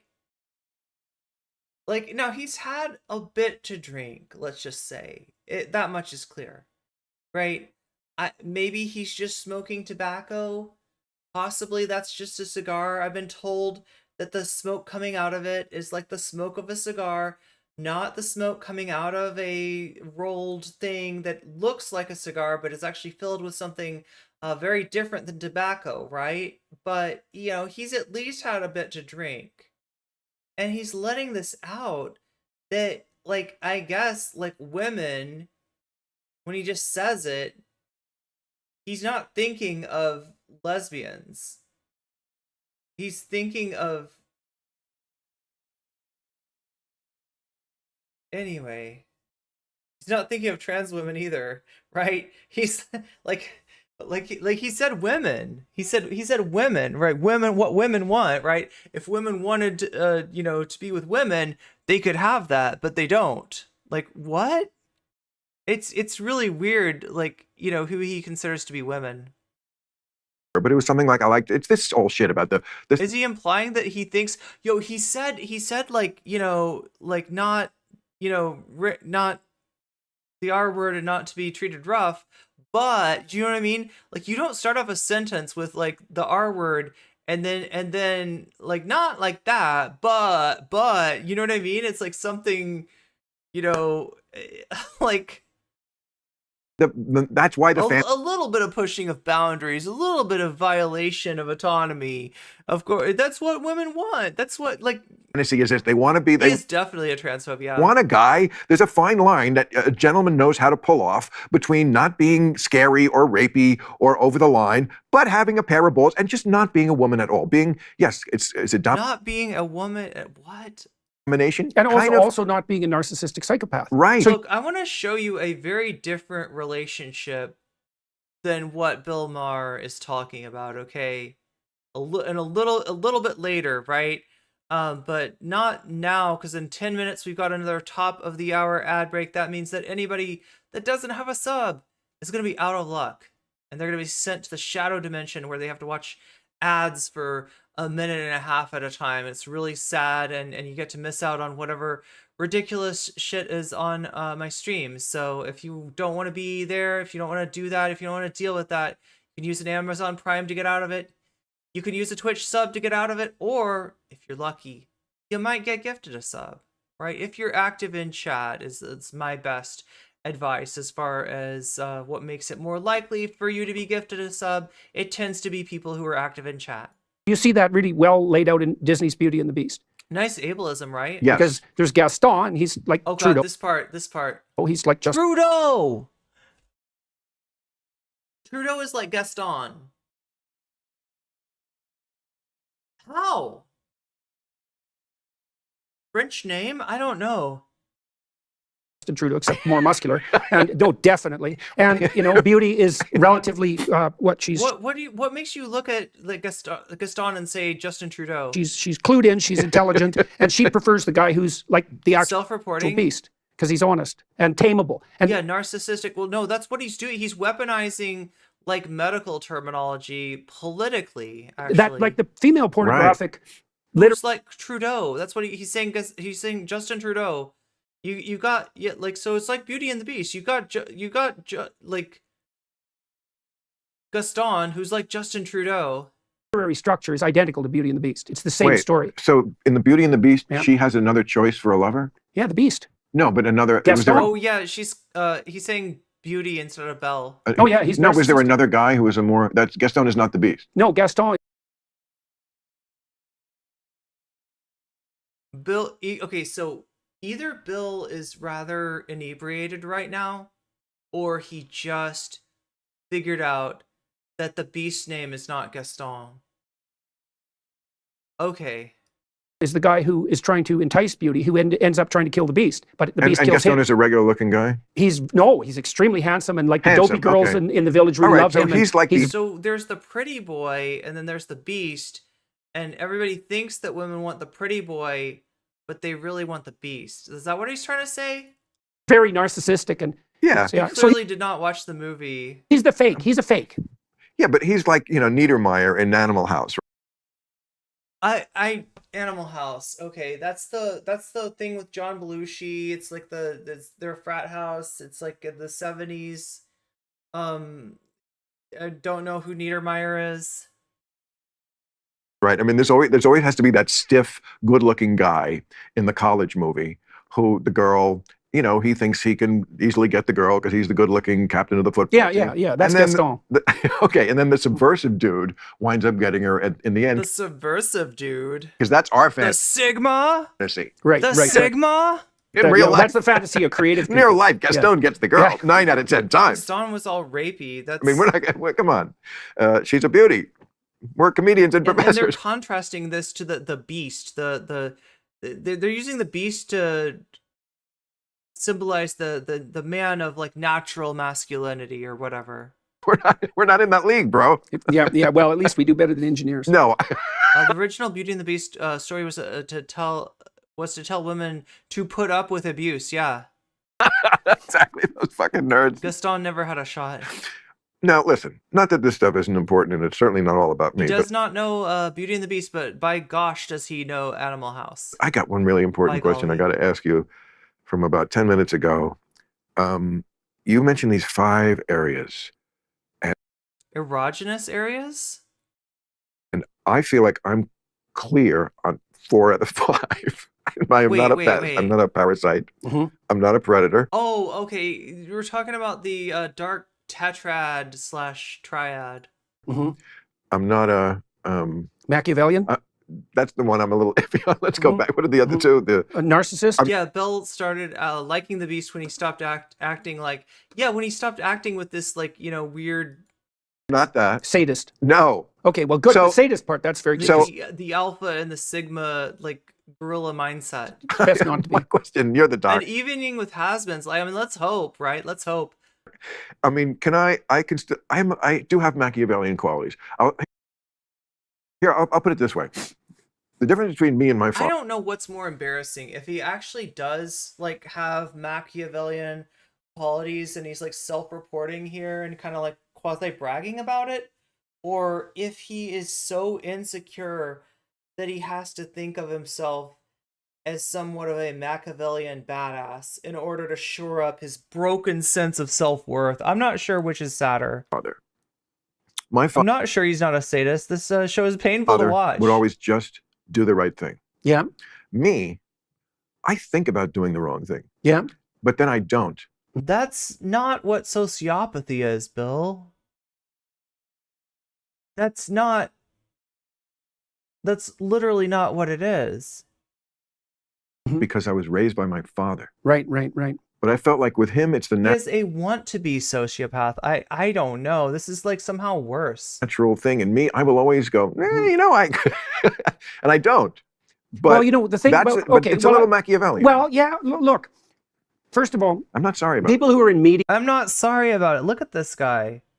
Look at this edgelord. Yeah, and any branch of entertainment, He's got to be the oldest edgelord out there. Public life, journalism, politicians. The sin, so to speak, that they're going to be more tempted towards are the sins on the narcissistic side of the equation. That's his ice. Okay. Right. Because there's a reason for that. And the reason is they're so much ableism. Going to be extroverted. So they're talkative, they're assertive, they want to be in the limelight, and the comedians also And it's have to all be. around them. They have to be disagreeable, because if you're not disagreeable, you can't be a comedian. I mean, look at Bill Burr. I mean, everything he says is ornery as hell, right? And it's funny, and Right. almost all comedy is transgressive, and you have to be kind of rude to be transgressive. And so you're low in agreeableness, and then you're very high in openness, which is the creativity dimension. So of course, all manner of crazy ideas are going to enter. You're so creative, Bill. To your head, right? Because that's you're going to have. You're not. You're not Machiavellian. You're just creative. That's part of the issue of being creative. You don't know the half of it. Yeah. Well, I might know it better than you think. You might. Yeah. Yes. Yeah. I can't tell you how great it is to have you back. Well, thank you, I mean, sir. honestly, there was Oh my God! I can't tell how not great it is. a lot of people who, when you were down and out, were very sad. That Yeah, we oh saw man, them. that is We saw the Skeksis in the audience. They were very sad. one guy on the team. They missed their parasocial daddy. And our team is not that big. Yeah. That we yeah. cannot afford to lose. So to have you come back and be so on it and looking good and funny and brave as always. And dressed well. Man, that is. And you got lots of shit coming up, right? Don't you have a? You bet. What do you have? Dude, let's do our plugs. Okay. I will be. We're not done by even a little. But plugs that I always forget. August 19th. Maybe Peterson's just drinking water. It looks like. Ovens Auditorium, Charlotte, North Carolina. I'm sure he has a very strict diet. August 20th at the Township in Columbia, South Carolina. September 1st. Okay, so this is clearly Bill Maher's upcoming comedy. Can you imagine going to a Bill Maher comedy show? This guy cannot be good at stand-up. At the Moody Yo, that's what it feels like, isn't it? That's what it feels like, Phoenix. Theater in Austin, Texas, September 2nd. Texas Trust CU Theater in Grand Prairie, Texas. There's nothing wrong with making a little money and having people laugh. And I mean, Marianne Williamson was just here, and I love her. But we definitely have a I actually think that's from last year. No, No, I'm dead serious. I'm dead serious. Yeah. No. I've been reading this all week. No, Well, I might not even know my own schedule. It's possible. that's me. That's Bill Maher's schedule. Oh my God. Okay. Anyway. Wow. This is just amazing, isn't it?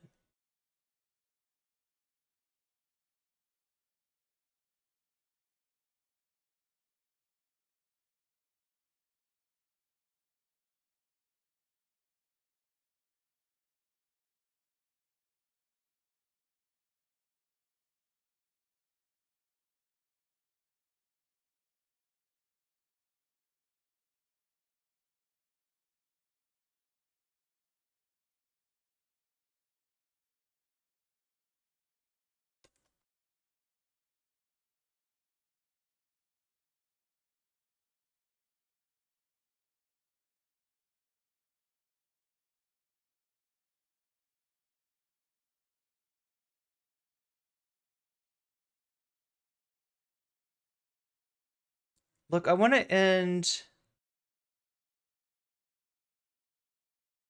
on something a little bit more wholesome.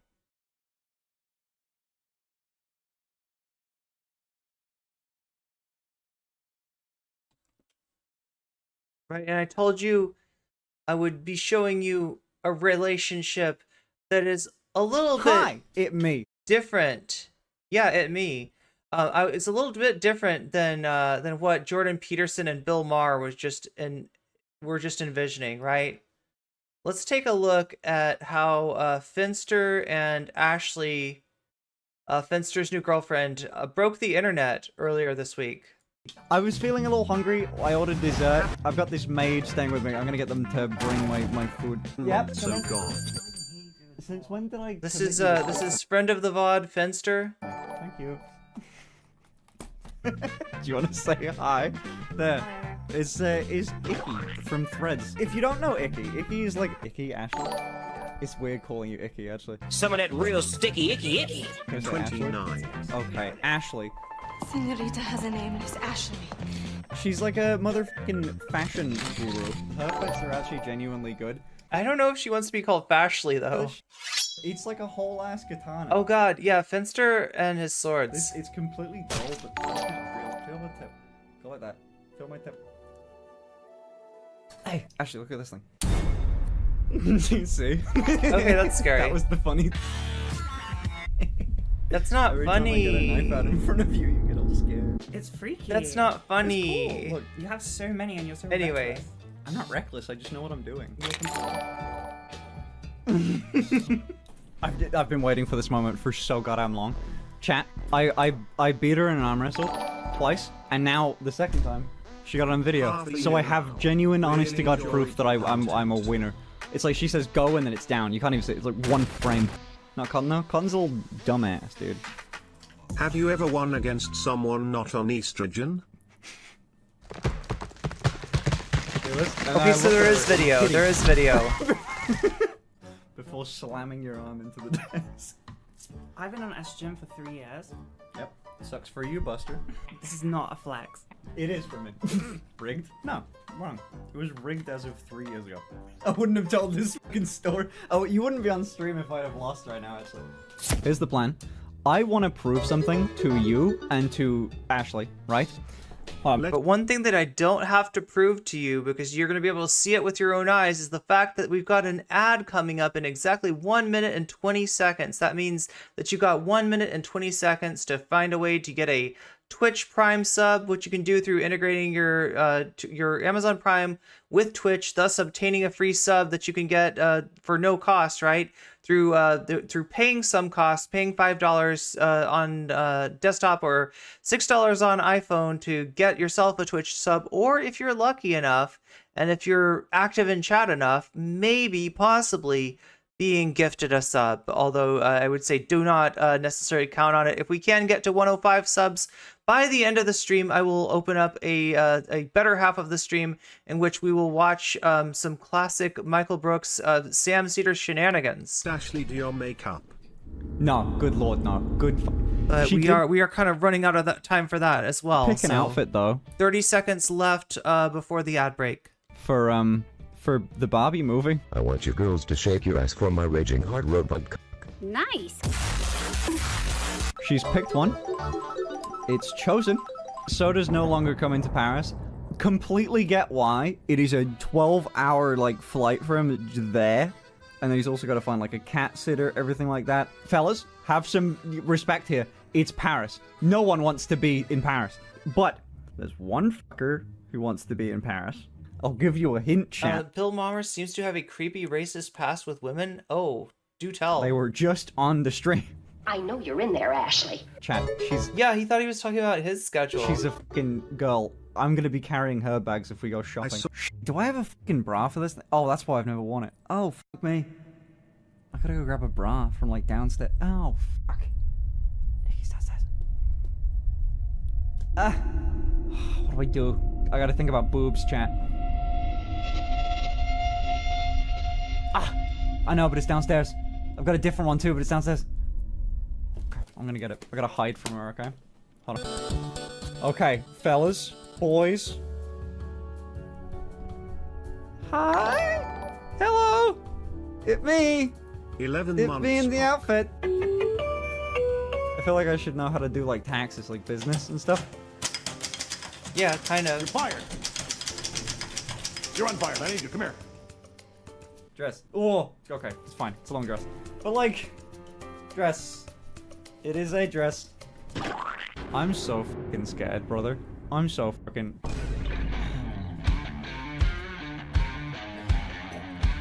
Sorry. I know some of you have heard different rumors, but turns out you don't need a license to own guns in the UK. At least I didn't have to get any. John's left a note to be normal with the guest. So remember everyone, there's no calling the subby wubby bimbo a subby wubby bimbo in front of company. Anyway, looking cute. Thank you. Bimbo. Cute. Needs glasses. Needs glasses. That was well timed.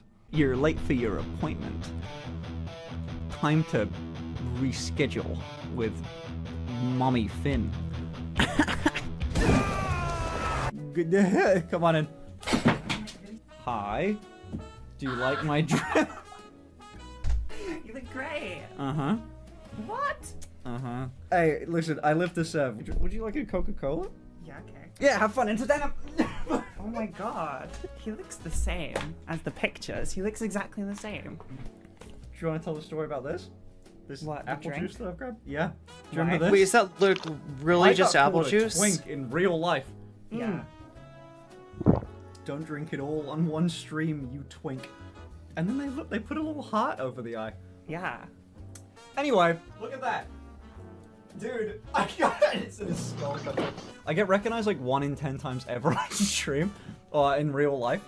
And the one time it was when we first met. You don't get the appeal of Finster. We haven't really watched that much Finster. I wasn't gonna watch any Finster until Finster broke the internet. So you know now we've got to see what's happening. Why is the internet broken? Each other. We were out shopping. And how can we blame Finn for that? And we went down in Selfridges to like the little like alcohol section. We were coming down the elevator and he went like, "Excuse me, but." And how can I get people to hit that like button on YouTube to make sure that YouTube knows that they like the stream and it recommends it to more people, right? These are... Are you... Finster? Wait, actually, like... I think Finn considers himself a femboy. I think that's correct. And I had like, you gotta say my name. You gotta do it. And we just chatted for ages. He was such a nice guy. Arya, right? Arya? He was freaked out. He was like completely freaked out. He was so nervous, but he was Yeah. so sweet. He was so nice. Okay, and then we so tried a wait, bunch of why whis- are we like drinking hand sanitizer here? Is that is like a thing, but like not necessarily a good thing. Nah, fuck you. I didn't. I can almost see muscle. Look how good It's more muscle than me. the muscles look on camera. You want some? No, thank you. It tastes great. He used to do eyeliner. Oh, on stream femboy, but usually doesn't dress femme IRL. I can't do eyeliner, dude. I'll teach you. No. Thank you for Yeah, your what do I service, do? Ashley. Motherfucker, I'm scared! Alright, shit. What? I'm not shaking. They're like vibrating. Is he quivering? Fuck. Oh god, Cottontail's here. Alright, good thing. I'm gonna close my eyes. Hey, do you wanna do my other eye? Yeah. Alright. Okay, the one on the right is not great.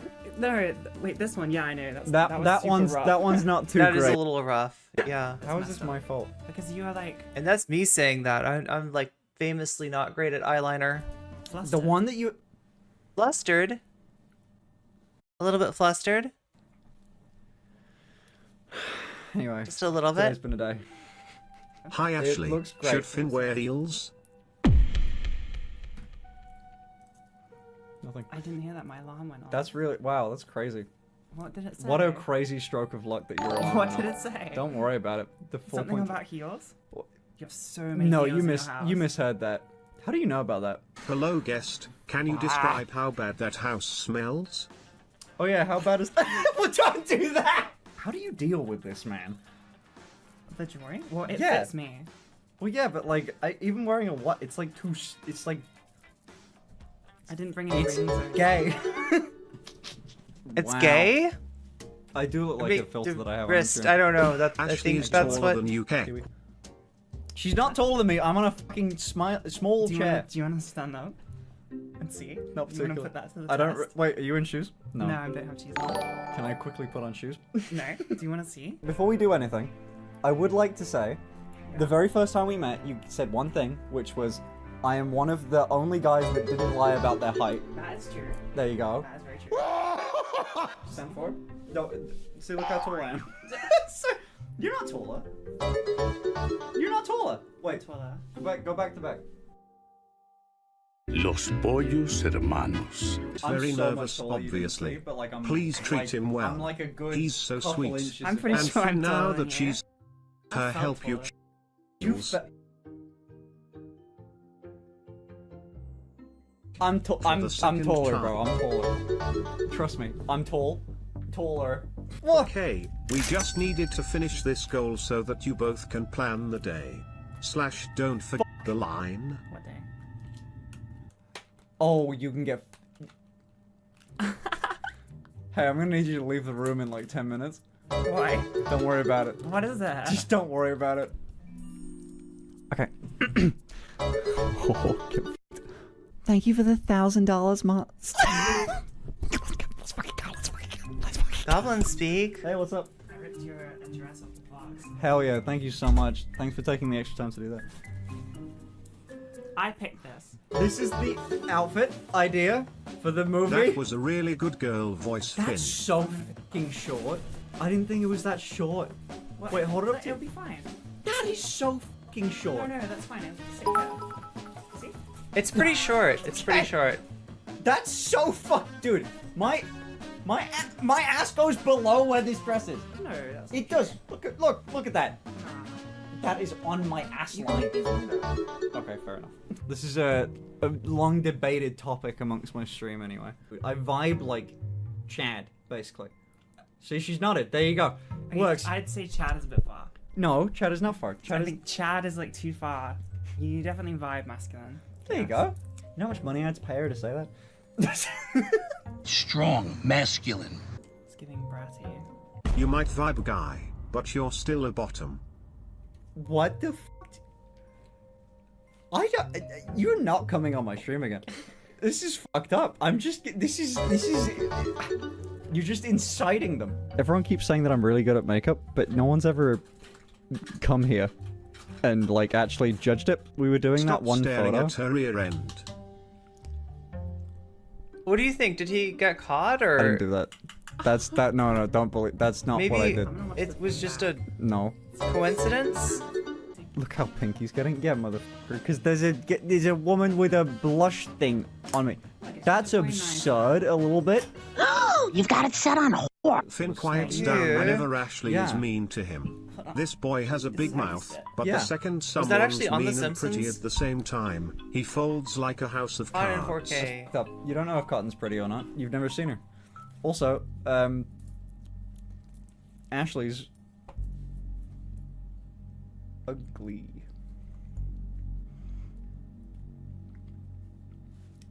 Oh my god.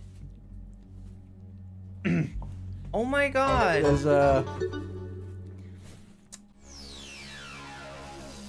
Yeah, Stop pretty nigging much. Ashley. She's cuter than you are. F1NN. I'm feeling We may like leave this you year, for I'm her. just like, fucked You're up. both adorable. Hey Ashley, can you help us out over here? We are wondering if Finn can actually dom someone, if they asked for it. Would you care to test it out for us? Baby's shaking. Anything. Wow. Okay. He's like, you. Come on, Trying to do can his we see eyeliner your and he's like tattoo? freaking out. It looks cute. I don't think you could dom anything. Unfortunately. Okay. Right. Right. If I speak, I will be in trouble.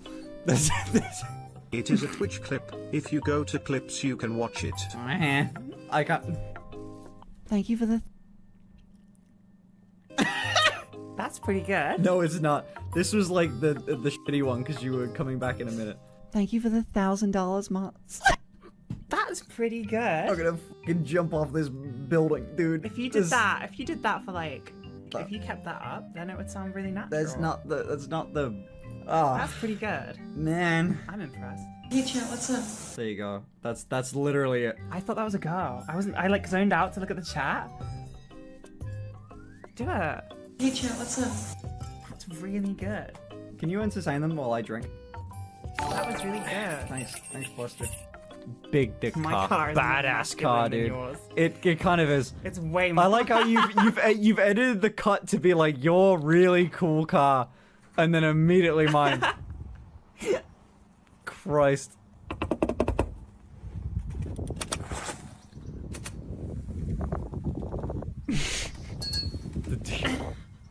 I saw somebody reverse that, so you could take it Yeah. away.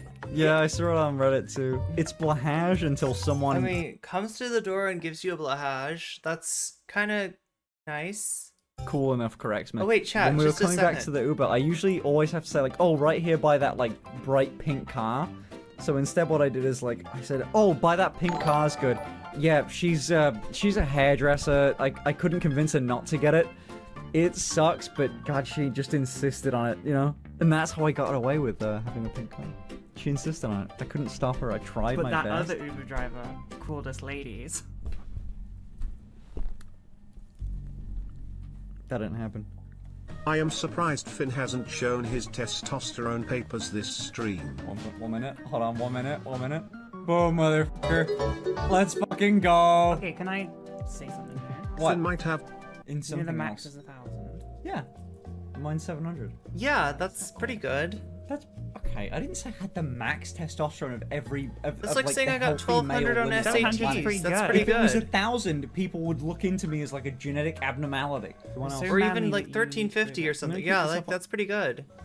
It's not it's not a 1,600, but anyway, it's like you probably shouldn't be going for that much. You know, right? There's you know, probably negative effects of too much. I mean, sitting in the dress and makeup is pretty secure, I'll say. That's pretty secure, innit? That's serious. I'm being serious. This stream's gonna end, and you're never gonna be on stream. People are gonna be looking for your body, dude. My ritual. Your head in the freezer. Oh I my swear. god. Okay, this is getting a little dark. You like looked away and giggled when I said like, I'm gonna put your head in the freezer, and you're like, Funny when you're trying to be all, you know.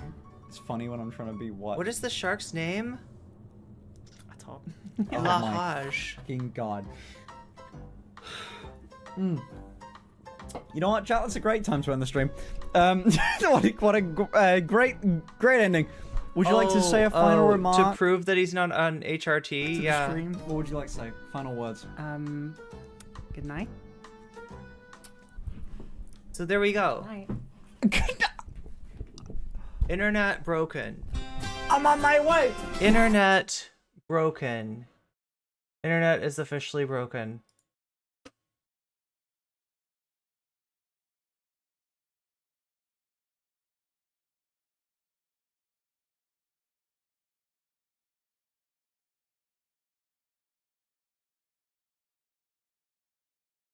And unfortunately, it looks like so is the stream today. We didn't quite get to that stream goal, so we're gonna miss out on the Sam Cedar, Michael Brooks segment, as well as the Young Turks segment. But I will probably see you again on Wednesday. That is my next scheduled stream. So this week's gonna look a little bit weird, right? I might miss the Friday stream, but I'm gonna make the Wednesday stream. So I will talk to you again then. Thank you everybody for being here. I will send you off to my good friend Willow for some video games. Wait, actually, no, we're doing Trans 101 right now. That's what's going on, Trans 101.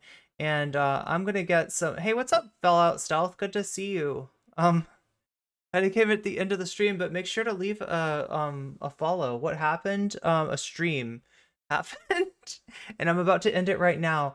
But yeah, next time, you know, maybe if we can unlock the sub goal, we'll get that Michael Brooks video, as well as seeing TYT hog out once again in a way that's kind of hard to comprehend, but actually happened. Yeah, that did they both sides January 6th? You'll have to find out next time. Oh my god, thank you for the anonymous gifter, just gifted Fallout Stealth. We're still like what, 7 away from the sub goal, so probably not gonna be able to make it today. That would be so weird if somebody like pulled it out in the last second. That would have to be some serious shenanigans there. But thank you anyway, Anonymous Gilter. Fallout Stealth, that's all. Oh my god, what happened? What? No. Wait, no. Back? I don't know if I can like unraid. NCC used unraid. Wait, if this is gonna happen, this is gonna happen, right? We can Gorpsync, Foreign Wolf, you just got a gift sub. We're up to 100 out of 100. If we can make it to 105, that will actually keep send us into the fun half, which is Michael Brooks and Sam Cedar segment, in which Sam Cedar actually plays Jeb Bush and Michael Brooks plays George W. Bush. And we get to see, no, I got that backwards. Michael plays Jeb, Sam plays George W. That's how it works, right? As well as a TYT segment where TYT kind of hogs out. So they're gonna do some January 6th both sidesing. Oh my god, it just happened. Seriously? Anonymous. Yo. I love to see that. I love to see that. Look, I wasn't gonna stop. I was done with this stream, alright? But if there is where there's a will, there's a way. And some anonymous gifter out there definitely had some serious will to pull the stream. I hope nobody like left thinking that the stream... Look, let me read out all the... Tuna John, a friend of the VOD, also friend of the caller on the Majority Report, got a sub. Groove Dragon got a tier 1 gift sub. Liana Spencer got a tier 1 gift sub. Lazlog X, tier 1 gift sub. Space Magic, Gorpsync, Foreign Wolf, Fallout Stealth. Yeah, right when you got here too, right? So that just shows you what do gifted subs do? That means that you got all the emotes. Check out your emotes, right? So you just got all of the emotes. I think are available to you now, as well as you don't get ads. No ads. So should we do the Danarchy thing first? Should we take a look at that? Yeah, I'm in the mood for some levity, right? Before we have to watch TYT act like hogs, as they do. Danarchy, Sam, Cedar, Michael, Brooks. Let's take a look and see. Let's take a look and see what Sam and Michael were doing, because my understanding is this: DJ Danarchy dug this clip up from Old School Majority Report, where we get to see one of the best things, the most beloved things about Michael Brooks is that he would do impressions. He had a ton of impressions, you know, just, and one of them was George W. Bush. And was Jeb Bush, right? And Sam, funny enough, does a good George W. Bush. That's like his only impression. So we get to see the interaction between these two. That was always the plan. And here we go. Thank you, Anonymous Gifter, by the way. You know what else I mentioned last night was the bit that we did, and I don't remember what we did. That was like literally 7 gift subs at the last minute to keep us going. Or not, but that the Bush family are shape-shifting reptilians, except Jeb is the only one that doesn't have shape-shifting capacity. I'm not trying to talk to you right now. I'm trying to talk to Mom. You know, you can't insult your way to being... You can't insult your way to being... You can't insult you. Are you going to let me finish? Are you going to let me finish? Are you going to let me finish? Repeat again. You have to repeat again? Really funny. All right. Now we've had enough of that. All right. I can't tell. This is serious.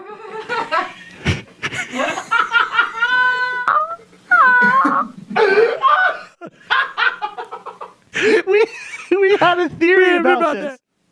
I gotta say, like, you just track Michael through this campaign, where it's like constant. The sad thing about the shape-shifting reptiles thing is that the guy that made it up, the conspiracy theorist that's like most known for it, is also anti-Semitic, and it's pretty clearly in his mind like a way to inject anti-Semitic nonsense, conspiracy theories out into the public without actually, you know, while still kind of hiding his power level. Than Ben Carson, and then all of a sudden, just like he's been infected with Trump. I think they're both great. And you can't both of my impressions. You can't are have a great. normal They're great. conversation with Michael in this office anymore. That's true. I mean, it's not. It's I true. don't want to imply you could ever have a normal conversation with him, but now it's just Sam Seed is a loser. He's resentful because he can't do impressions. He does the George W. Bush impression, which is completely out of date and frankly overrated to begin with. My favorite is the thing where they reverse the direction on the Finn clip, and Finn's actually taking the blahage away from Ashley in that version. And now he's lashing out at me because he's sad because of his lack of talent. It's very sad. It's too bad. this is basically what it's happening around the office right now, and it's a little bit difficult, and it's going to get worse. I have a feeling because I don't think Trump is going to go away. But yeah, it's always a good sign when the guest room that you're staying in has a blahage. Like that's you're staying with good people. There are a lot of ways to serve, and being president is not the only one. And I would hope that someone else would run. Although there's no question in my mind that Jeb is the best qualified person to run for president. But I hope he won't. So there you have it. Jeb, 100. It's kind of wild that this is like Sam like 3 years ago, right? Yeah, Jeb is. You can tell that this was something about Barbara Bush when she was alive. She didn't really have the utmost. She wasn't great at displaying her confidence in her son Jeb. $100 million later, 8 months, 9 months later, has been able to convince his mom that he seems to be the best qualified to be president. I think Jeb would do perfectly fine if he was given an opportunity to be president. And I'm his mother. I'm Jeb Bush, and my mother loves me. I want to make it 100% unequivocally clear. I am not total. This just in: the U.S. Department of Justice, DOJ, suing Texas for its border buoys. If you don't know about this, right, because we haven't really gotten to talk about this, but the Texas Border Patrol is doing things like creating buoys out of barrels and wrapping barbed wire around them so that people trying to swim across the river will become entangled in the barbed wire and get injured, and I guess they're trying to get them to turn back. The other thing they're doing is apparently like pushing children and the elderly back into the water when they come up on the other side, right? So really putting them within real danger of drowning by but when you take a person who's exhausted and push them back in the water, right, you're really sort of taking a chance on them not surviving. Exactly. That's their policy, right? That is the Border Patrol policy. Against Jeb trying to run. This is the same Border Patrol that you saw last year, with horses, basically, attacking Haitian refugees. For president anymore. I think that he would do a perfectly. Wait, is razor wire is like worse than barb? So you're talking about the kind of wire that they wrap, like in prisons, like the top of the fence in prisons. I think that's razor wire. That's even worse than barbed wire. Adequate job. There are certainly people who. They were on horses with horse whips. Whipping people. Trying to get into refugees from Haiti after U.S. policy destabilized the country. Would be worse than Jeb. I'm sure of it. Being popular and well-liked and articulate and charismatic and inspiring and engaging and interesting aren't everything. Thanks, Mom. Let's go to the IMs. Barbara Bush is a great woman. She's fantastic. She's fantastic. She knows him better than anybody. Yeah, no, she's great. She's great. She was younger. I feel bad for Jeb that his mom doesn't. If my mother didn't support me for president, believe me, maybe I'd be as low energy as him. It was almost like the script was, another elected official endorsing him. Like, it wasn't very personal. It should have been like, I remember many years ago when I called Jeb's coach when he wasn't getting enough playing time, and I demanded that he have an opportunity That's up at probably bat. what the first version And of the ad was. And Jeb was like, a very solid liner to third, which people it was not probably the original anticipated ad. And because he Jeb was always just like, that makes me look a little bit like weak. 0 Books is the one, to publish Michael's final writings. Yeah. Dad, is Mom there? I'd like to speak to her. I wanted to float. Is it past Shark's bedtime? Kinda. Some ideas. You thought it was a about her. Snorlax? Hey, what's up? So you got to get Mom to It's a really big blahaj. step up and It's say, hey, guess what? Mom didn't want like you to run megala blahaj. first place. I'm not trying to talk to you right now. I'm trying to talk to Mom. You know, you can't, Oh, okay, you can't go ahead. insult your way to being... Go ahead. You can't insult your way to being... You can't insult you. Can't Can't insult you. Can't insult. Can't insult you. Are you going to let me finish? You going to let me finish?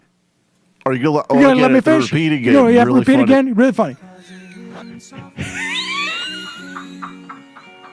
Left its seeds while I was All right. All right. Now that we've had enough with that. All right. I can't. I can't tell. This is serious. Sure.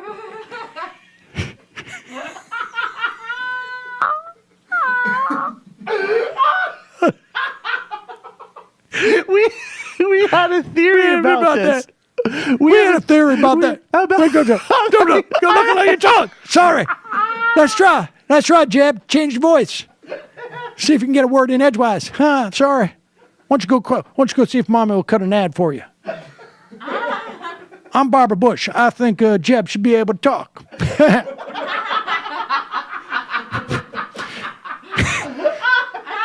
I'm Barbara Bush. Jeb seems like he's someone who should be able to talk.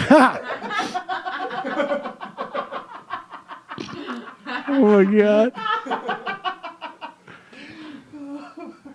Do we want to do our theory though? No. Of what's really happening in that family?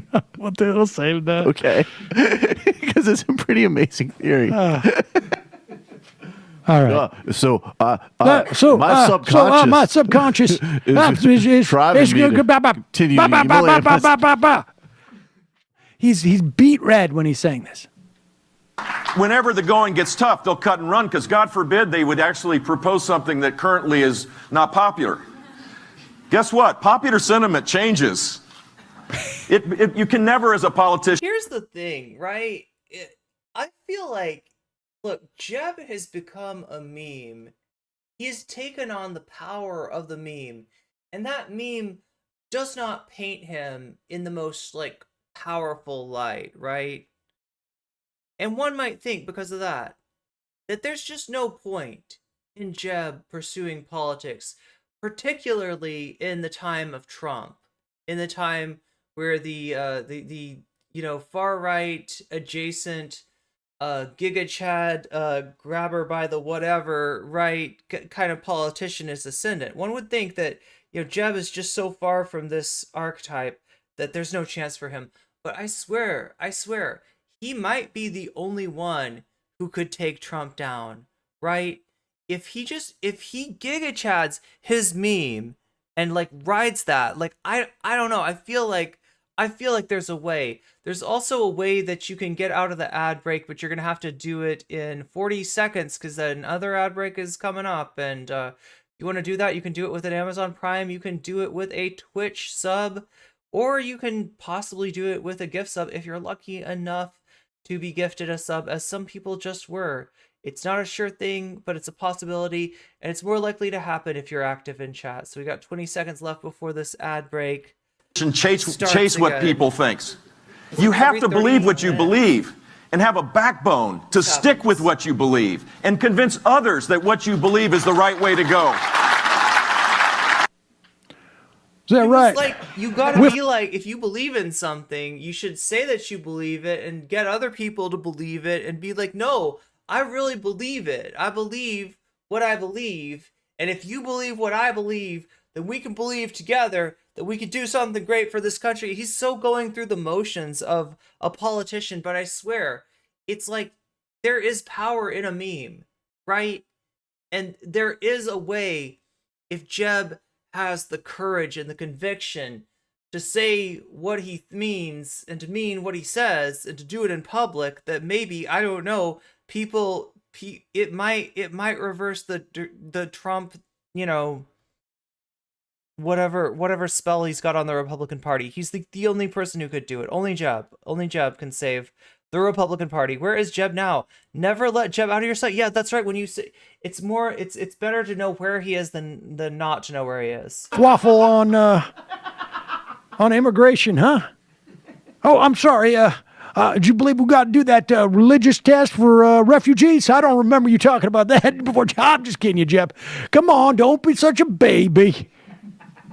Come on, buddy. Oh, right. It's for the yellow ones, not the brown ones. Yeah, come on. Got it. Yeah, that's right. A-okay. Yeah, when you were talking about anchor babies, it was all the Chinese, right? Wait, Jeb, come on. Wait, Don't be so all... Whoa, Jeb actually used the term, like, anchor babies? I don't remember. Like, I feel like I remember him being, like, the least... Like, did he do that to, like, try to match Trump's tone? Is that what happened? It's been a long time since 2016. Let me just say that. There's, like, if these are policies that they're talking about of Jeb Bush, I don't really remember them that well. What's up, Live Laugh Louie? Howdy. Come on. Say it. I want you to say it. Are you proud to be a Bush? You say, who's the most popular? Go ahead, say it. Are you proud to be a Bush? I'm a Bush, and I'm proud of it. And guess who's the most popular Republican alive today? George W. Bush. All right. When was that? Jeez. I'll give you a cookie, Tubby Fatbags. How's that paleo going? There was a moment when it felt like the media was trying to concentrate on things that counteracted Bush's image as a warmonger and a buffoon, honestly.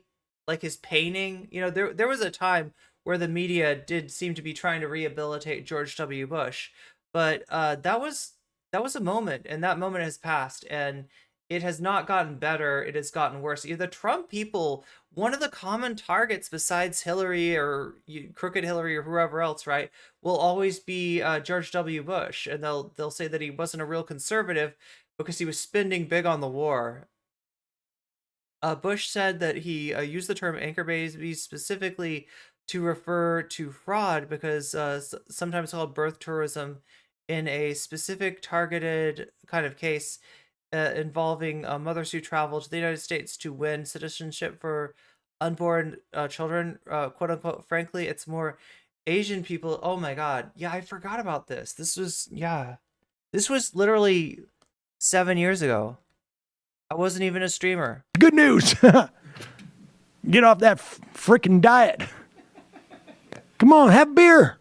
Give yourself cheesecake. It's not going to make any difference anyway. You're low energy. Gonna have a near beer party. August 25, 2015. Wow. Drink the good stuff when Laura turns around. Really have a near beer party? Really? All right. Well, I'll tell you what. I'll let you have a sip of mine. Just kidding. No, not today. We gotta get to this theory pretty soon, or he's gonna be gone. We got time. Right. Okay. He's gonna be gone very soon. We got time. This is not beanbag. Are they ever gonna give the theory? Good thing too, because you always used to lose a beanbag. No, I did good at being. Why don't you ever just bother Neil? In other words, I don't know if you remember what I used to call you, but Stinks at Beanbag was your nickname. Hey, old Stinks at Beanbaggy. I do not. Mom said I was good at beanbag, and she said I was good at government. Hush. I love it when I can do that.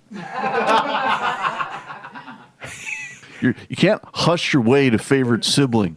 Oh, I guess I'll just. How about 2 terms of president? How's that? Oh, look at me. I'm so exotic. I'm going to marry a Mexican girl. I'll be president of the United States. It didn't work out, did it, bud? I got a lot of really cool things that I could do.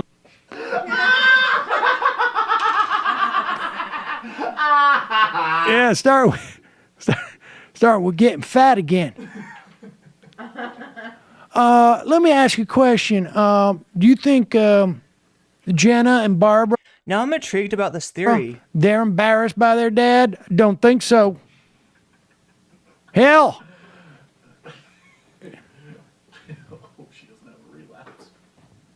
George P. Poor George P. That's all I can say. Let that boy down. Did I miss something, Shakespeare? Maybe I have to adopt him. Is George P. like Jeb's son or something? I don't think you could get him. Hey, you just ruined George P.'s life. I did not. Mom said it's still What going the to work. F? You think he wanted to be Texas Land Commissioner? That was his big aspirations. I'm going to be Texas Land Commissioner for the rest of my life. He even stole my best line. Mission accomplished. Dick. All right, let's go. Let's do this. Let's do this.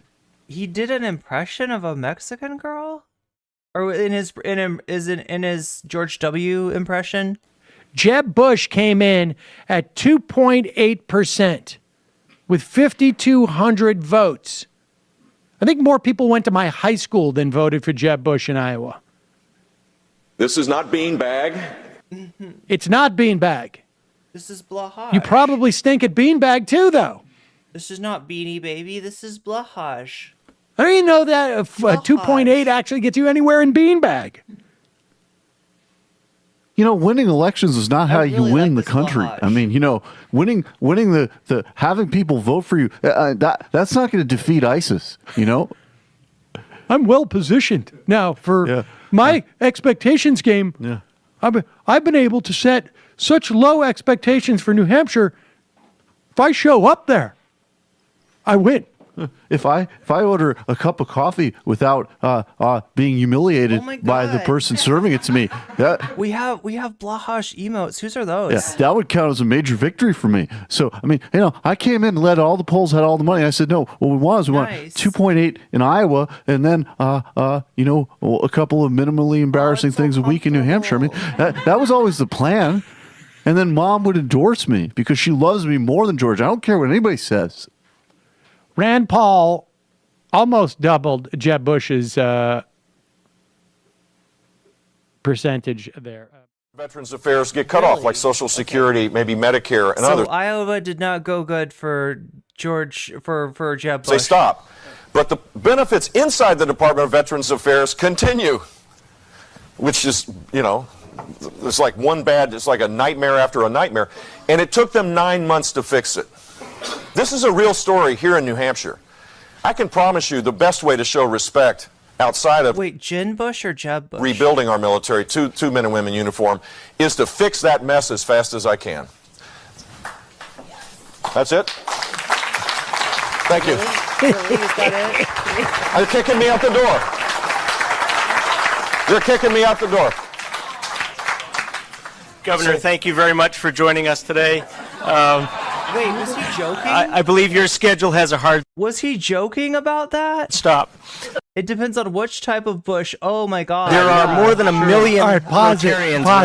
There's so many different. Now, there's so many different types of Bush out there. you hear the audience going like, "Oh," like they're just like they feel so sad for Jeb, and it's sort of like they're not angry. They're just like this is uncomfortable to watch. And then the head of the Rotary Club, who gave you that emote, Shakespeare, says of the streamer whose name I will not mention because it sounds too much like a moist towelette of sorts. I know you've got other things to do. This is like, I can tell you as a radio. I told you yesterday, you can watch whoever you want. I will never shame you. I will never look down on you. I will never judge you because of other streamers that you follow, even if it's one whose name is kind of reminiscent of some sort of a product that says flushable on it, but you really shouldn't flush, right? It's really not good for the sewer system to flush this product, but you might want to. You might want to flush it. host. Like when I have decided, like, okay, I figured it was a gift sub. A troll gave you that sub. It's like, I know you're short on time. I gotta let you go. Now, sometimes there's times where guests actually say, "I'm short." Yo, look at that! Look at I just gotta admire the technique on that. Like, right? Like, I'm gonna do a jab there. I'm gonna do a jab there, and like, yeah, that's how you fight. That's how you fight.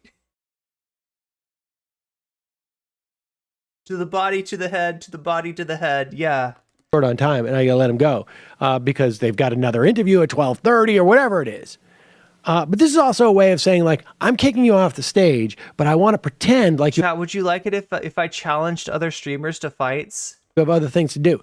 But what happens after this? After the guy says, like, I know you've got other places to go, and starts giving, I don't know, notices about what's going on at the Rotary Club. I like Pixel What Jeb Mixels. Bush is doing is he's walking over to Those are his good. table, sitting down and drinking tea. This globe, and we all share 4 tests that guide our daily interaction with each other. Jeb Bush just hangs out and waits till the announcements are over. Man. And now he's going, no violence chick. Scorched earth. What about sports entertainment? hey, Jeb, here's an idea. Instead of going scorched earth, how about just not getting kicked off the stage at a Rotary Club? There we go. There we go. We got some snugs in chat. We got some real snugs in chat. Got a new nickname for you. Gotta go. You got the hook. Mama doesn't even need to tell you that you're gonna give me a massage later. I don't even need to warn you, Jeb. If you could rock check boxing, if you want to practice beating, you can. If you want, you can practice beating you. I don't know. I'd have to really work on the chess side of things. Time's up. And the boxing side. Hey, Jeb. Massage mama. Jeb, it sounds like you had an appointment. Go give mommy. I'm better at chess massage, Zara. Rub down. When he said you were short on time, he meant your campaign. That's right. Short on time. You See, gotta- I did that. You got to get Can out. you imagine that? You pay your massage therapist and you do like 15 minutes of massage. Then you get up and you play a game. You play chess against your massage therapist, and then you lay back down. Some more massage, some more chess. Out of here in time enough to save yourself from some embarrassment. You volunteer for chess massage. Hello, Rotary Club. This is Barbara Bush. My son needs to stop talking and embarrassing himself. Come give me a massage. It's just. Wait. What? What? Can he hear me through time? I'm the one who mentioned massage, right? Like, I didn't somehow pick that up from Matt and Sam, right? You're on a short leash. Ready. You've been in 2 chess tournaments in the past 2 weeks. Could you beat President Sunday, Shakespeare? I've heard that President Sunday likes to do chess on stream. Unaccomplished. Oh my God. You just have to keep reminding yourself what he said about Flint, what he said about Tamir Rice, how his policy proposals are essentially embedding and expanding Citizens United and increasing poverty, and then it's okay. But if you don't remind yourself of those things, it really is just getting, like, on a basic human level, too uncomfortable to It's watch. getting so uncomfortable. It's getting so uncomfortable. And this is the guy. And you can't even really describe his facial expression. I mean, his face, he really looks like winded. I mean, oh yeah. You said before the show, You're kicking me off. You're kicking. They're kicking me off. Like, that's what I didn't get. Was he pretending to get kicked off, or did he really get kicked off? Like, was the Rotary Club like really like, you gotta leave now? You gotta leave, Jeb. Like how did that happen? All right, I'm gonna leave. Like, I want to make it absolutely clear what's going on here. I'm getting totally humiliated. So if there was any question as to whether or not He really got kicked out. campaign aides were telling me to leave, I want to make it really clear. No, I'm just being humiliated. Ritually humiliated. I mean, the amount of, like, I won't tell anybody if we go another 5. How about we do that? I mean, there's so many ways that he could have given himself 5 more minutes Right. at a Rotary You know Club what? luncheon. Bob, I know I promised you I'd be off, but this stuff is really important to you. Yeah, we're I mean, talking there's about so our many- veterans. We're talking yeah, about our veterans. So many opportunities to help himself in that situation. And of the myriad of possible responses, he chooses the one that will humiliate him. You think President Sunday is like literally not in your league? He is in a lower one online. The most. It's weird. I mean, honestly, It's the only bizarre. other thing that he could have done at that point would have been like, come on, why don't you just smack me in the ass? Tell Jeb to your Yo, I'm here for that. I'm here for that kind of campaign. Yeah, he'll know what that means. Oh, no. I want to see somebody just really enjoy humiliation on the campaign. God. That's what I miss. That's what I really miss with Jeb Bush, right? It could have been so beautiful. We could have had such a good thing. You loser. Let I have one son who's an actual man. It would have been great if the guy from the Rotary Club did get up there and go, we have some announcements to make, but I just want to make the point Can I get a Jeff Goldblum emote? clear. Jeb, if you want to stick around and give everybody a foot massage, you can do that. So wait, what's the deal with the massages? That's like a real thing?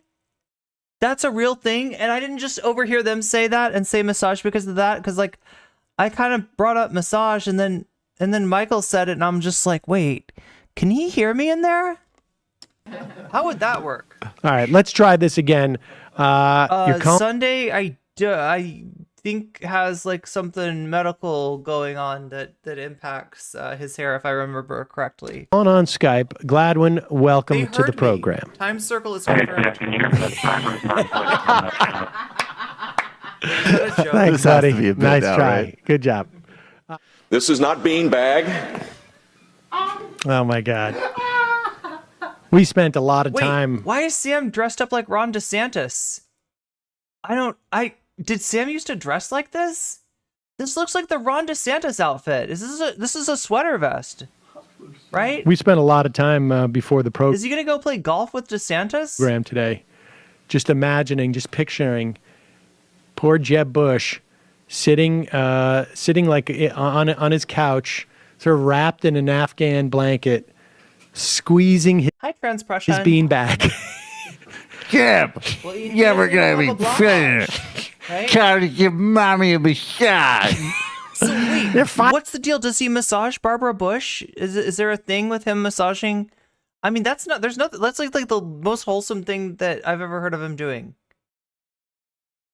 Like, is there anyway? I have your beanbag. Finally have your beanbag. You said when you lost it, you're gonna spend the night with a love of your life, but first you gotta give mama a rub down. This was when MR was based in Florida. Nice. You failure to the Bush name.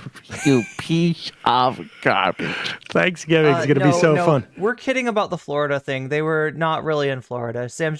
He's kind of dressed like, I don't know. He's just reminiscent of DeSantis here. Hey, Mr. Never Gonna Be President, could you pass the peas, please?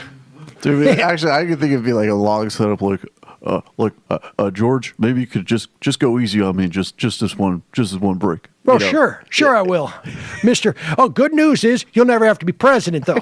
So you're gonna save that stress. Yeah. For the long build-up. Can we finally float our theory that we never did anything with? We should at least let people know what the theory lizard was. people? Yes. Let's get to Oh, that. my God. We don't have to, I got a full docket of... What's Mitt Romney waiting for? Supposedly he was going to endorse I feel the like other DJ Danarchy is just teasing us with this theory thing. day. I just can't quite bring myself to do it. Well, maybe I mean, I'll get back in. Cubans are the best, but they're Maybe I'll still... get back in. It's not too late for me. Jeb, come on. tap. Everybody, gather round. Let's get everybody. So bring Come the on. band back together. We're going to do it. I mean, that's... Donald Trump's practically a Jew. They could name me at the convention. It's possible. Might be a little late, but I was hoping to hear what Jeb asking W to campaign for him might have sounded like. Do you think that look, it's going really bad, man. Is there a way you could help me out? Tie my shoes. You heard me. Tie my shoes. But tie I told you shoes. I'm not. In other I'm words, not- why don't you get down on your knees and tie my shoes? Jeb, tie your brother's shoes. And get your mama a massage. And then we'll all go to watch your train wreck in South Carolina. Mama told you not to run because you're a loser. And who, you know who first said you had low energy? Mama. Who is that? Barbara? Is he doing Barbara Bush? Is that supposed to be a Barbara Bush impression? Said you had low energy because you give a terrible massage.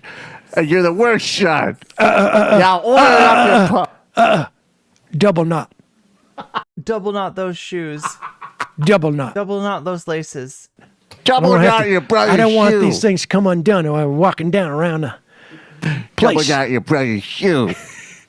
Why does he sound like Cartman? You're the family. Now get the mustard seed oil ready. Mama needs a massage. That's supposed to be You're not even a good masseuse.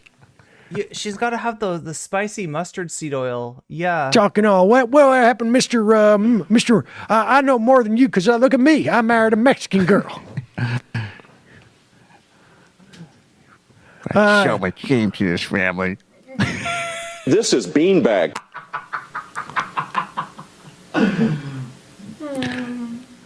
Mama wants to adopt Marco Rubio. He's better than you. How about you? I blossom me sucking my dick. How's that? Wait. Is this even Sam Cedar anymore? This feels like Hassan. This doesn't feel like Sam. This feels like mustard seed oil. It's I don't know how to describe it. It's like aromatic. It's it's like one of those oils that like kind of penetrates, like, you know, when you massage with it, right? It's like you can feel, like, you know what I'm saying? Like the way that peppermint is, mustard seed is like that, but spicy. You told me what?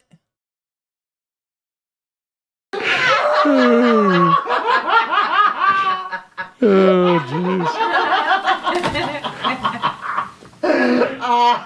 I've never heard Sam be like this before. To have some senators break out of that look, and show he's doing George W. Bush, but I'm still surprised. that there could be political rewards by doing what's right would be really helpful for our democracy. So, Oh my gosh, you're right. Marco I said penetrate. was a talented guy. He understands this issue really well, and maybe behind the scenes he's working hard. At some point, his leadership would be really helpful.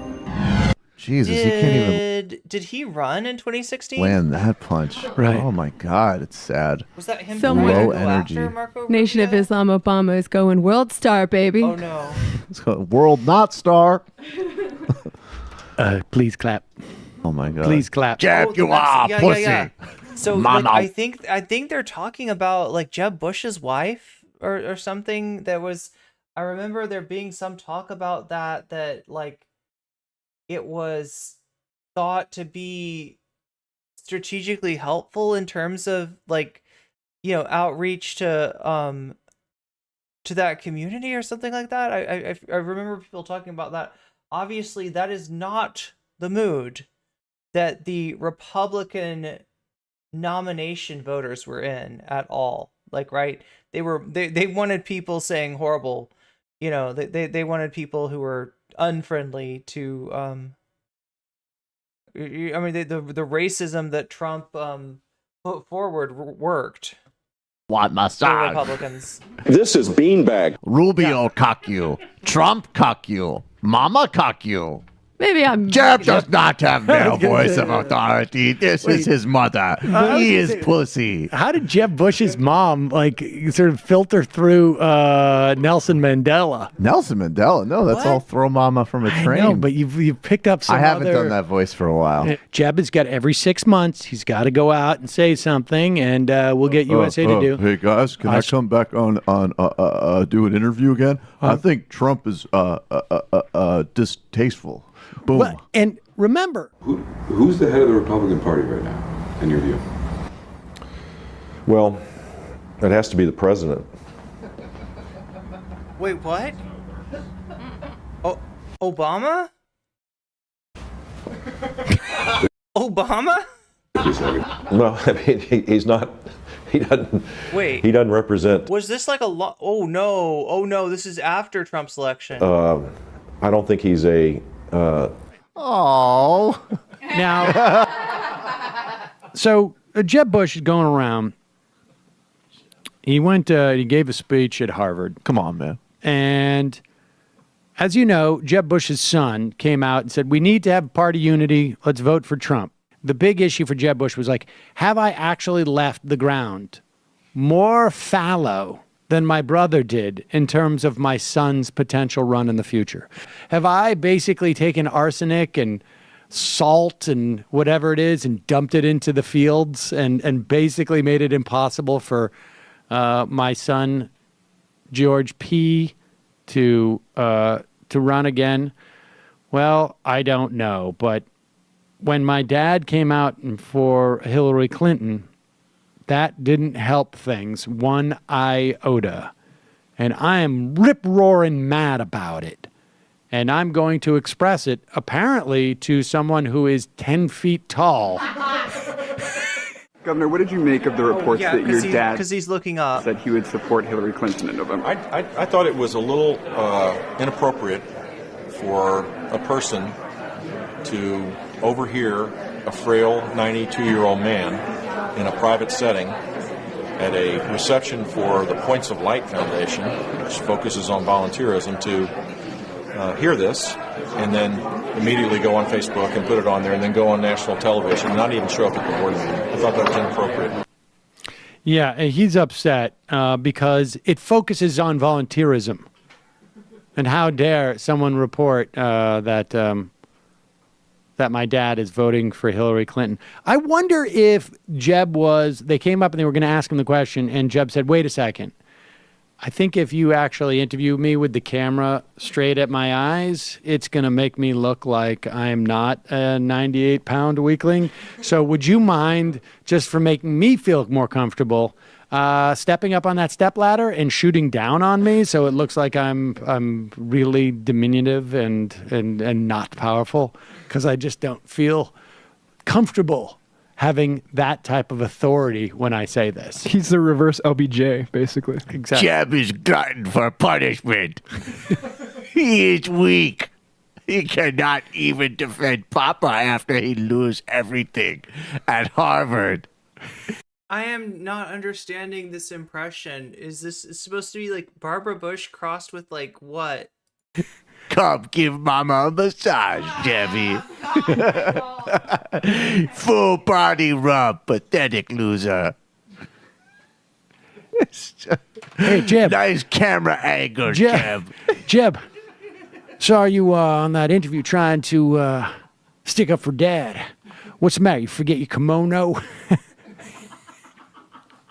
Oh wait! Looked a little It was George Bush Sr. that like came out for Hillary. tougher if you maybe put on something frilly. Well, I gave I don't know how it came up, but I explained we never did this bit, but I teased it on Monday when we were going to do the series where they really were all. I just got the 1 minute and 30-second warning telling me that there will be an ad break in 1 minute and 30 seconds. You can get out of that ad break with a Twitch Prime. You can get out of it by buying yourself a sub, taking care of that so that you don't have to see an ad. And you get lots of cool emotes as well.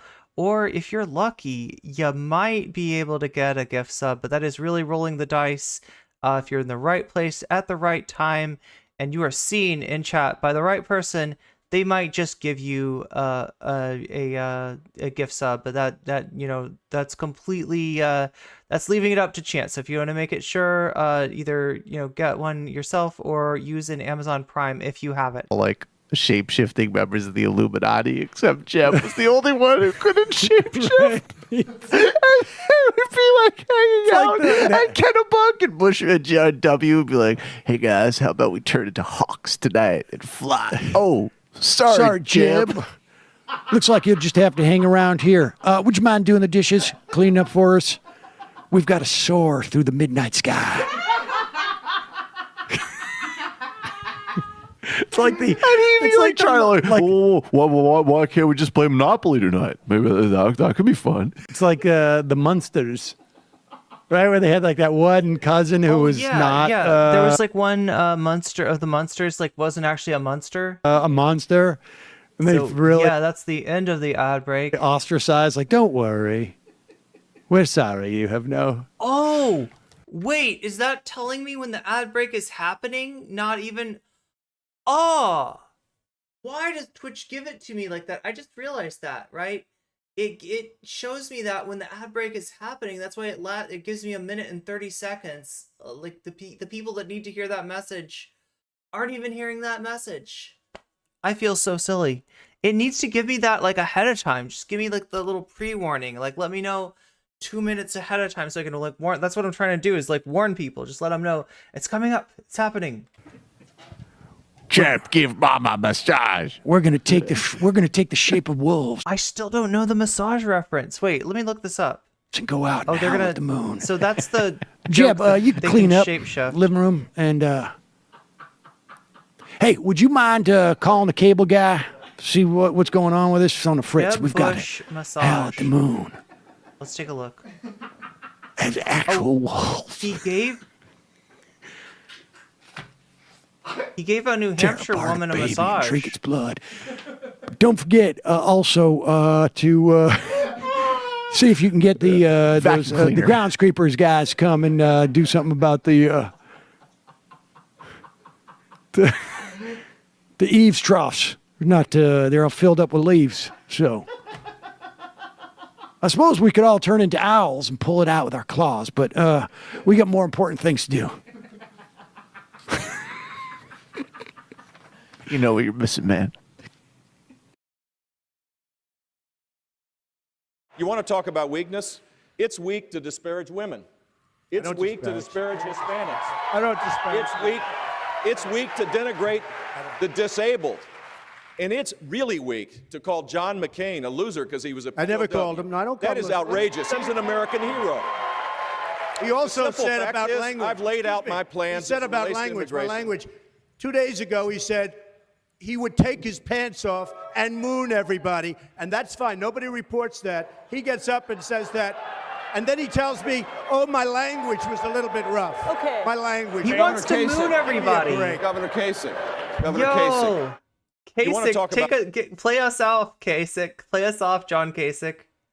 Whatever happened to Kasich? I don't hear anybody talk about Kasich anymore. Folks, it's not just Glenn Beck who lost when Donald Trump became the nominee. All of these great Jeb Bush bits we were going to do. God, imagine how just brutally boring that debate and campaign would have been if he was the nominee, though. Oh my God, that would have been depressing. So it's sort of funny. I don't know. It's a funny video. Barack Obama flew to Israel to attend Shimon Peres's funeral. He took Bill. Okay, wait, let's see what this massage thing is about. Good afternoon, everyone. Thank you all for coming out. My name is Donna Morris. I'm a little winded. Just ran. Just take your time. Donna Morris, she says she's a little winded. He's rubbing her shoulders. Just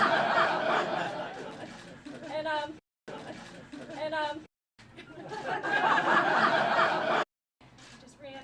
Just take your time. No, you take my breath.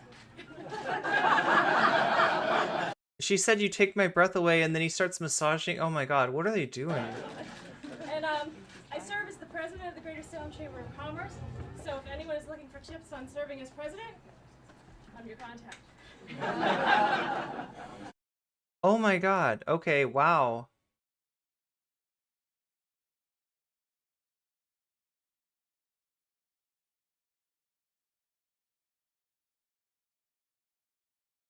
The please clap moment.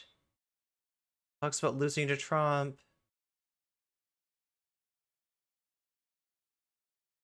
Donald Trump feels bad for Jeb Bush.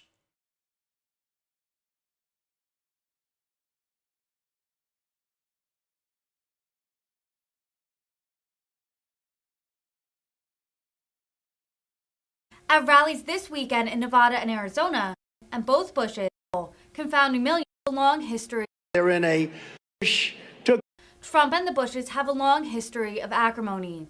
Meanwhile, George H.W. Bush took millions of documents to a former bowling alley and a former Chinese restaurant where they combined them. So they're in a bowling alley / Chinese restaurant. The worst of both worlds? Wait, what is that what he's like? This, you don't know this. This guy, he didn't just go to a bowling alley or a Chinese restaurant. It was a bowling alley, which was a Chinese restaurant, and they took the documents there. George H.W. Bush had the secret documents in a bowling alley / Chinese restaurant, folks. Can you believe it? By contrast, I had a small number of boxes in storage at Mar-a-Lago. I never took anything to a Chinese restaurant or a bowling alley. Very small, relatively guarded. But George H.W. Bush, by the great secret. We know that spies hang out in bowling alleys, and we know that, you know, Chinese restaurants apparently can't be trusted. So, oh my God. Secret Service, we love Secret Service. And the FBI, with many, many people, raided my house.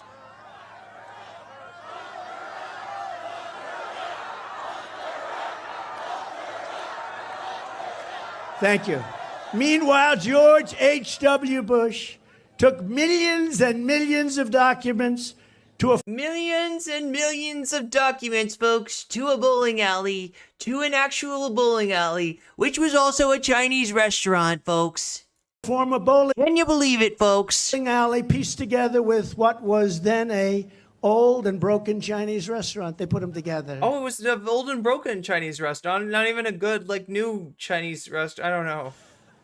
And it had a broken front door. Wait, they put him to... Okay, so he's obsessed with this idea that it's a bowling alley / Chinese restaurant. And broken windows. Other than that, it was quite secure, and there was no security. Other than that, it and was they quite didn't have these great secure. Secret Oh my Service God. people who are great, by the way. They're great. They They get didn't enough. have Secret Service. They're only the Bushes. It's not like the Secret Service follows you around for the rest of your life if you serve as president. They don't get Is it a code for... It sounds racist. It sounds like he's doing the China virus. The China virus, folks. This comes from the bowling alleys. It comes from the bowling alleys where they do the bio lab. It's a bio lab / bowling alley, folks. Oh my God. They don't get enough credit. By contrast, I had a small... The place had been a bowling alley and then a Chinese restaurant, not at the same time. It was, and that was not where Bush stored stuff. Oh my God. number of boxes. Least racist Republican. What's up, Computer? In storage at Mar-a-Lago, guarded by Secret Service and my people and everybody. I mean, it's safe. The Secret Service was there, folks. My people, everybody was there. It was Mar-a-Lago. I can't When you look at these other people, what they did. And the FBI raided my home. And they raided my home. They didn't raid the Chinese restaurant. They didn't raid the bowling alley. They didn't raid the bowling alley / Chinese restaurant. Violated my Fourth Amendment rights and many other rights. And under the Sox decision, this is a very important... Oh, yeah, Israel, best raid ever, right? Israel just, under Netanyahu, they basically, they made the Supreme Court moot. The Supreme Court, and I don't mean the you know, I'm not talking about any internet people. I'm talking about moot as in it doesn't matter anymore. The Supreme Court of Israel can no longer override the government of Israel, right? Decision that was made. They call it the Sox decision because, the again, Sox decision? It had to do with Bill Clinton and his socks. Wait, his socks or his cat named Socks?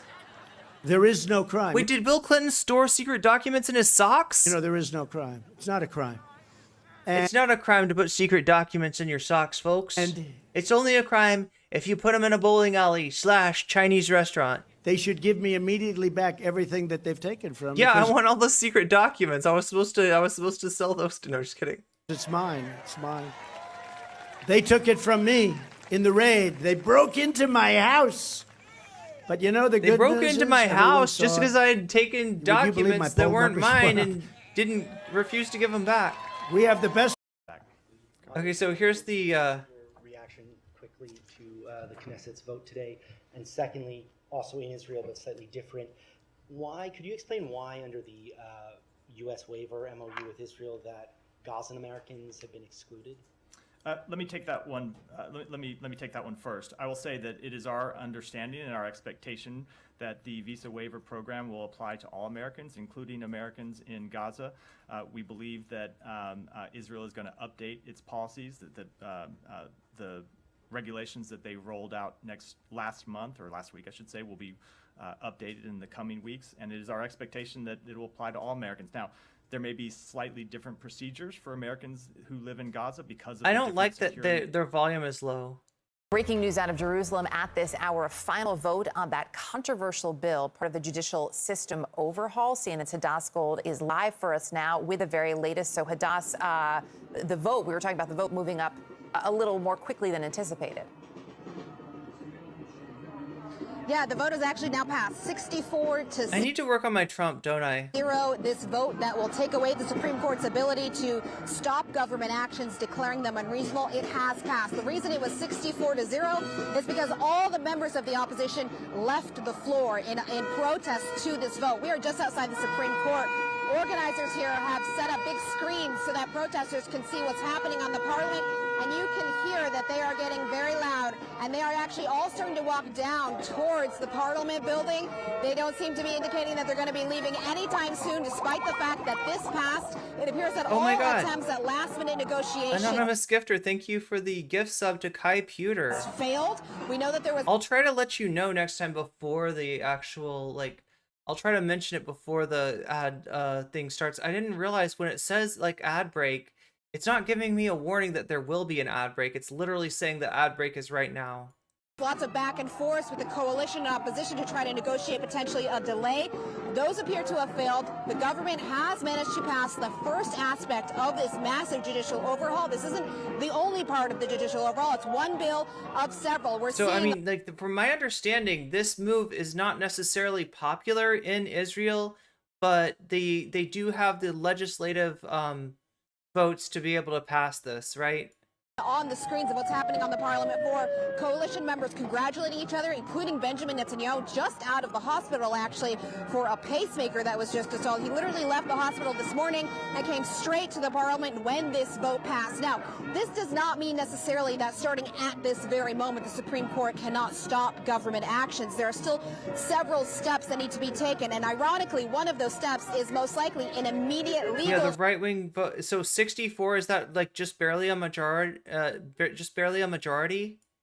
Challenge to this legislation, which will ironically be heard in front of the Supreme Court likely. Now, if the Supreme Court decides that this legislation cannot stand because it is ironically unreasonable in their eyes, then we are set up here for a major... So there's been a crackdown on the protesters, a violent crackdown? Political crisis here for a country that has no written constitution. That's partly what's the issue here. Now, for these protesters, this passing, this they believe is the beginning of the end of an independent judiciary. This they believe is the beginning of government having unfettered power to do what it wants, because the Supreme Court is the only check on the government power here. I don't think that these protesters are going home. It takes 61 to have a majority. So yeah, a majority plus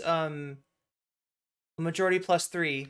Anytime soon. I have a feeling we're going to be in for a very eventful next few hours as these protesters get potentially even more riled up, guys. Hadass, what will happen now? Because Benjamin Netanyahu and those who supported it said the judiciary needed reform, it had too much power. Opponents say if you take away this sole check on the government, then you essentially have a dictatorship. So now exactly what happens once these bills pass? So most likely what will happen, well, we know the Israel Bar Association has said they're going to file an immediate petition in front of the Supreme Court.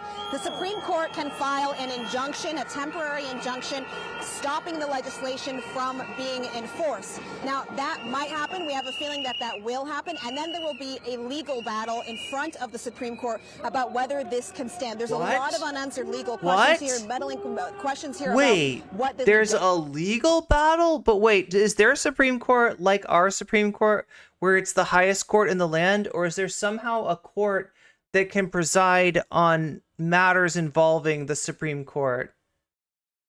reality of this will be. And I think also in the more immediate will be, keep in mind, thousands of military reservists have said they will not heed the call to serve if this legislation passes. So this wait, legislation- how does a Supreme Court battle work when it's the executive branch versus the Supreme Court? Like, who decides that? Like, it is the highest court. So then who decides this, like, matter? Like, right? Because they said that, like, the Supreme Court can put an injunction in place and then it goes to court. But what court? Does it, can the Supreme Court just be like, no, you can't take our power away? Or is there some other entity that decides? Has now passed. So now we're going to see whether they're going to live up to that pledge, whether if they get called up for service, if something happens on the north with Lebanon, if something happens with Gaza, if something happens even with Iran, will they call up, will they heed the call to get into their jets, to get into their tanks and serve as per their military reserve duty? And if they don't, will they be arrested? Will there be legal ramifications for them? These are all the questions now on the table because this legislation has now passed. All right. Watching it very closely, Israel, of course, one of this country's closest allies. President Biden, of course, was very direct in where he stands on this and what he thinks should happen. Those words the doctors in Israel are on strike. Yeah, I hope the military doesn't decide. Certainly change anything, Hadas. No, it didn't. And we've heard from President Biden now twice in the past week, urging Netanyahu, urging Israeli leaders, take a step back, take time to come to a consensus. There's no need to rush this, have a negotiation. But clearly that pressure didn't seem to have much an effect. Now, remember, Benjamin Netanyahu has not yet been invited to the White House, not been yet invited officially for that big White House visit. This judicial overhaul was one of those potential reasons why. Now, we did hear from President Biden saying that they do, from the White House saying that they do expect Netanyahu and Biden to meet sometime in the U.S. soon. Now the question will be, this legislation has passed. There was no compromise negotiation. Will that invitation still stand? How will this affect U.S.-Israel relationships? The Israelis have been saying for the longest time, this is our own internal debate. This has nothing to do with the United States. Our partnership with the United States is strong, especially when it comes to security issues. There's a lot of questions, though, now hanging, especially with all these military reservists saying that they will not serve. We have yet to hear, of course, from the White House on this legislation passing, since this has just happened in the last few minutes. But it could very easily affect U.S.-Israeli relations right now with all of this legal, political questions going on. Absolutely. Hadas, really appreciate the reporting. So good to have you there on the ground.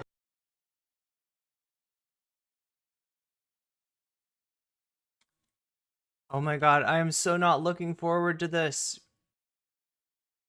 I am so not looking forward to this. This is the one.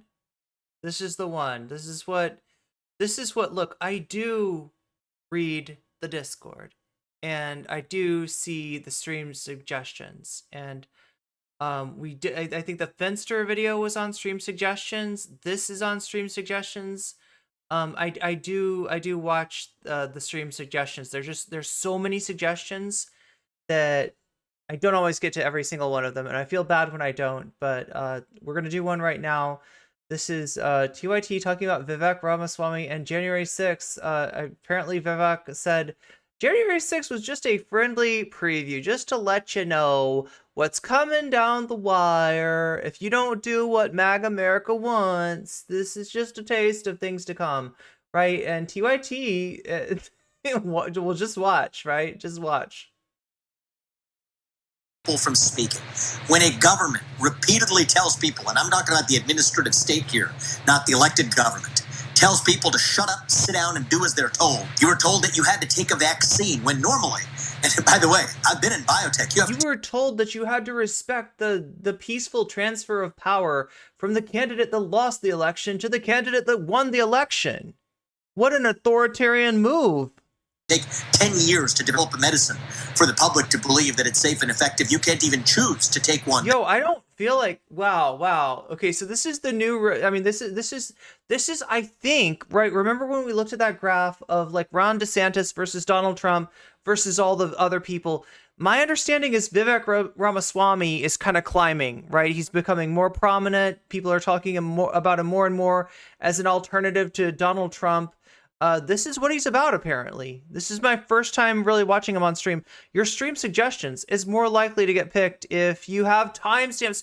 That is such a great point. That is such a great point, Zara, especially when I don't have time to watch all of everything that gets recommended to me, right? The timestamps are a huge time saver for me. And so, yeah, it does make it more likely. It hasn't been through that.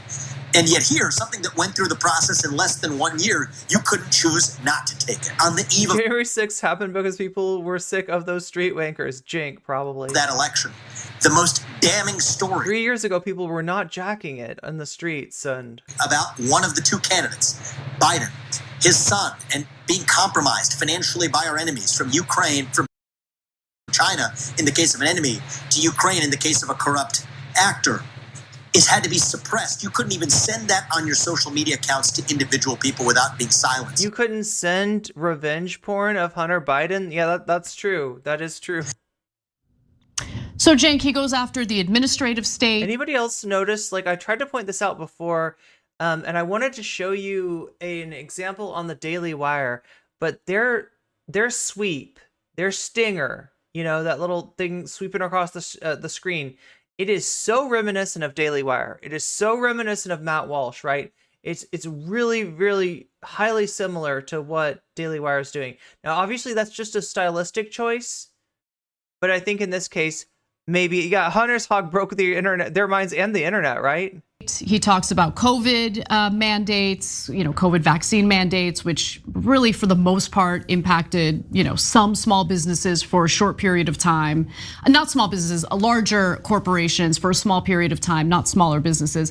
And some public employees also had to get vaccinated. So he's pointing to those issues as the main grievances that conservative voters are dealing with here, and that if you don't deal with those grievances, if you don't deal with those it's the one good thing that like if Trump cared, he could claim as a success was Operation Warp Speed, getting that vaccine out as quick as they did. Problems, then we're going to see another January 6th. That January 6th was just a little preview of what's to come. What are your thoughts on that? He's doing two things wrong and one thing right. So when he says January 6th happened because of Hunter Biden's laptop, cuckoo, like you can choose to take one that hasn't been through that. And yet here, something that went through the process in less than 1 year, you couldn't choose not to take it. On the eve of that election, the most damning story about one of the two candidates, Biden, his son, and being compromised financially by our enemies. Wait, that's not true. Some people didn't get the, what is he talking about? Some people did not even, look, this, I mean, our protocols against the virus were not authoritarian. They were not abnormally strong. They were on the anemic side. They were not vigorous enough, right? And there was no mandate. How would it even have been enforced? It wasn't there was no there were mass mandates in certain places, but not in other people's. Do I like the emote that you made? Wait, the emote of Hunter's hog? Did you make a Hunter's hog emote? I think we might have problems with that, especially if it's, but I want to see it if it's an animated one. Didn't the vaccines get the same amount of scrutiny as they normally, they just super focused on making it a priority. Exactly. Ukraine isn't an enemy of the US. Neither is cyber. Oh my God, wait.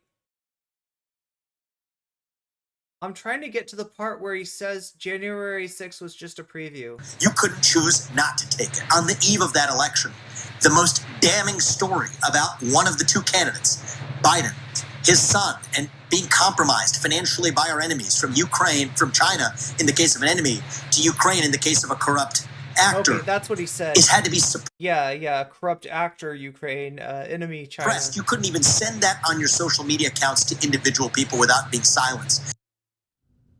So, Cenk, he goes after the administrative state. He talks about COVID mandate. She mentions it being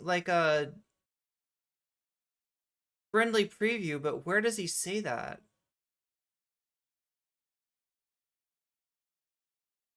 My concern, Charlie, is unless we reconcile ourselves with what the truth of the matter was that led to January 6th, that's really just going to be a friendly preview of what's to come in this country. Some dark. So unless we do what MAGA wants, yeah, there we go. Okay, that's the part I needed to see. Repeatedly tells people, and I'm talking about the administrative state here, not the elected government, tells people to shut up, sit down, and gave me a Jeff Goldblum static emote. Oh my god, that's awesome. do as they're told. You were told that you had to take a vaccine when normally The Hunter, the company Hunter is based in. Oh, yeah, we're talking about Burisma, right? The Hunter, the company of that Hunter worked.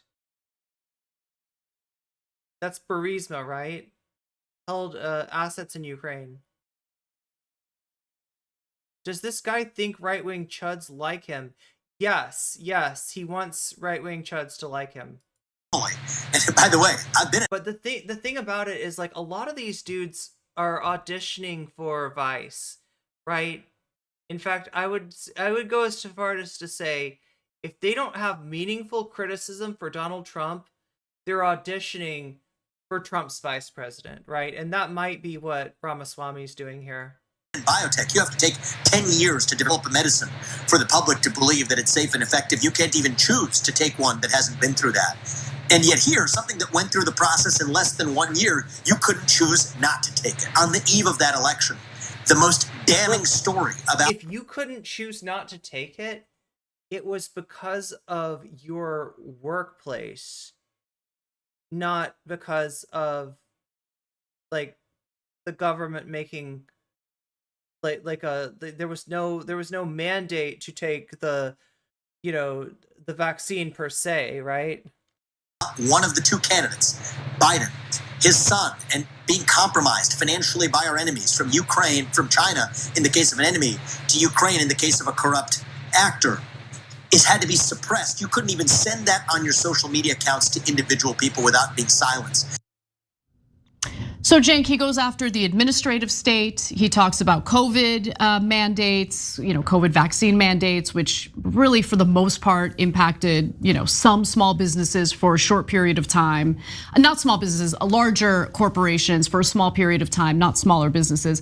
And some public employees also had to get vaccinated. So he's pointing to those issues as the main grievances that conservative voters. That's the closest thing you could say to like a mandate, that if you're a public employee are dealing with here, and that if you don't deal with those grievances, if you don't deal with those problems, then we're going to see another January 6th. That January 6th was just a little preview of what's to come. What are your thoughts on that? He's doing two things wrong and one thing right. So when he says January 6th happened because of Hunter Biden's one thing right laptop. Cuckoo.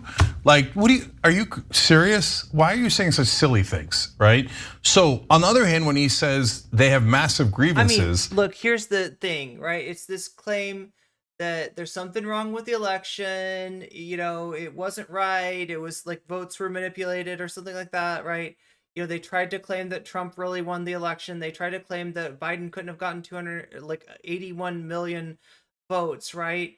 And that didn't work. They had to back off on every single claim. Every single claim that they made was debunked, right? So now he says, oh, but if we had just been able to tweet out Hunter's hog, right?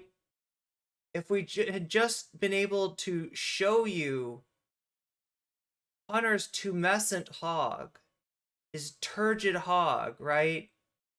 Then Biden would have lost. So Biden should have lost, and that's what January 6th is just a friendly preview. We're just letting you know. You can't get away with that again. Also, it's not true, right? If there was the power, to enforce a Trump election, then January 6th would have worked. There wasn't, right? No, we came way too close, and it does show the response to that sort of thing to be utterly anemic. But no, they didn't stop the vote. They didn't create a constitutional crisis. They didn't prevent the peaceful transfer of power. So, and that's why. And if you can't do it, it's just like, they couldn't take it anymore, and it exploded. Them claiming that we're gonna be nice this time. That was January 6th. That was us being nice, right? Next time, not so much. No, you're not. The head of the 3%ers is gone. He's locked away. That was a huge cornerstone in the whole effort, right? That is no longer there. There's effectively, no leadership to that organization, no structure to that organization. The Proud Boys and Patriot Front cannot agree on who is a Fed or not. I don't like this threat is utterly, oh my God, John Stossel, what is this? Yo, I thought that oh my God, I'm looking at this. Oh no, we can't watch this. We can't watch this. Like, I feel like we should watch it, but we can't watch this. This is John Stossel. Does anybody know who this guy is? He's like a weird right-wing journalist from back in the day, but he got fired at some point, and I guess he's still kicking on YouTube. He's got a video called Vivek Ramaswamy, the full interview on wokeness, free speech. The thumbnail says the anti-woke candidate. If you really want to find the real anti-woke candidate, it's Vivek Ramaswamy. That's who it is. Anyway, we got to finish up with TYT first. Into this, basically. Yeah, the mustache guy. He's not saying it's a riot, but it was definitely a riot, and obviously they broke in. That part is correct. Now, are their grievances justified? Well, that breaks into two different categories.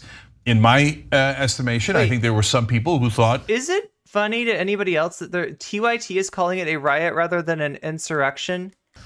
No, we're the white right-wingers. We always rule. And this isn't, that's not your America, it's my America. And I'm going to take it back. For them, the idea that someone that isn't on their side won is inconceivable. But there's also a giant group of them that have legitimate grievances. Is it like the Republican Trump grievances? No, it's just. A giant group of what, Jan 6ers? There's a giant group of Jan 6ers who have legitimate grievances? Is that what he's saying? Giant group of them that have legitimate grievances. Seriously, no. The idea that someone that isn't on their side won is inconceivable. The white right-wingers, we always rule. Into two different categories. And it exploded into this, basically, he's not saying it's a riot, but it was definitely a riot, and obviously they broke in. That part is correct. Now, are their grievances justified? Well, that breaks into two different categories. The rioters, right? He's saying that he's saying some of the rioters have legitimate grievances. It crushed our wages, it's crushed our jobs, it's crushed our dignity. Nobody was saying anything about wages or jobs, Jink. What are you talking about? And it is none of the rioters were talking about that, right? They wanted the candidate who lost to retain office despite the fact that he lost. They wanted the vice president to, essentially what they wanted Mike Pence to do. Imagine it's the Grammys or the Oscars, right? And I'm Mike Pence, and they hand me the envelope because I'm the presenter. I'm not the nominee. I'm not the winner. I'm the presenter. And I come up and say, the winner of Best Picture for 2023 is, and it says Elemental, but I want it to be Sound of Freedom. And I say Sound of Freedom, but it literally says Elemental, right? Like it literally doesn't say that, like I read a different thing, right? What would happen then? Does Sound of Freedom get the Oscar because I said that they did and I'm the presenter? Do I have the power to say anything I want? Do I have the power to say like Air Bud from 1999 actually wins the 2023 like Oscar for Best Picture? Can I say that Space Jam or like Chud, the movie Chud from the 1980s, Nightmare on Elm Street? Can I say any, like, do I have the power? No, I've got to read what's on the envelope, and if I deviate from that, then I'm not the presenter, right? And like that, whatever it says on the envelope is who wins. Whatever it says in terms of like the delegate totals is who wins, right? Pence literally does not have the power, and Pence knows that he doesn't have the power. That's why he doesn't try to change the results of the election. But these hogs that TYT is now both siding, is it not 1998? Wait, when was Air Bud? Hulk Hogan slapped John Stossel on the side of the head after John accused, told Hulk that wrestling was fake. Nice. I mean, not nice. I'm not enjoying the fact that John Stossel got slapped. No, never. Just laughing. Yeah. No, because I don't know. I could be wrong. Rampant corruption in government, where corporations are just flat out allowed to buy almost every politician there is, and that has not mad about that. Trump enables that. What are you talking? That's not. None of them are upset about that. That is not why they're upset. Nobody's saying this, Jink. Why are you doing this? Why do you need them as your audience? Why are you literally embracing January 6th before our very eyes? Damn. To their wages and their jobs and their healthcare being crushed, and they're super mad, right? Then why don't they say it? And so you know what they say? They talk about Pizzagate, Jink. They talk about Pizzagate, and they talk about like missing votes and shit like that. You don't hear them say the things that you're saying. You don't hear them voicing those legitimate grievances, right? They are not worried about that. To them, the swamp is not the fact that there are lobbyists involved in politics. The swamp is the fact that the candidates they like do not win election. That is the swamp, right? That candidates that they dislike, people who they've been like just kind of groomed to hate, right, are sometimes elected to office. That's what they mean by the swamp, right? System, including mainstream media, the Democrats, and corporate Republicans trying to bottle that up. No, you're not angry. The system is great. You're not angry. And that was January 6th was partly them going, no, we're not going to stay bottled up. We are angry, and we're going to go do this. Now the left wing does. Thank you for the gift sub to Moni. Do it because we have no sense of entitlement. But the right wing has a sense of entitlement. Like, this is my country. What do you mean, right? And when you add a grievance on top of that entitlement, January 6th happens. Now, the second part he's wrong about is he seems. Look, you can, Jake, if you want to, you could say they should be mad about this. You could say even that they feel that there's something wrong and this is really what's wrong, but Trump like distracts them and says this is what's wrong, right? It's wokeness, right? When they should be worried about money and politics. You can say that, but you can't say that these hogs, you can't say that these chuds are talking or expressing an interest or a care in money in politics. That's literally not what they're worried about. They're worried about like the existence of drag queens and trans people. They're worried about the fact that like the business celebrates Pride Month. They're worried about the fact that Dylan Mulvaney drinks Bud Light. That's what they're mad about, Jink. They're not talking about what you're saying. They have no interest in this.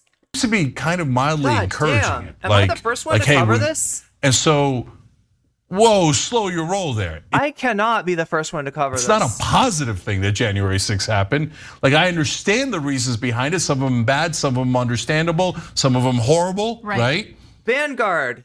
But it's not a good thing. There's a much better way to address those grievances, which is to end the corruption in the first place. But he's not offering that solution. Trump's not offering that solution, and the Democrats aren't offering that solution. The solution is, and they're not asking for that solution. The hogs are literally not asking for that solution. It'd be great if there was, and there was stuff that we could come together on, and you could distract them and be like, hey, you know what you really want is money out of politics. And the hogs would be like, yeah, why was I thinking about kicking people out of the country? Why was I thinking about banning trans people from bathrooms? Why was I thinking about ending trans people's access to medical care when I should have been concentrated on what really matters is the money in politics? Thank you, Jink. No, they don't care, Jink. They don't care. That's not interested. That's not interesting. That's not catnip to them, right? Somebody's got to bleed. Okay, I hate to say it that way, but it's true. For the conservatives to give a F, somebody has to bleed. Somebody that is part of a group that they hate. They want to see tears. They want to see pain. That's what motivates them, Jink. And if you were in the least bit a competent political analyst, you would diagnose that, but you're not. You're a grifter reaching out to hogs after you've, I guess, reached the natural limit of your audience as the home of the progressives. Now you're going to be the home of the intellectual dark web. Congratulations, you fake MF. Private financing of elections, so there are no more bribes. But they all like the bribes, including him. And it is kind of interesting how the Republican voters are never listened they to. covered Anna's bad drug take, by the prominent figures in their own party, right? Because he lists off all these things. No, like I'm sure that the Vanguard would be interested in this story. I'm sure they'll cover against the administrative state, you know, the Hunter Biden's laptop, all of these little like fringe issues. And it seems like he's making a concerted effort to avoid actually listening to what the voters are saying. So why don't we go to the quotes of a specific January 6th rioter who is facing— That sounds like you're about to give me an anecdote, Anna. 6 years in prison because of her part in those riots. So I'm gonna skip ahead to Audrey Southard Rumsey. She's one of the Capitol rioters. She's going to be in prison for 6 years because not only was she one of the rioters, she was caught on camera assaulting a Capitol police officer with a flagpole. Now, she gave a 15-minute rant in court. And what I thought was interesting about her rant, and look, let me be clear for people who can't really like— And look, like, understand, right? These hogs are the very same kind with the Blue Lives Matter flags, right? If they are hitting cops, right, that shows you where their priority was. And that priority is not getting money out of politics. That priority is shoving Donald Trump down the rest of our throats through any means necessary, right? They love Trump more than they love cops. And they are, you know, I mean, you've seen how they are with cops, right? I mean, in some ways, Trump is like the ultimate cop to them, right? The guy that's going to make the people that they hate hurt the most. That's Trump. Taking someone if those Capitol cops are standing in the way of their man Trump, they're going to run him right over. Yeah, of course. Disagree with politically seriously, okay? It's gonna be okay. I don't agree with this person, but I think what she's saying here is very interesting, and we should maybe consider her concerns. All right, so here's what she says in court. I have grievances. Like these, like, what is this? Like rhetorical gymnastics? I was gonna say mental gymnastics. I feel like it's rhetorical gymnastics. I feel like they are bending themselves in a pretzel to appeal to the to the intellectual dark web. Yeah. Since they don't listen to us at the polling place, they don't listen to us little people in the regular world. So Southard Ramsey criticized gas and grocery. Listen to us at the polling places. She's saying she thinks the election was stolen. She's believing everything that comes out of Donald Trump's ass. Prices and said, quote, "I'm terrified about what's happening in our country." Departing court. Wait, are you sure that this was like, my understanding is that they only cared about gas and grocery prices after Trump left office, right? They only care about this stuff in as much as it can hurt Biden. That's they've been told, right? Biden's responsible. The inflation, it's Biden's fault. Trump protected us. None of this happened under Trump. None of the grocery prices went up. None of the gas prices, right? This is... She declined requests for comment. Turning to reporters, she said, "You are all effing liars. You should be ashamed of yourself. You're why we're in this mess." I just think it's interesting I think it's interesting, Anna, that the person that needs to hear that you look, I won't say you're why we're in this mess, but you're part of it and you're not helping, right? You're adding to the confusion on something that is a really clear-cut matter, right? Do we want a criminal enterprise like Donald Trump in charge of the nation, right? And look, would I rather have somebody other than Joe Brandon in charge of the nation? You betcha. I mean, like, right? Like, it should be about us. It should be about the people. It should be about the workers, right? That's who should be in charge of the nation, and not just the government, but the means of production as well, right? But if you ask me, like, which is more harmful, Donald Trump or like literally anyone else, generally it's gonna be, I mean, not anyone else. There's plenty of chuds now, right? But like, do I want a chud in charge or not? Yeah, I kind of don't want that, and I especially don't want a chud who just lost the election to be kept in power, not just by absolute hogs like the Gen 6ers, but by enablers like Anna and Jink, right? Grifters, literally making money off of harming the rest of us, right? The economic concerns that you hear from these rioters, from Trump supporters over and over and over again, just gets brushed to the side by Republican figures like Ramaswamy, as if like these statements don't exist, these concerns don't exist. And the only thing they're really concerned about is Anna, social media. You found an anecdote, okay? And you stretched it and you twisted it and you pulled it like taffy to form it into the exact shape you wanted. See? They want money out of politics. They don't give a fuck about money in politics. Get it through your head. Censorship and whatever, fringe issue they want to put front and center in the, political space. Yeah, so I'm gonna say something controversial here that some on the left are gonna Get ready. Jink's about to be controversial. flip out over, but hold You here want as us I to flip out about it. Oh my God. Okay, message received, Jink, message received. get to it. So first of all, in this woman, she's both incredibly right and incredibly wrong. She's right about all the things that Anna just said. Then you read more into it, and she beat one of the cops with all the things that Anna read into what she said that she didn't actually say, yeah.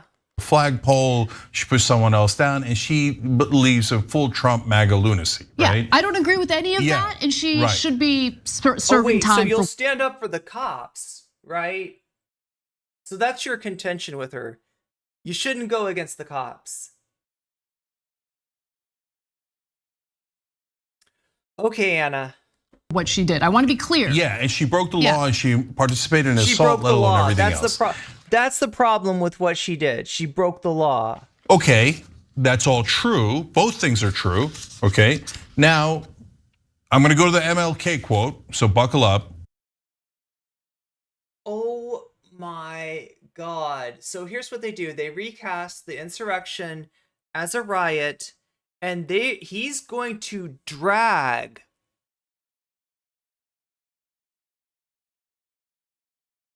the coffin of Martin Luther King into this mess that he's created.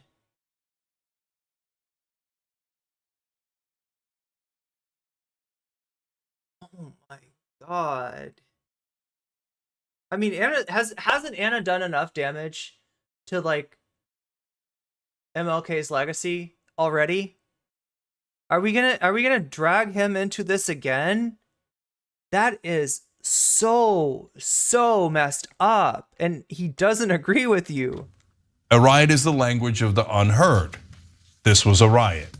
So now, does that mean that the riot was justified? No. Does that mean people who broke the law shouldn't go to jail? No, they should go to jail. And what is hearing a group that's discontented with the fact that they lost an election? What does that mean, Jink? What is hearing that voice? What does that mean? I love that they're actually finally going after the conspirators of the entire scheme in the first place. Yeah, it was not unheard. It was astroturfed. People like Donald Trump who came up with the fake elector scheme, okay? And the fake electors themselves. But it takes, and that's why Vivek is totally wrong about, is Hunter Biden's laptop. People don't riot over a little thing that just happened. So when they wanted to see his hog, the wine moms and the Gen 6ers, they didn't get to see Hunter's hog.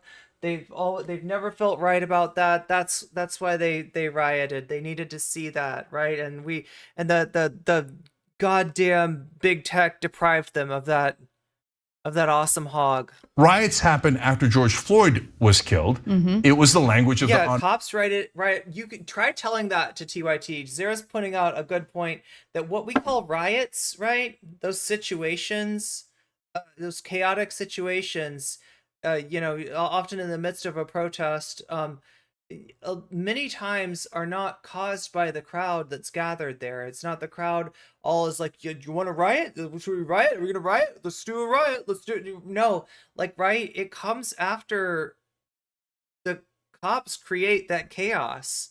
The cops antagonize the crowd. The cops put people in a state of mind, through these so-called non-lethal but yet still violent means, right? Through the use of essentially chemical weapons and flashbangs and beanbags and what. I mean, I say beanbags, that doesn't sound like much, right? But imagine a beanbag being shot out of a gun, basically, right? So yeah, it hurts, right? They put people in these situations that they should never be put in order to provoke a reaction by which they can justify more violence, right? And that's 9 times out of 10 where a riot comes from. Heard because it wasn't police riot. Yeah, like the DNC convention, and you're talking about 68? Just about George. Fascist QAnon insurrectionists are the unheard, right? Yeah, the uttermost oppressed. Floyd. It was hundreds of years of police abusing black people in this country. And that's why that frustration mounts until it explodes. Because no one will. Are you going to ruin Langston Hughes too? Are you going to say this was a dream deferred for the Republicans? Is that what? Jink, please leave, at least leave Langston Hughes alone. Hear that. So what is the core of the Republican voters' anger that is not being heard? It is not conspiracies about the deep state, and it's not about pizza and how Hillary Clinton is making pepperoni out of children's faces with Huma Abedin at night. No, I'm sure it's not about some mysterious file on Anthony Weiner's laptop called Frazzle Drip. It's nothing like that. It's nothing. I'm sure it's not some weird, like, oh my God, what do you even call this stuff?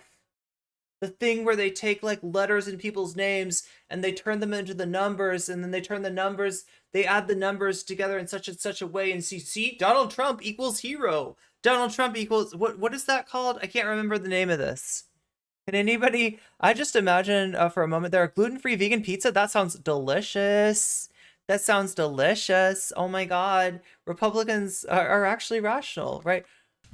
What is, I can't remember the name of this. The name of this thing where it's just bullshit is one thing you could call it, but that's not the name that I'm thinking of. Numerology, no, it's like something on and all that stuff. Yeah, there's a whole heap of that within the right wing. No question about it. That's why I'm not in the right wing, and I would never be in the right wing as long as they have those ridiculous conspiracy theories, etc.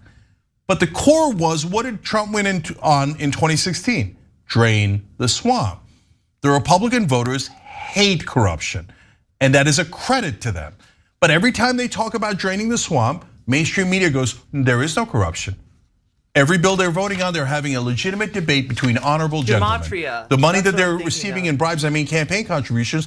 You think that chuddery would be, yeah, it's called gematria is what I'm talking about, right? Right, these are, a lot of these are QAnoners. Without conspiracy theories, he would join the right wing. Yeah, I guess so. I mean, he was on the right wing, right? And once in future political home of the Young Turk. Doesn't affect them at all. And then it gets angrier and angrier, and the pressure mounts and mounts until you have a riot like this. That is the language of the unheard. Because somebody take MLK's words away from these people, please. The people in Washington. Look, I don't believe in free speech anymore. I don't believe in free speech. I think there should be a law against the Young Turks quoting MLK. I'm gonna say it. All right, I'm an authoritarian leftist. Come get me, couples. Come get me.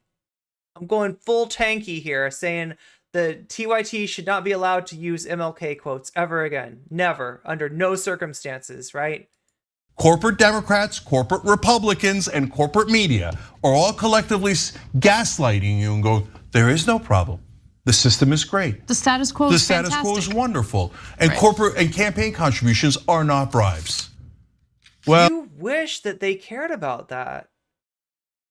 And look, like, I mean, could you drag a certain number of people that are voting for Donald Trump along with like a Bernie Sanders campaign? Maybe. Probably not, though. The thing about it is, no matter, you know, how forthright and how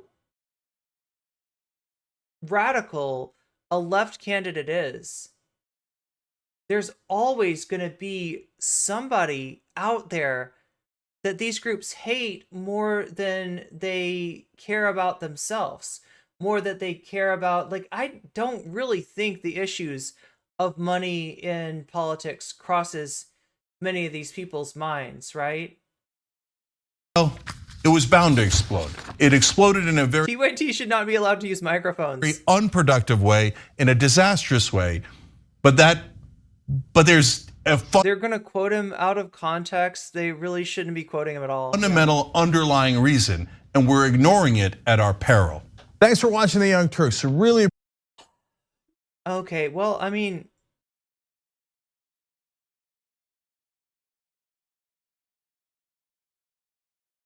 that was depressing.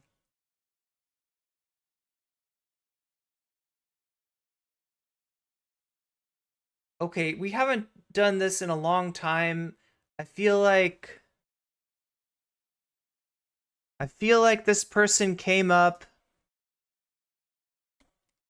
yesterday. Xander Hall does not like actual Jake, therefore I raid actual Jake. Sorry, Xander Hall. You just got Jake a raid. Jake is getting a raid because you complained about him yesterday. And also, I haven't seen actual Jake in a while. I don't know how much I agree. Like, I mean, I'm sure like we're not like 100% in agreement on everything. So I'm not. Hey, what's up, Evil 7 Win? Good to see you. Yeah, we're gonna go see Jake. We're gonna see what's up with the corn, and we're gonna hope that the corn is wholesome. I think it is at least whole grain. So, you know, I mean, like that should be nice. That portends well, right? That I feel like that portends well. Thank you for being here, everybody. Thank you, Anonymous, if you're still here, for giving us this second half of the stream. The Sam Cedar one, like, I don't know. I don't know what I was expecting, but not exactly that. I mean, I guess I needed to see the Jink Uger thing. Thank you for being here too, Dragon. Yourself, gorgeous. Let's be naughty. Wait, are we being naughty? Are we gonna be naughty in Jake's chat? Anyway, give my give